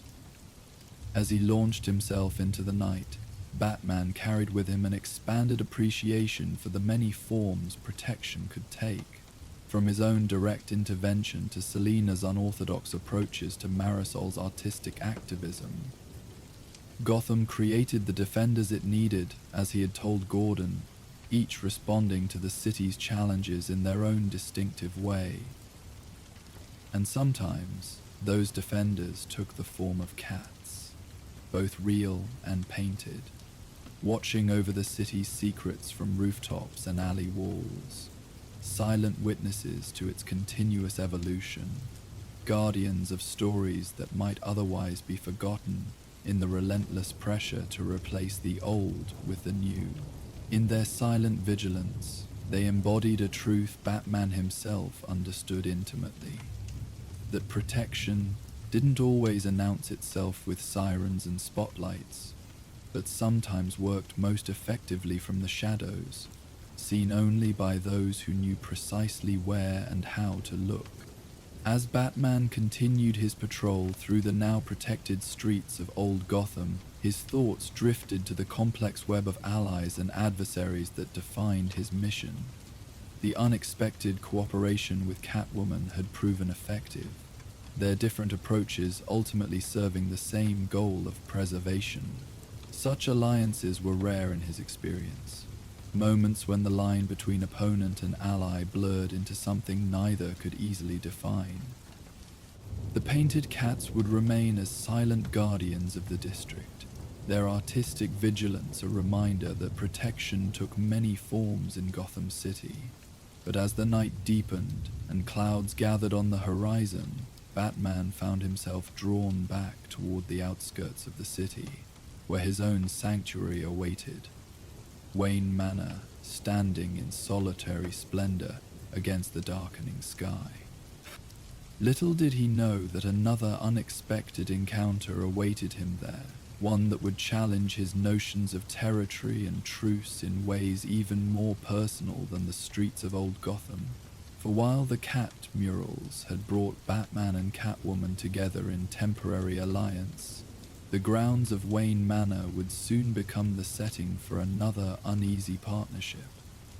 A twilight truce that would test the boundaries between sworn enemies and reluctant collaborators. As rain began to fall over Gotham, washing the grime from ancient brickwork and bringing the scent of renewal to streets long forgotten, the stage was being set for a confrontation that would unfold not in the shadowed alleys of the city, but in the carefully maintained gardens and Gothic architecture of Batman's ancestral home. The autumn sun hung low over the western hills beyond Gotham, painting Wayne Manor's stone facade in fading amber light. The grand estate stood in solitary majesty atop its hill, silhouetted against the darkening sky, as shadows lengthened across its manicured grounds. Inside the manor's East Wing library, Bruce Wayne studied financial reports with the focused attention he brought to all aspects of his dual life. The room embodied quiet opulence, leather-bound volumes lining mahogany shelves, a Persian carpet muffling footsteps, and tall windows admitting the last golden rays of daylight. Alfred entered with his characteristic quiet efficiency, carrying a silver tray with a pot of tea. "Your evening refreshment, Master Bruce. Darjeeling, as you requested." "Thank you, Alfred." Bruce accepted the cup without looking up from his work. He had been reviewing Wayne Enterprises' quarterly projections since returning from the office, a necessary if mundane counterbalance to his nocturnal activities. Alfred lingered a moment longer than usual, his posture suggesting he had something more to communicate. Bruce recognized the subtle cue immediately. Years of their wordless communication had created a language of micro-expressions and slight shifts in demeanor that conveyed volumes. "Is something wrong?" Bruce asked, finally looking up from his documents. "Not wrong, per se," Alfred replied carefully. "But the Manor's security system has detected an irregularity in the West Wing. Specifically, in the corridor adjacent to the family archives." Bruce's attention sharpened instantly. The Manor's security systems had been designed by Wayne Enterprises' most advanced R&D teams, then further enhanced with Batman's specialized technology. False alarms were exceptionally rare. What kind of irregularity? A momentary disruption in the pressure sensors beneath the hallway carpet. Too slight for a conventional intruder, but consistent with someone of, Alfred paused, delicately, exceptional skill. Bruce was already on his feet, the financial reports forgotten. "Camera confirmation?"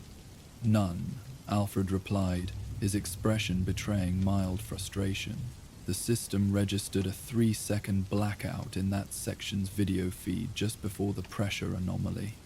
3 seconds is precise, professional." Bruce moved toward the library's exit, his casual demeanor shifting subtly into a more alert posture. "Have there been any other disturbances?" "None detected, which is rather telling in itself," Alfred followed at a measured pace.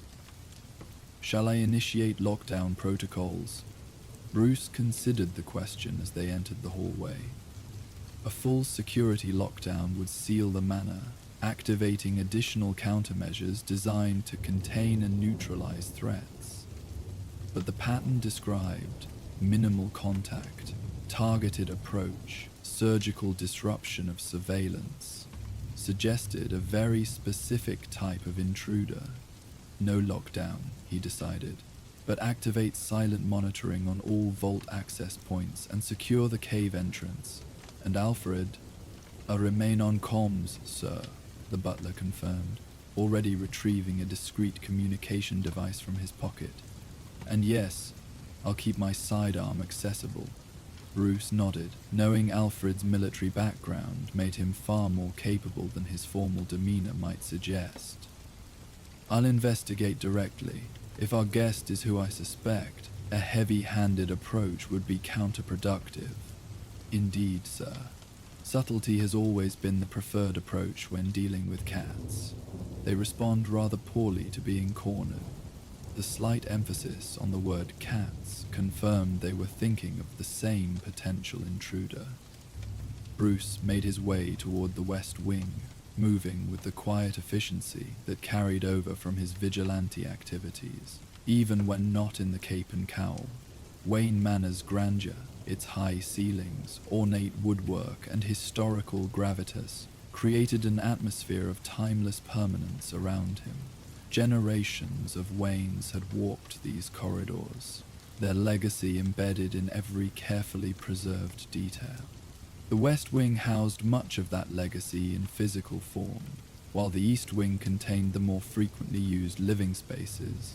The western portion of the manor preserved family histories, portraits of Wayne ancestors adorning the walls, display cases containing historical artifacts relevant to both the family and Gotham itself, and the climate-controlled archives, where documents dating back to the manor's construction were carefully preserved.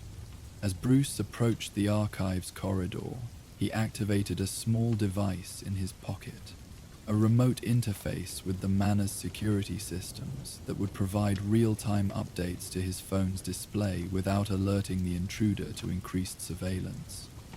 The feed showed no current disturbances, suggesting whoever had triggered the earlier alert was either gone or had become more cautious. The corridor stretched before him, illuminated by the warm glow of wall sconces that cast pools of light at measured intervals. Between these islands of illumination, shadows gathered in the recesses where decorative columns met the walls. The carpet runner muffled his footsteps as Bruce moved forward, senses alert for any disturbance in the stillness. He found it halfway down the hall, not through sight or sound, but through scent. A faint fragrance hung in the air, subtle but distinctive. Not a perfume exactly, but a signature scent he had encountered many times before, particularly when in pursuit of one specific adversary. It carried notes of jasmine and something deeper, more complex, a scent that managed to be both refined and dangerous. "She's here," Bruce sub-vocalized, knowing Alfred would receive the communication through the discreet earpiece he wore. "The family archives, sir," came the quiet reply. "Rather specific target for a burglary. Not a typical target for her either," Bruce agreed softly. "No obvious valuables, just historical documents." He continued toward the archive's entrance. A set of double doors crafted from aged oak, their surfaces carved with the Wayne family crest. The doors stood slightly ajar, a thin line of light from within spilling into the darkened hallway. Bruce approached silently, listening for movement from the room beyond. The archives comprised a substantial chamber designed in the style of a Victorian research library.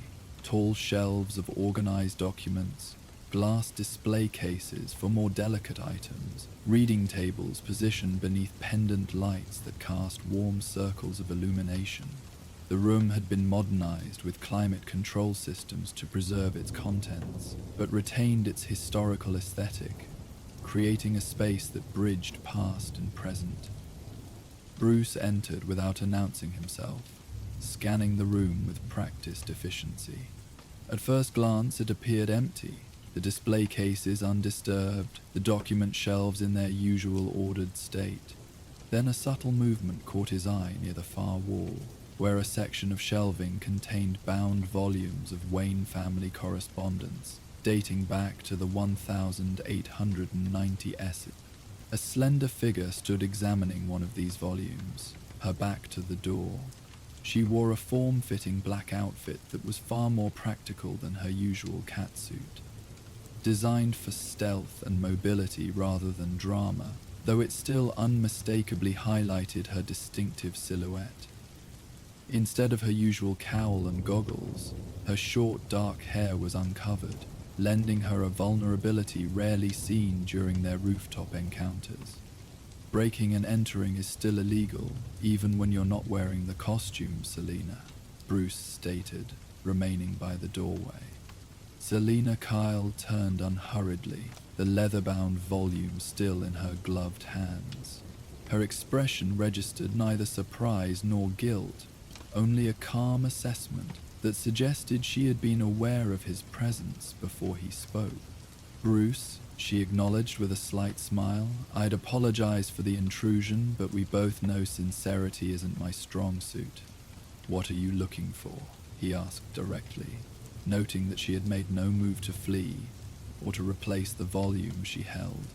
This wasn't the behavior of someone caught in the act of theft. "Family history," she replied, her tone difficult to interpret, somewhere between flippant and genuine. "Not yours, mine." Bruce studied her with careful attention.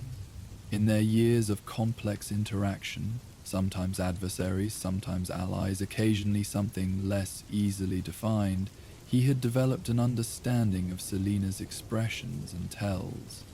Despite her carefully cultivated unpredictability, patterns emerged over time.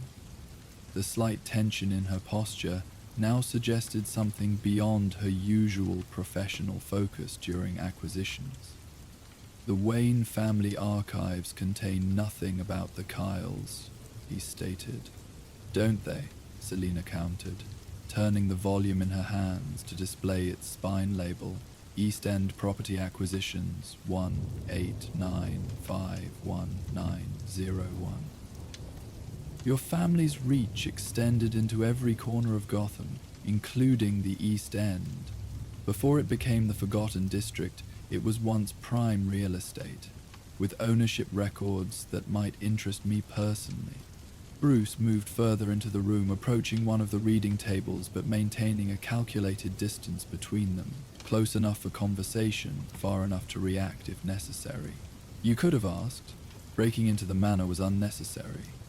Asked the notoriously reclusive Bruce Wayne if I could rummage through his family's private records." Selina's eyebrow arched skeptically. "Besides, where's the fun in that?" "Fun wasn't your primary motivation," Bruce observed, noting the careful way she handled the volume. Not the casual disregard of someone pursuing a whim, but the deliberate care of someone with a specific purpose. "What are you really looking for, Selina?" Something shifted in her expression, a momentary hesitation that revealed more than she likely intended. Then she shrugged, a deliberately casual gesture that didn't quite mask the significance of what she was seeking. "My mother mentioned something once, years ago, about our family having owned property in the East End. Real property, not a tenement rental." She glanced down at the volume. "I never had the resources to trace the records properly. Gotham's public archives from that period are incomplete at best, deliberately obscured at worst. But the Wayne records," her gesture encompassed the meticulously organized shelves, "your family documented everything." "Why now?" Bruce asked, genuinely curious. "You've known about these archives for years." Selina's gaze remained on the book, not meeting his eyes. "Let's just say I've recently developed an interest in understanding where I came from. My mother's been gone 20 years now. There aren't many connections left." The admission carried more emotional weight than her casual tone suggested. Bruce recognized it as one of those rare moments when Selina allowed glimpses beneath her carefully maintained facade. Such glimpses had become more frequent in recent years, as their complex relationship evolved beyond the simple dynamic of bat and cat, crime fighter and thief. "The East End acquisitions would be organized by street, then date," Bruce said after a moment's consideration. "Not by family name. If you're looking for specific property records, you'd need more precise information about location." Selina looked up, a hint of surprise in her expression at his implicit offer of assistance. "My mother mentioned Powell Street. Said her grandmother had owned a millinery shop there." Bruce moved to one of the archival computer terminals that had been discreetly integrated into the historical setting. "Powell Street underwent significant redevelopment in the early 1900s. It was originally part of the fashion district before the commercial center shifted west." As he typed, accessing the digitized index of the physical archives, Alfred's voice came through his earpiece. "An unexpected research partnership, Master Bruce. Shall I bring refreshments for your guest?" Bruce suppressed his reaction to the subtle humor in Alfred's tone. "That would be appropriate, Alfred, thank you," he responded aloud, knowing Selina would understand he was addressing his butler through some communication system. "Playing host now?" Selina asked, approaching the terminal with measured steps. "How accommodating of you." "Consider it a truce," Bruce replied, focusing on the search results populating the screen. "Temporary and conditional on you not attempting to access any other areas of the manor." "Such generosity," she murmured, though without her usual sarcastic edge. As she came to stand beside him, her shoulder nearly touching his, Bruce was again struck by the unusual circumstances. Selina Kyle in Wayne Manor, not as an uninvited guest at some gala function, but as someone seeking personal answers in his family's historical records. The search revealed several references to Powell Street properties in the volume Selina had been examining, plus additional mentions in related documents from the same period. Bruce transferred the information to the screen, displaying a digitized map of old Gotham, with the relevant section highlighted. Powell Street ran for 6 blocks in what was then called the Garment Quarter, he explained. Wayne Enterprises acquired most of the western section in 1897 for commercial redevelopment. The eastern portion remained independently owned until the Depression. Selina studied the map intently. The shop would have been on the east end of the street. My mother described it as being where the cobblestones met the brick pavement. Bruce refined the search parameters, focusing on the intersection she described. There, he indicated as new results appeared. The boundary between the original settlement and the 1880S expansion. Property records show several small businesses at that junction, including, he paused, examining the entry more closely, a millinery shop, registered to Maria Catalina Lorenzo from 1888 to 1903. Lorenzo, Selina repeated, the name clearly resonating with her. My mother's maiden name was Kyle, but she once mentioned her grandmother had changed their name from something longer, something Italian. She leaned closer to the screen. Can you access the actual records, not just the index? Bruce navigated to the detailed entry, revealing digitized images of the original property deed and related documentation. The full records would be in Cabinet 17, Section C, he said, indicating a tall wooden filing cabinet across the room, but the basic information is here. Together they examined the digital records, property boundaries, tax assessments, and a brief business registration that included a faded photograph of the shop's facade. The small storefront featured an elaborate window display of women's hats and a hand-painted sign reading, Lorenzo Fine Millinery.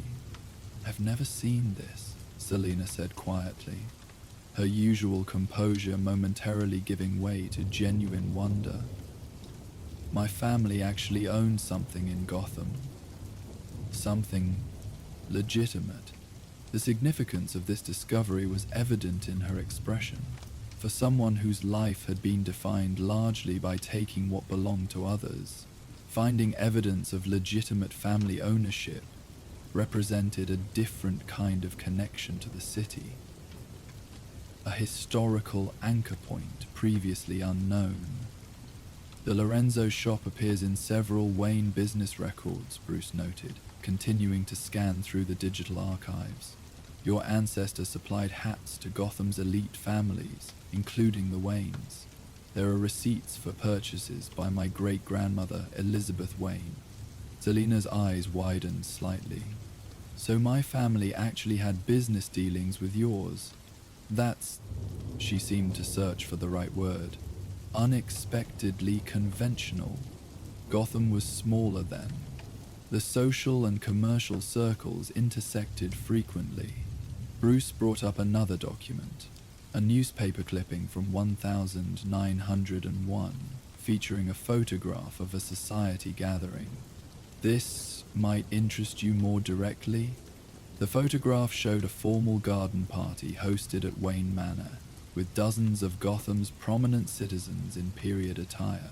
Among them, Bruce indicated a dark-haired woman in an elegantly designed hat with distinctive styling. Maria Lorenzo was invited to the annual Wayne Foundation Spring Gala as both a vendor and guest. According to the caption, she was respected for her artistry and business acumen at a time when female business owners were rare in Gotham. Selina studied the photograph intently, her expression softening as she examined the face of a woman who shared her dark hair and high cheekbones, a resemblance subtle but unmistakable across the generations. She looks formidable, she finally said, like someone who wouldn't take no for an answer. A family trait, perhaps, Bruce observed, his tone lighter than their usual exchanges. Before Selina could respond, Alfred appeared at the archive entrance, carrying a silver tray with tea service and a small selection of pastries. His expression revealed nothing beyond professional courtesy as he regarded Selina's presence in the manor's private archives. "Your refreshments, Master Bruce," he announced, moving to place the tray on a nearby reading table. "I took the liberty of including those French almond biscuits that have proven popular with previous visitors." The barely perceptible emphasis on previous visitors carried meaning Bruce understood immediately. Alfred was acknowledging that this wasn't the first time Selina had entered the manor uninvited, though it was certainly the most civil such encounter. "Thank you, Alfred," Bruce replied, then added with deliberate formality, "Ms. Kyle is assisting with some historical research this evening." "Indeed, sir." Alfred's perfect composure never wavered, though a hint of dry amusement flickered in his eyes. "How fortunate that she possesses such specialized research methods to access our archives after hours." Selina's lips curved into an appreciative smile.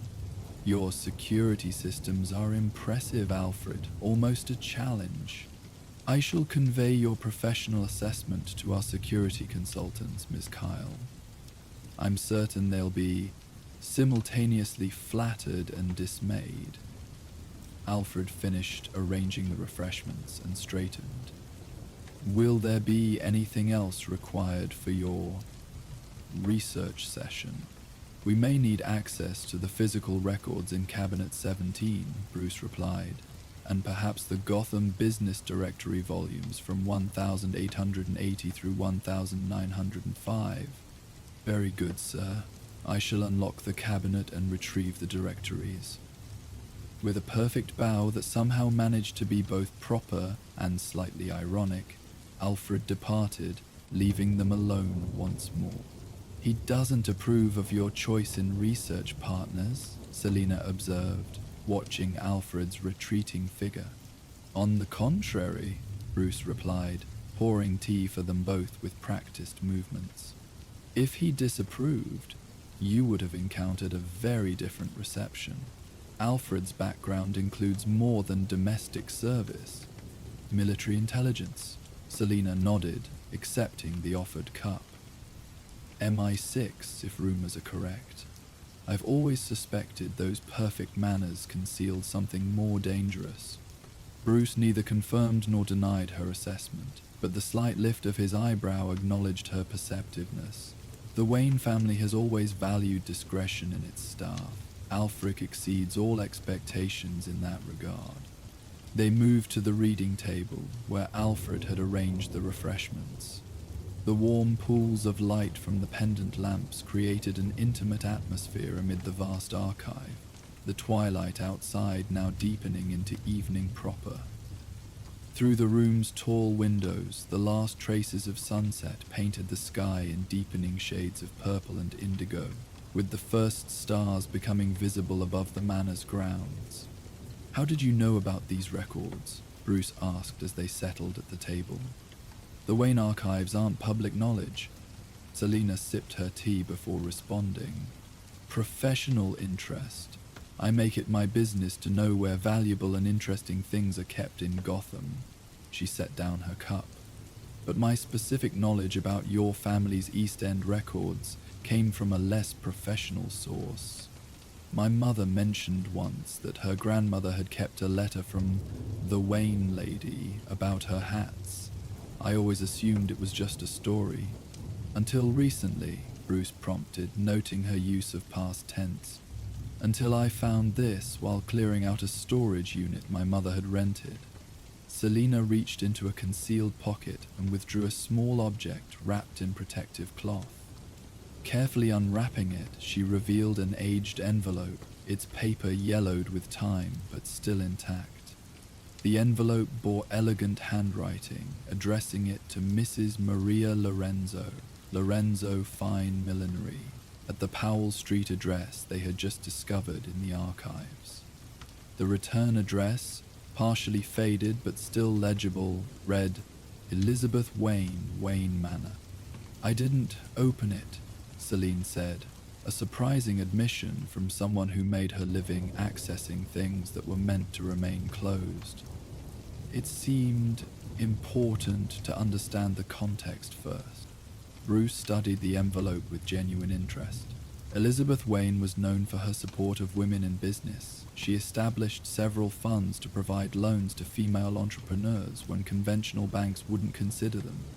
Is that why she wrote to my great-great-grandmother? Business matters. Possibly, Bruce acknowledged. Or it could be more personal. Elizabeth was known for forming connections across Gotham's social boundaries. The historical record portrays her as someone who valued substance over status. Alfred returned with a ring of keys and several large bound volumes. Cabinet 17 is now accessible, Master Bruce. I've also brought the business directories you requested. He placed these materials on the table, then addressed Selina directly. Those French biscuits pair particularly well with the tea, Miss Kyle.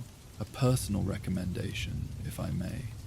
The subtle gesture of hospitality wasn't lost on Selina. Thank you, Alfred. I appreciate the consideration. With a slight nod that somehow conveyed both acknowledgement and reserved judgment, Alfred withdrew once more, closing the archive doors behind him. He's remarkable, Selina commented, selecting one of the recommended biscuits, simultaneously making me feel welcome and reminding me I broke in. That takes skill.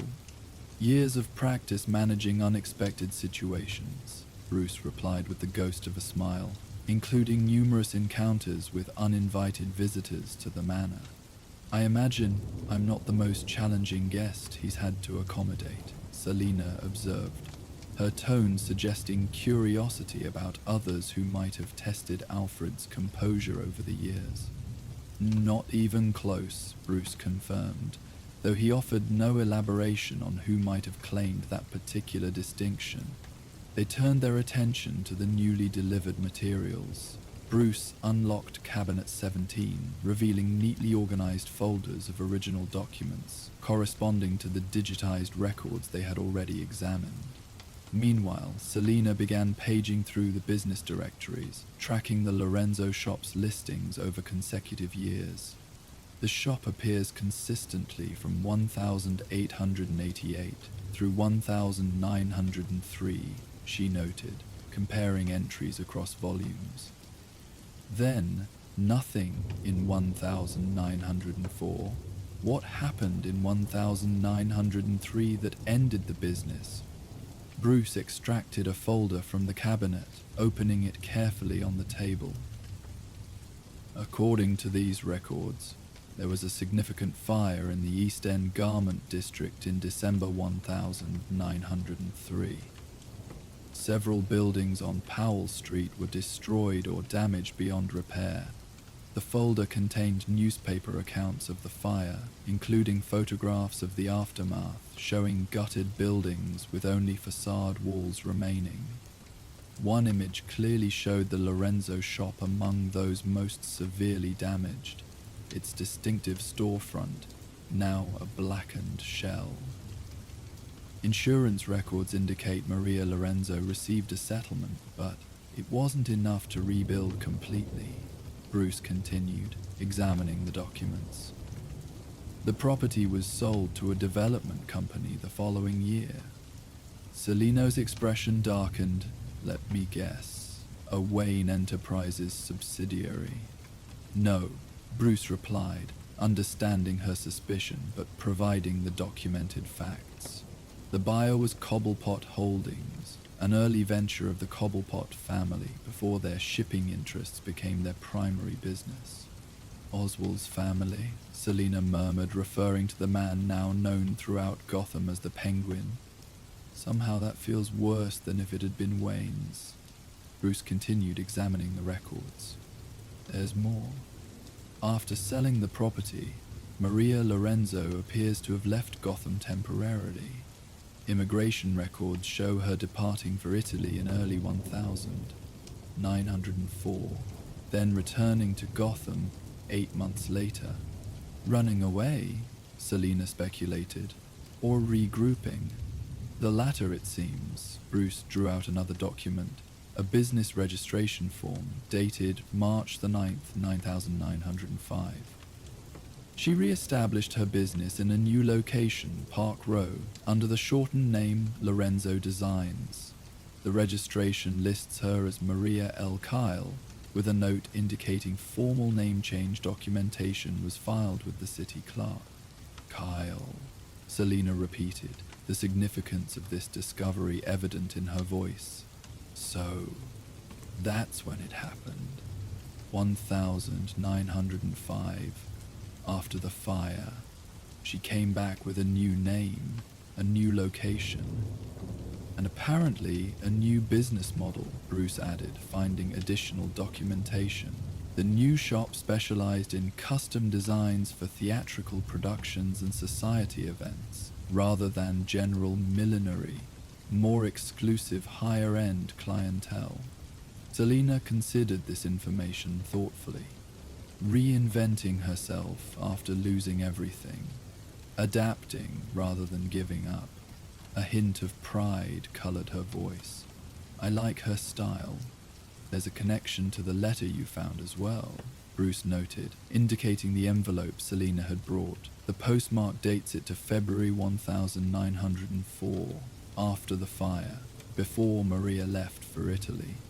Selina looked down at the envelope she had placed on the table between them. So Elizabeth Wayne wrote to my great-great-grandmother during her lowest moment. After she'd lost her business, she touched the sealed edge of the envelope gently. What could she have said? That my family kept this for generations?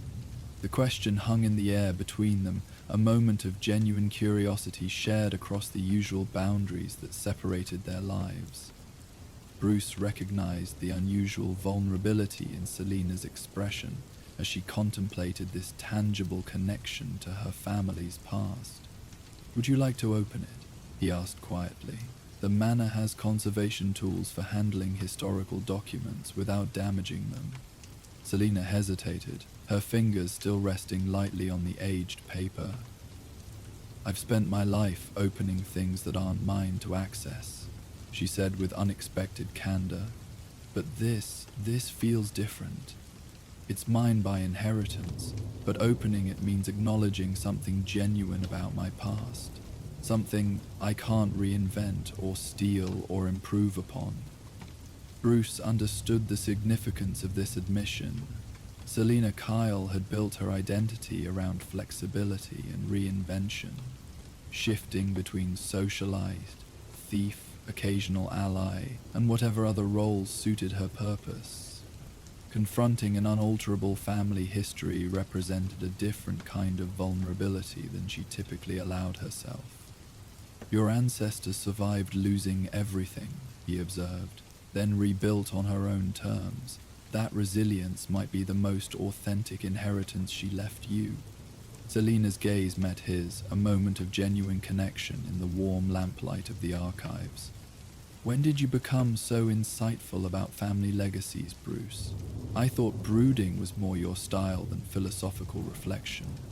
The question carried no malice, just the gentle teasing that characterized their more amicable encounters. Bruce allowed a small smile in response. Wayne Manor tends to inspire reflection on legacy. It's difficult to avoid when surrounded by generations of family history. He gestured to the portraits visible through the archive doorway, generations of Waynes gazing from ornate frames along the corridor. Some legacies are more visible than others, but all influence who we become. The conversation paused as Selina considered his words, her attention returning to the envelope before her. I'll open it, she decided finally, but I'd appreciate those conservation tools you mentioned. This deserves proper care. Bruce nodded, moving to a cabinet near the archival computer where preservation supplies were stored. He returned with white cotton gloves, a small implement for carefully breaking the seal, and a clean, acid-free surface for displaying the contents. Selina accepted the gloves, pulling them on with the same precise movements she might use preparing for a difficult acquisition. The parallel wasn't lost on Bruce, the professional thief applying her specialized skills to a deeply personal task, accessing her own history with the same care she might show valuable artifacts belonging to others. With delicate precision, she broke the envelope's seal and extracted a folded letter written on heavy cream stationery, embossed with the Wayne family crest. The handwriting matched that on the envelope, elegant penmanship flowing across the page in dark ink that had faded only slightly with time. Selina unfolded the letter carefully, placing it on the acid-free surface where they could both read its contents. The date at the top confirmed their timeline: February 12, 1904. Just weeks after the devastating fire. My dear Mrs. Lorenzo, I write to express my sincere condolences regarding the tragic fire that has claimed your establishment. Such losses extend beyond mere property. They represent the devastation of dreams, of years of dedicated craftsmanship, and of a place within our community that cannot be easily replaced. Your artistry has adorned the women of Gotham's finest circles, myself included, with dignity and imagination that transcends mere fashion. I count myself fortunate to own several of your magnificent creations, each bearing the unmistakable touch of a woman who understands that true elegance lies in individual expression, rather than rigid conformity to passing trends. It is this understanding of yours, that beauty requires both structure and freedom, that leads me to make the enclosed offer. The Wayne Foundation has established a fund for businesses affected by the recent tragedy. However, in your specific case, I wish to extend a more personal proposition. As you may know, the Gotham Theatre Renaissance project, which I chair, has encountered difficulties securing appropriate costume design for our upcoming season. The current fashion houses lack the artistic vision required for theatrical presentation. Your talents would bring precisely the creative direction our productions require. Enclosed, please find documentation for a business loan sufficient to establish new premises in a location of your choosing. This arrangement would include the commission for our theatrical season's costume designs, with full creative authority vested in your hands alone. This is not charity, Mrs. Lorenzo, but recognition of exceptional talent Gotham cannot afford to lose. The terms are detailed in the accompanying documents, which my secretary, Mr. Hampton, can explain further should you wish to discuss them. I understand you may require time for consideration, particularly as you contemplate possible relocation or even departure from our troubled city. Whatever your decision, please know that your contributions to Gotham's cultural landscape have been both recognized and valued by those with discernment to appreciate true artistry. With sincere regard, Elizabeth Wayne. Selina read the letter twice before looking up, her expression revealing more emotion than she typically allowed herself to display. She didn't just offer sympathy, she offered a pathway forward. A business loan, a commission, a reason to start again. Elizabeth was known for such gestures, Bruce confirmed, although usually through more formal Wayne Foundation channels rather than personal intervention. And my great-great-grandmother took the offer, Selina noted, connecting this letter to the business records they had already discovered. She went to Italy first, probably to recenter, possibly to connect with family or design inspiration, then came back with a new name and a new business model focused on theatrical and exclusive designs. A strategic adaptation, Bruce agreed. The name change is interesting. Simplifying Lorenzo to Kyle would have made her business more accessible to Gotham's predominantly English-speaking upper classes, reducing potential prejudice against reinvention as survival, Selina mused, creating a new identity without completely abandoning the old. She looked up at Bruce with newfound understanding. It's in my blood, apparently. This chameleon ability I've always attributed to my own invention may actually be inherited. The significance of this realization was evident in her expression. For someone who had built her life around fluid identity and adaptation, discovering a family precedent created a new kind of continuity, a historical validation of traits she had developed independently. The letter mentioned enclosed documents, Bruce noted. Loan terms and commission details. Were they not preserved with the letter? Selina shook her head. Just the envelope and letter in my mother's storage unit. The business documents would have been used, filed, eventually discarded when no longer needed. But the personal connection. Elizabeth Wayne's handwritten recognition of my ancestors' value. That's what the family kept. The twilight had fully transitioned to evening now, darkness settling completely outside the tall archive windows. The manor's grounds were visible only as darker shapes against the night sky, with distant lights from Gotham City creating a faint glow on the horizon. Inside, the warm pools of lamplight created an intimate atmosphere in the vast room, the two of them surrounded by records of intersecting family histories. I should thank you, Selina said after a moment, carefully refolding the letter. This wasn't the reception I expected when I decided to access your archives. Breaking into Wayne Manor typically results in a very different outcome, Bruce acknowledged with dry understatement. Consider this an exception based on unusual circumstances. The unusual circumstance being that I was seeking information rather than valuables, Selina asked, arching an eyebrow. The unusual circumstance being that your quest was personal rather than professional, Bruce corrected. History and identity rather than acquisition. Selina nodded, accepting this assessment. Fair enough. Though I'm now curious about what other connections might exist between our families in these archives. The Kyle millinery shop continued until the Great Depression, according to my mother's stories. There could be decades more of interaction.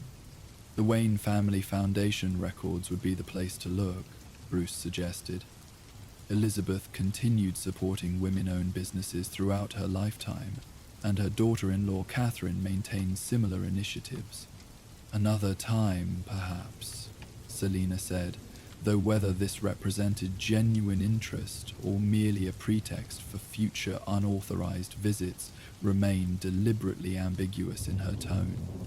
Preferably during normal research hours, with fewer security systems to navigate. The manor's archives are private, Bruce reminded her, not open to public research, even for descendants of businesses with documented connections to the Wayne family, Selina countered with a subtle smile. I thought your foundation prided itself on community engagement and historical preservation. Bruce couldn't help but appreciate the deft manner in which she had identified a legitimate rationale for access that would be difficult to refuse without appearing contrary to his family's stated values. It was characteristically Selina, finding the precise leverage point that created an opening where none had obviously existed.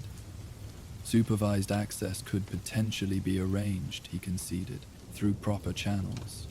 Proper channels, Selina repeated with mild amusement. How conventional, almost takes the fun out of it.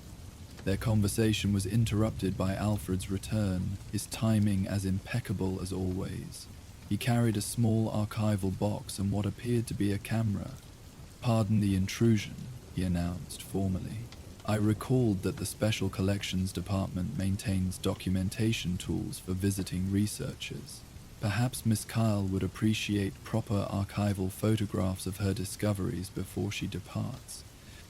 The thoughtful gesture clearly surprised Selina. That's very considerate, Alfred. Thank you. Additionally, Alfred continued, placing the box on the table, I took the liberty of searching our theatrical archives when I noted your interest in the Lorenzo designs. The Wayne Foundation maintained comprehensive records of its supported productions. He opened the box carefully, revealing tissue-wrapped contents. This program from the 1906 Gotham Theatre production of A Midsummer Night's Dream specifically credits Lorenzo Design House for costume creation. He lifted out the program, a beautifully preserved playbill with ornate Art Nouveau styling, and placed it on the table. Inside, as Alfred had indicated, the credits clearly listed costume design by Lorenzo Design House, M.L. Kyle, proprietress. We also have several production photographs, Alfred added, extracting these carefully from the box, including this rather notable image of the principal cast. The black and white photograph showed elaborately costumed actors in fairy tale attire of remarkable design, detailed imaginative garments that transformed human figures into otherworldly beings. The costumes displayed an artistic vision that transcended typical theatrical wear of the period, incorporating elements that seemed decades ahead of their time in both construction and concept. These are extraordinary, Selina breathed, examining the photographs with genuine wonder. She wasn't just making hats anymore, she was creating entire fantastical worlds through clothing. Bruce studied the images alongside her, noting the distinctive stylistic elements that carried through each design. The Wayne Theatre archives credit the Lorenzo designs with revolutionizing Gotham's approach to theatrical costuming. These productions were apparently quite successful, partly due to the visual impact of these costumes. She found her true artistic voice after losing everything, Selina observed, a new understanding in her expression. The fire destroyed her conventional business but ultimately freed her to create something more authentic and ambitious. The parallel to Selina's own life hung unspoken between them. How circumstances that might appear devastating could sometimes open pathways to more authentic expression. Bruce recognized the personal significance this discovery held for her, beyond mere historical curiosity. The Manor's archives contain additional materials related to the Lorenzo Design House through the 100-920s, Alfred noted. Production sketches, newspaper reviews, and correspondence regarding commissions. Would you like me to prepare these for a future visit, Miss Kyle? The question acknowledged both the value of these discoveries and the presumption that her research might continue through legitimate channels rather than midnight break-ins. It represented a subtle shift in the evening's dynamic, from intruder caught in the act to researcher with a valid historical connection to the Wayne archives. I would appreciate that, Alfred, Selina replied with uncharacteristic sincerity. This means more than I expected it would. Very good, madam. I shall ensure the materials are properly catalogued for your reference. With perfect composure, Alfred began gathering the used teacups. Will there be anything else required this evening? Bruce glanced at the tall windows where full darkness had now settled over the manor grounds. I believe we've concluded tonight's research session. Thank you, Alfred. With a dignified nod, Alfred departed once more, leaving them to consider the evening's unexpected discoveries and their implications. Selina carefully returned the letter to its protective wrapping, her movements deliberate and thoughtful. I came looking for property records, she said quietly. Some documentation that my family once owned something tangible in Gotham. Instead, I found an entire legacy of creativity and resilience. She looked up at Bruce. and an unexpected connection to your family that spans generation. Legacy often reveals itself in unexpected ways, Bruce observed, especially in Gotham, where so many lives have intersected through the city's history. Selina nodded, her gaze traveling around the archive room with its carefully preserved records of those intersections. Your family kept meticulous documentation of these connections. The Waynes seem to have always understood the importance of recording history as it happened. A family trait, Bruce acknowledged, though the motivation has varied across generations. Some documented for business purposes, others for historical preservation, still others from a sense of civic responsibility to maintain accurate records of Gotham's development. And your motivation? Selina asked, her perceptive gaze returning to him. You maintain these archives with remarkable care for someone whose public persona suggests limited interest in historical matters. The question approached personal territory that Bruce typically kept carefully guarded, yet something about the evening's shared discoveries, the genuine connection they had uncovered between their families' histories, created a context that made such inquiry feel less intrusive than it might have in their usual interactions. Understanding where we come from helps determine where we're going, he replied after a thoughtful pause. Gotham's past and future are interconnected. The mistakes and achievements of previous generations shape what's possible now. Sounds more like Batman's philosophy than Bruce Wayne's, Selina observed with a hint of a smile. The public Bruce Wayne seems considerably less contemplative about historical continuity. Public personas seldom reflect complete reality, Bruce replied, meeting her gaze directly. Something you understand better than most. Selina acknowledged this observation with a slight inclination of her head. Touché. We both maintain our separate facades for different purposes.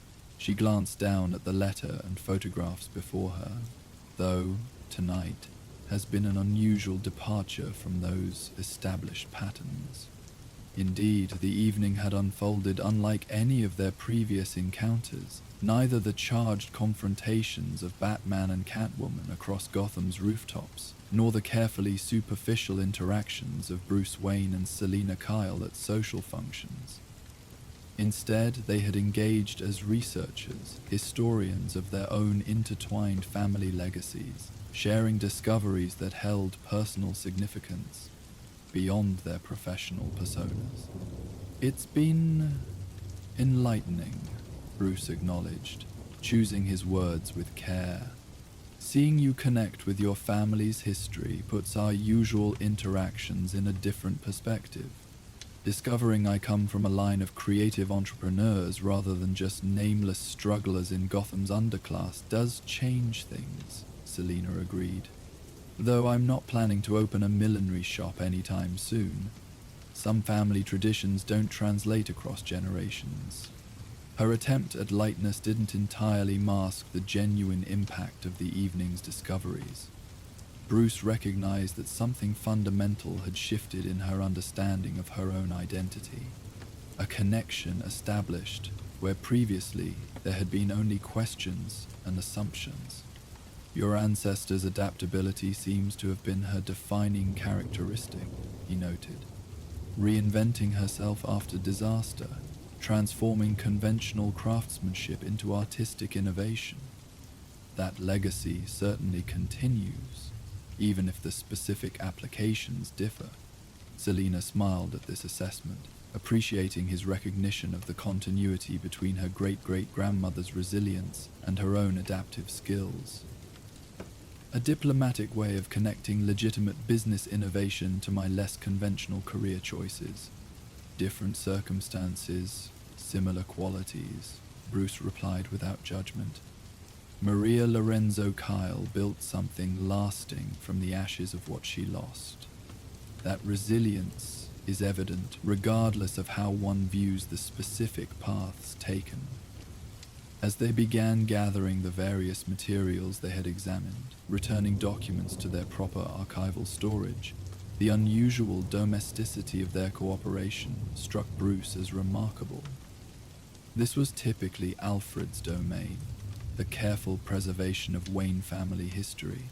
Yet here was Selina Kyle helping return folders to Cabinet 17 with the same precise attention she might apply to navigating a high-security vault. The manor's eastern garden would provide a more discretionary exit than your entry point, Bruce suggested as they completed the archival organization. If you'd prefer to avoid triggering additional security measures. Offering me a guided tour to the exit. Selina's eyebrow arched in amusement. How hospitable. Should I expect this courtesy during future visits, or is it a one-time accommodation? Future visits through proper channels wouldn't require alternative exit strategies, Bruce pointed out, though without his usual sternness when addressing her professional activities. Proper channels, Selina repeated thoughtfully. An interesting concept. I'll consider it. They left the archives together, Bruce securing the doors behind them. The corridor outside was dimly lit now, the manor settling into its nighttime ambience. Portraits of Wayne ancestors seemed to watch their passage with painted eyes that had witnessed generations of Gotham's history unfold. Your family has always been present at pivotal moments in Gotham's development, Selina observed as they walked past these silent observers. Building, financing, influencing. The Waynes appear at every significant juncture in the city's evolution, with corresponding responsibilities, Bruce noted. Influence creates obligation to those affected by that influence, a perspective not shared by most of Gotham's influential families, Selina replied. The Cobblepots, Crowns, Canes, they've generally viewed influence primarily as entitlement rather than responsibility. Different philosophies lead to different legacies, Bruce said simply, guiding their path through the manor's less traversed corridors toward the eastern wing.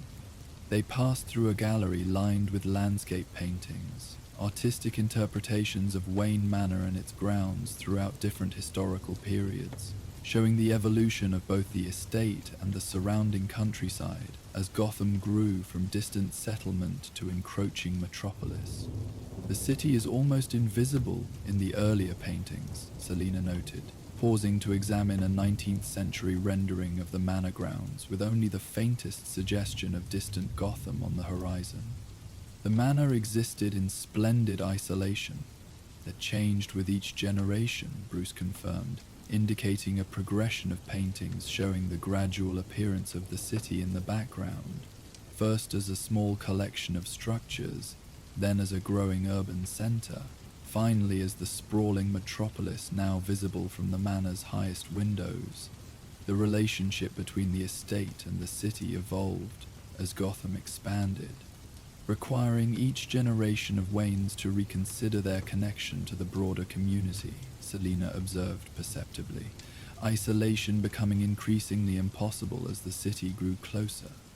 Bruce nodded, appreciating her insight into what had indeed been a significant theme in his family's history, the tension between privileged seclusion and civic engagement that each generation had navigated differently. This understanding of Gotham's complex social dynamics was one of many qualities that distinguished Selina from typical adversaries, making their interactions consistently unpredictable.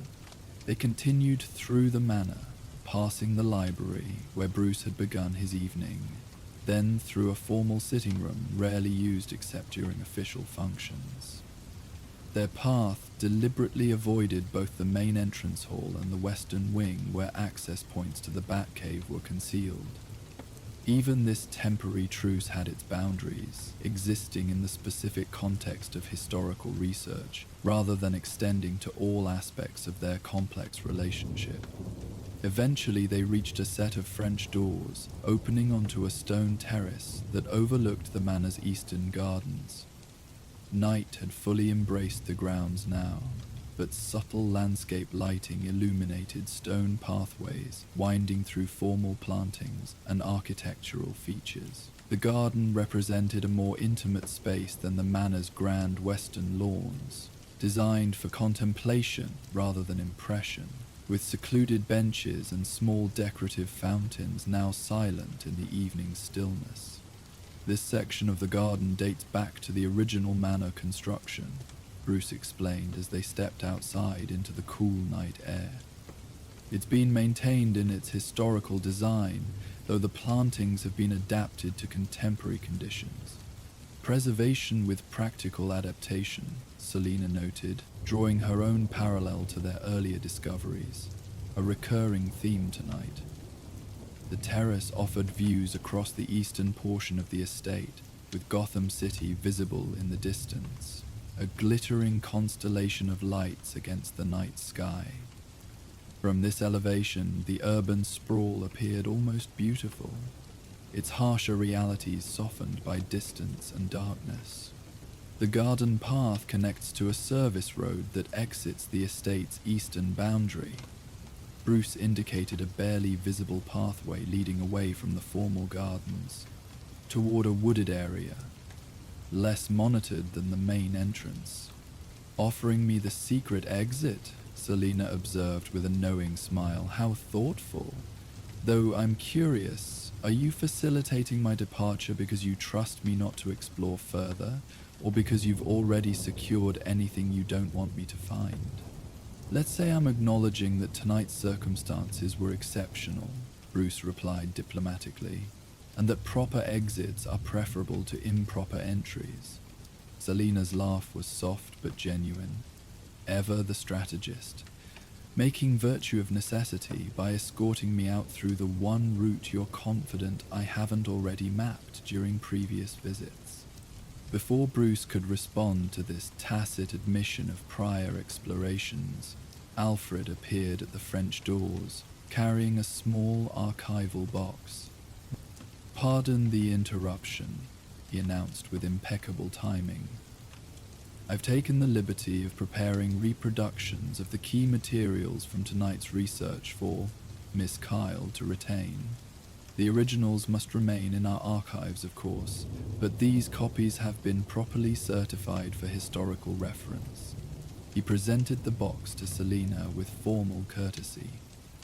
"Including, you'll find, photographic reproductions of additional Lorenzo Design House materials that may be of interest, with corresponding catalog numbers, should you wish to examine the originals during a future, properly scheduled visit." Selina accepted the box with visible surprise at this gesture. "Thank you, Alfred. This is unexpectedly generous. The Wayne family has always valued the preservation and sharing of historical knowledge, madam," Alfred replied with perfect composure, "particularly when it concerns significant Gotham cultural contributions, such as your ancestors' work." The subtle acknowledgement of the legitimacy of her research interest represented a significant shift from the warranted suspicion that might typically greet her presence in the manor. Bruce recognized Alfred's gesture for what it was, not just hospitality, but recognition of the genuine connection discovered between their families' histories. "Alfred has excellent judgment about such matters," Bruce noted, his tone conveying appreciation for his butler's initiative. "Indeed, sir," Alfred acknowledged with the faintest suggestion of satisfaction. "Will there be anything else required?" "No, thank you, Alfred. I'll see Miss Kyle safely to the eastern boundary." With a formal bow that somehow managed to convey both respect and reservation, Alfred withdrew, leaving them alone on the terrace, beneath the vast canopy of stars, now fully visible in the clear night sky. "Your butler continues to surprise me," Selina remarked, her fingers lightly tracing the outline of the box she now held. "I've encountered less courtesy in five-star hotels." "Alfred understands the importance of family history," Bruce replied simply. "He recognized the significance of what you discovered tonight." Selina nodded, her expression thoughtful as she looked out over the darkened gardens and the distant city lights beyond. I came here looking for property records, something tangible that would connect my family to Gotham's physical landscape. Instead, I found something more meaningful. Creative legacy rather than real estate, Bruce observed. More than that, Selina corrected gently. I found evidence that my family wasn't just surviving in Gotham's margins. They were contributing to its cultural development, creating beauty that was recognized and valued. She glanced down at the box in her hands. And forming connections across social boundaries that I never imagined existed. The personal significance of these discoveries was evident in her voice, a rare moment of unguarded emotion from someone who typically maintained careful control over such revelations. Bruce recognized the vulnerability this represented, so different from their usual carefully negotiated interactions. History often reveals connections we didn't know existed, he said after a moment. Gotham's social fabric has always been more intricate than simple divisions between wealth and poverty, privilege and struggle. Easy perspective from the manor on the hill, Selina noted, though without her usual edge when referencing his privileged position. But I take your point. Tonight suggests there were more pathways between different Gotham worlds than I previously assumed. They descended the terrace steps into the garden proper, following a stone path that wound through formal plantings, now transformed into sculptural silhouettes by the strategic landscape lighting. The air carried the lingering scent of autumn, fallen leaves, cooling earth, the first hint of frost that would soon transform the garden entirely. Will you continue researching your family history? Bruce asked as they walked. Selina considered the question, her pace unhurried despite the unusual circumstances of their garden stroll. I think I will, now that I have a starting point. I'm curious about what happened to the Lorenzo Design House during the Depression, how the business evolved or ended, whether other family members continued the creative tradition. The Wayne archives contain records through the 1930s, Bruce offered, and the Gotham Historical Society maintains extensive documentation of the city's fashion and theatrical history that might include references to your family's business, suggested legitimate research channels, Selina observed with a hint of amusement, rather than midnight explorations of private archives. Alternative approaches have their respective advantages, Bruce replied diplomatically. They had reached a small ornamental bridge that crossed a decorative stream, now little more than a trickle in the autumn dryness, but clearly designed for more impressive water features during wetter seasons. Beyond the bridge, the formal garden transitioned into a more naturalistic landscape that eventually merged with the wooded eastern boundary of the estate. This is where I leave you, Bruce stated, pausing at the center of the bridge. The path continues straight through that grove of birch trees to the eastern service road. No active security measures will impede your departure along that route. Selina turned to face him fully, the archival box held carefully against her body, her expression thoughtful in the subtle interplay of shadow and landscape lighting. Tonight was unexpected, Bruce. Not just finding what I came for, but how the discovery unfolded. Research often takes unanticipated directions, he replied, deliberately focusing on the scholarly aspect of their evening, rather than the unusual nature of their interaction. Indeed it does, Selina agreed, seeing through his deflection with characteristic perceptiveness. But we both know tonight represented a departure from our usual patterns, a temporary truce that allowed something neither of us anticipated. Bruce couldn't deny the accuracy of her assessment. The evening had unfolded in ways he couldn't have predicted when Alfred first alerted him to the security breach, evolving from potential confrontation to collaborative historical exploration, revealing connections between their families that neither had previously known existed. He searched for the appropriate characterization, Enlightening? Such careful word choice, Selina noted with a soft laugh, always maintaining that precise distance, close enough for meaningful interaction, far enough to preserve necessary boundaries. Her insight into his approach wasn't surprising. She had always demonstrated remarkable perceptiveness regarding his carefully maintained separation between Bruce Wayne and Batman, between personal connection and professional mission. This awareness made their periodic encounters particularly complex, existing in the narrow space where their different worlds temporarily overlap. Some boundaries serve necessary purposes, he replied simply, and others exist primarily through habit rather than necessity, Selina countered, her gaze direct and challenging despite the gentleness of her tone. Tonight demonstrated that different kinds of interaction are possible when circumstances align properly. Before Bruce could formulate a response that acknowledged this truth without opening pathways he wasn't prepared to explore, Selina continued. But don't worry, she added with a return of her more characteristic playfulness. I'm not suggesting this evening fundamentally changes our usual dynamic. Tomorrow night, if we encounter each other across Gotham's rooftops, we'll likely revert to our established roles without hesitation. Likely, Bruce agreed, though with a subtle qualification that acknowledged the fluid nature of their complex relationship. Still, I'll remember tonight's discovery, Selina continued, her expression softening as she glanced down at the box of historical materials. Not just the family history, but the recognition that connections exist in unexpected places, linking lives across Gotham's social geography in ways not immediately visible.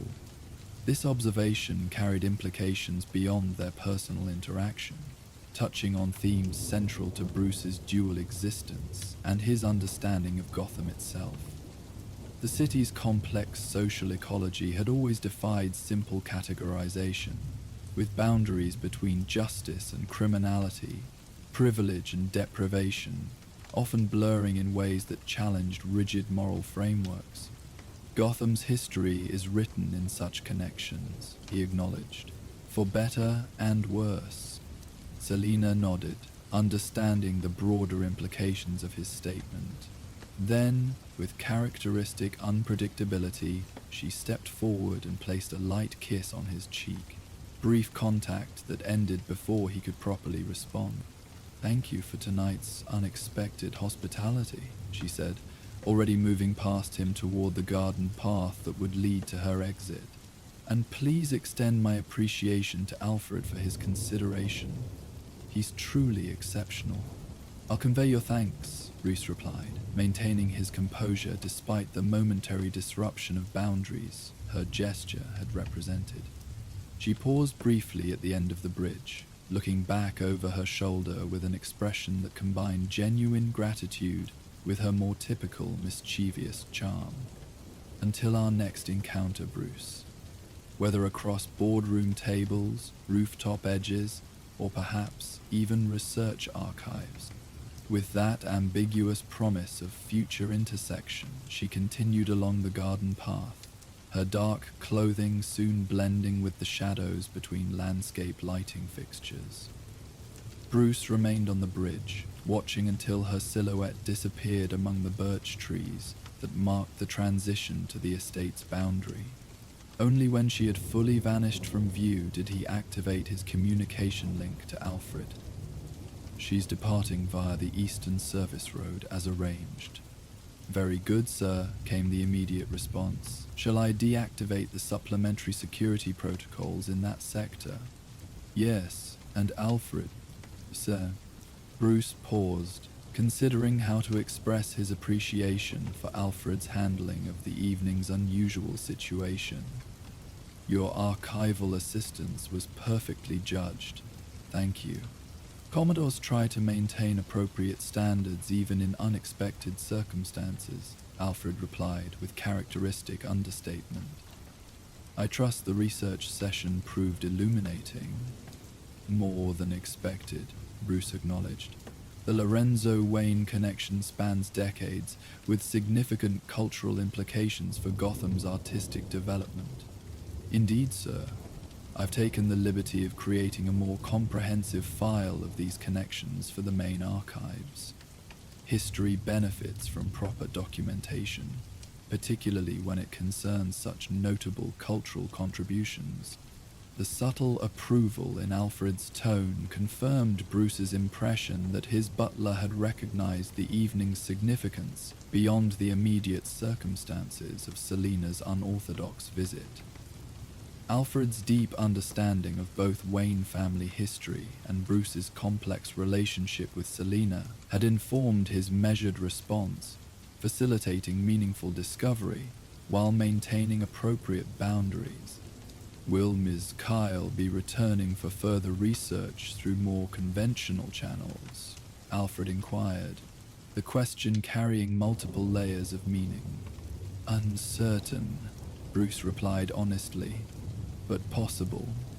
I shall maintain the relevant materials in an accessible state should such a visit materialize, Alfred confirmed, though perhaps it would be prudent to digitize certain key documents to reduce the necessity for direct archival access.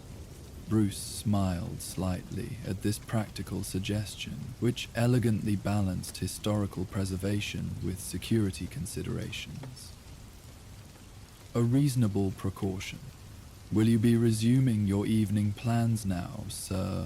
Alfred asked, the question implicitly referencing the patrol schedule that had been interrupted by Selina's unexpected arrival. Bruce glanced toward the distant Gotham skyline where the city lights glittered against the night sky. The evening was still young by Batman standards, with hours of potential patrol time remaining before dawn. Yes, I'll be heading out shortly. The financial reports can wait until tomorrow.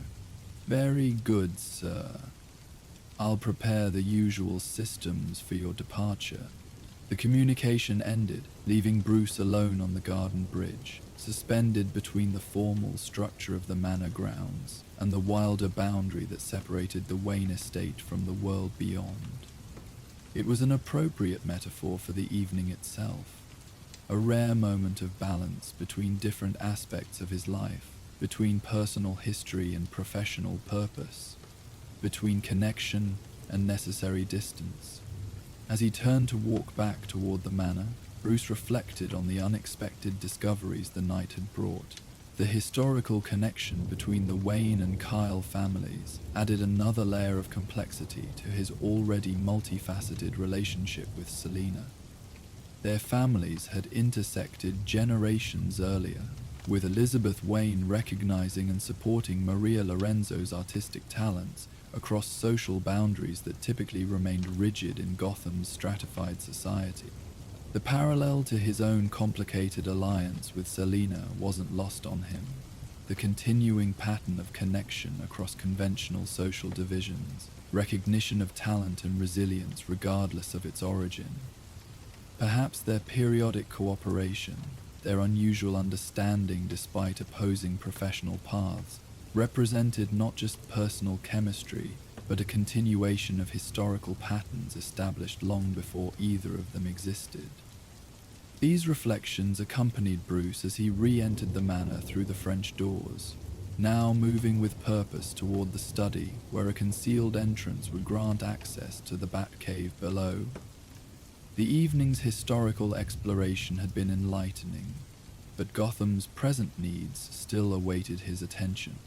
Alfred met him in the study, already having prepared the necessary equipment for the night's patrol. I've updated the patrol route to compensate for the delayed start, sir. Priority has been given to the warehouse district, where Detective Montoya reported suspicious shipments arriving earlier this evening. Thank you, Alfred. Bruce moved toward the grandfather clock that concealed one of several cave entrances. Has Oracle forwarded the shipping manifests? Already downloaded to the back computer, sir, along with satellite imagery of the loading dock activity between 6 and 8 p.m. Bruce paused before activating the hidden mechanism. his thoughts momentarily returning to the evening's unexpected historical discoveries. Alfred, when time permits, I'd like a more complete assessment of the Wayne family's connections to Gotham's artistic development in the early 20th century, particularly Elizabeth Wayne's patronage activities. Alfred's expression registered mild surprise at this request, given its departure from Batman's typical information priorities. Of course, sir. Historical context often provides valuable perspective on contemporary Gotham dynamics.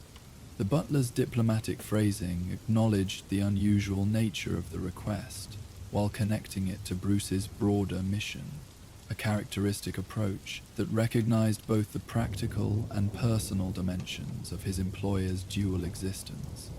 Indeed it does, Bruce agreed, activating the mechanism that would reveal the hidden passage to the cave.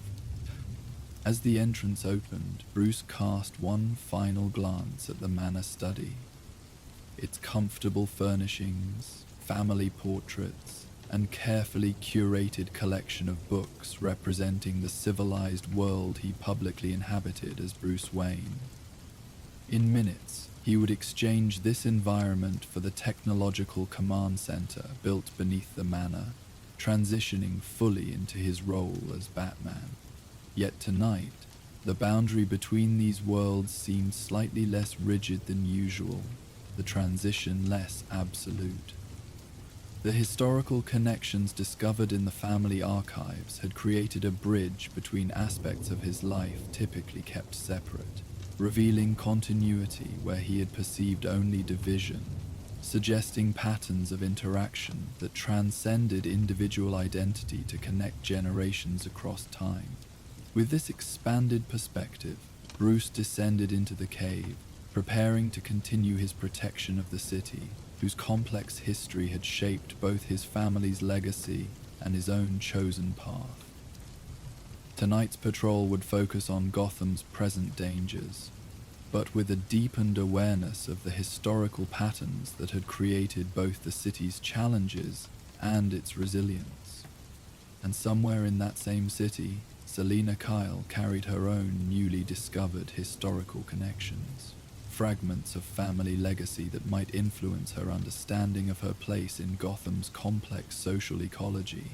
How this knowledge might shape their future encounters remained uncertain, but the shared discovery had added another layer to their already multifaceted relationship. As Batman emerged from the cave into Gotham's night several minutes later, the evening's temporary truce transitioned back to the familiar dynamics of his nocturnal mission. Yet the discoveries made during those twilight hours in Wayne Manor remained, subtle but significant additions to his understanding of both Gotham's past and his own unexpected connections to those who moved through the city's shadows alongside him. The boundaries between allies and adversaries had always been complex in Gotham. Tonight had simply revealed that this complexity extended further into the city's history than either of them had previously known, connecting lives across generations in patterns that continued to influence their present interactions in ways neither could have anticipated. Whether this knowledge would ultimately bring them closer together or simply add new dimensions to their careful distance remained to be seen. Another unresolved question in their ongoing, evolving relationship. For now, Batman focused on the immediate needs of his city, letting the historical revelations settle into their proper context within his broader understanding of Gotham's past and present. The night air carried the familiar urban sense as he traveled above the city streets, a stark contrast to the rarefied atmosphere of Wayne Manor's archives, yet connected to those historical records through countless threads of cause and effect, legacy and consequence that bound Gotham's past to its present reality.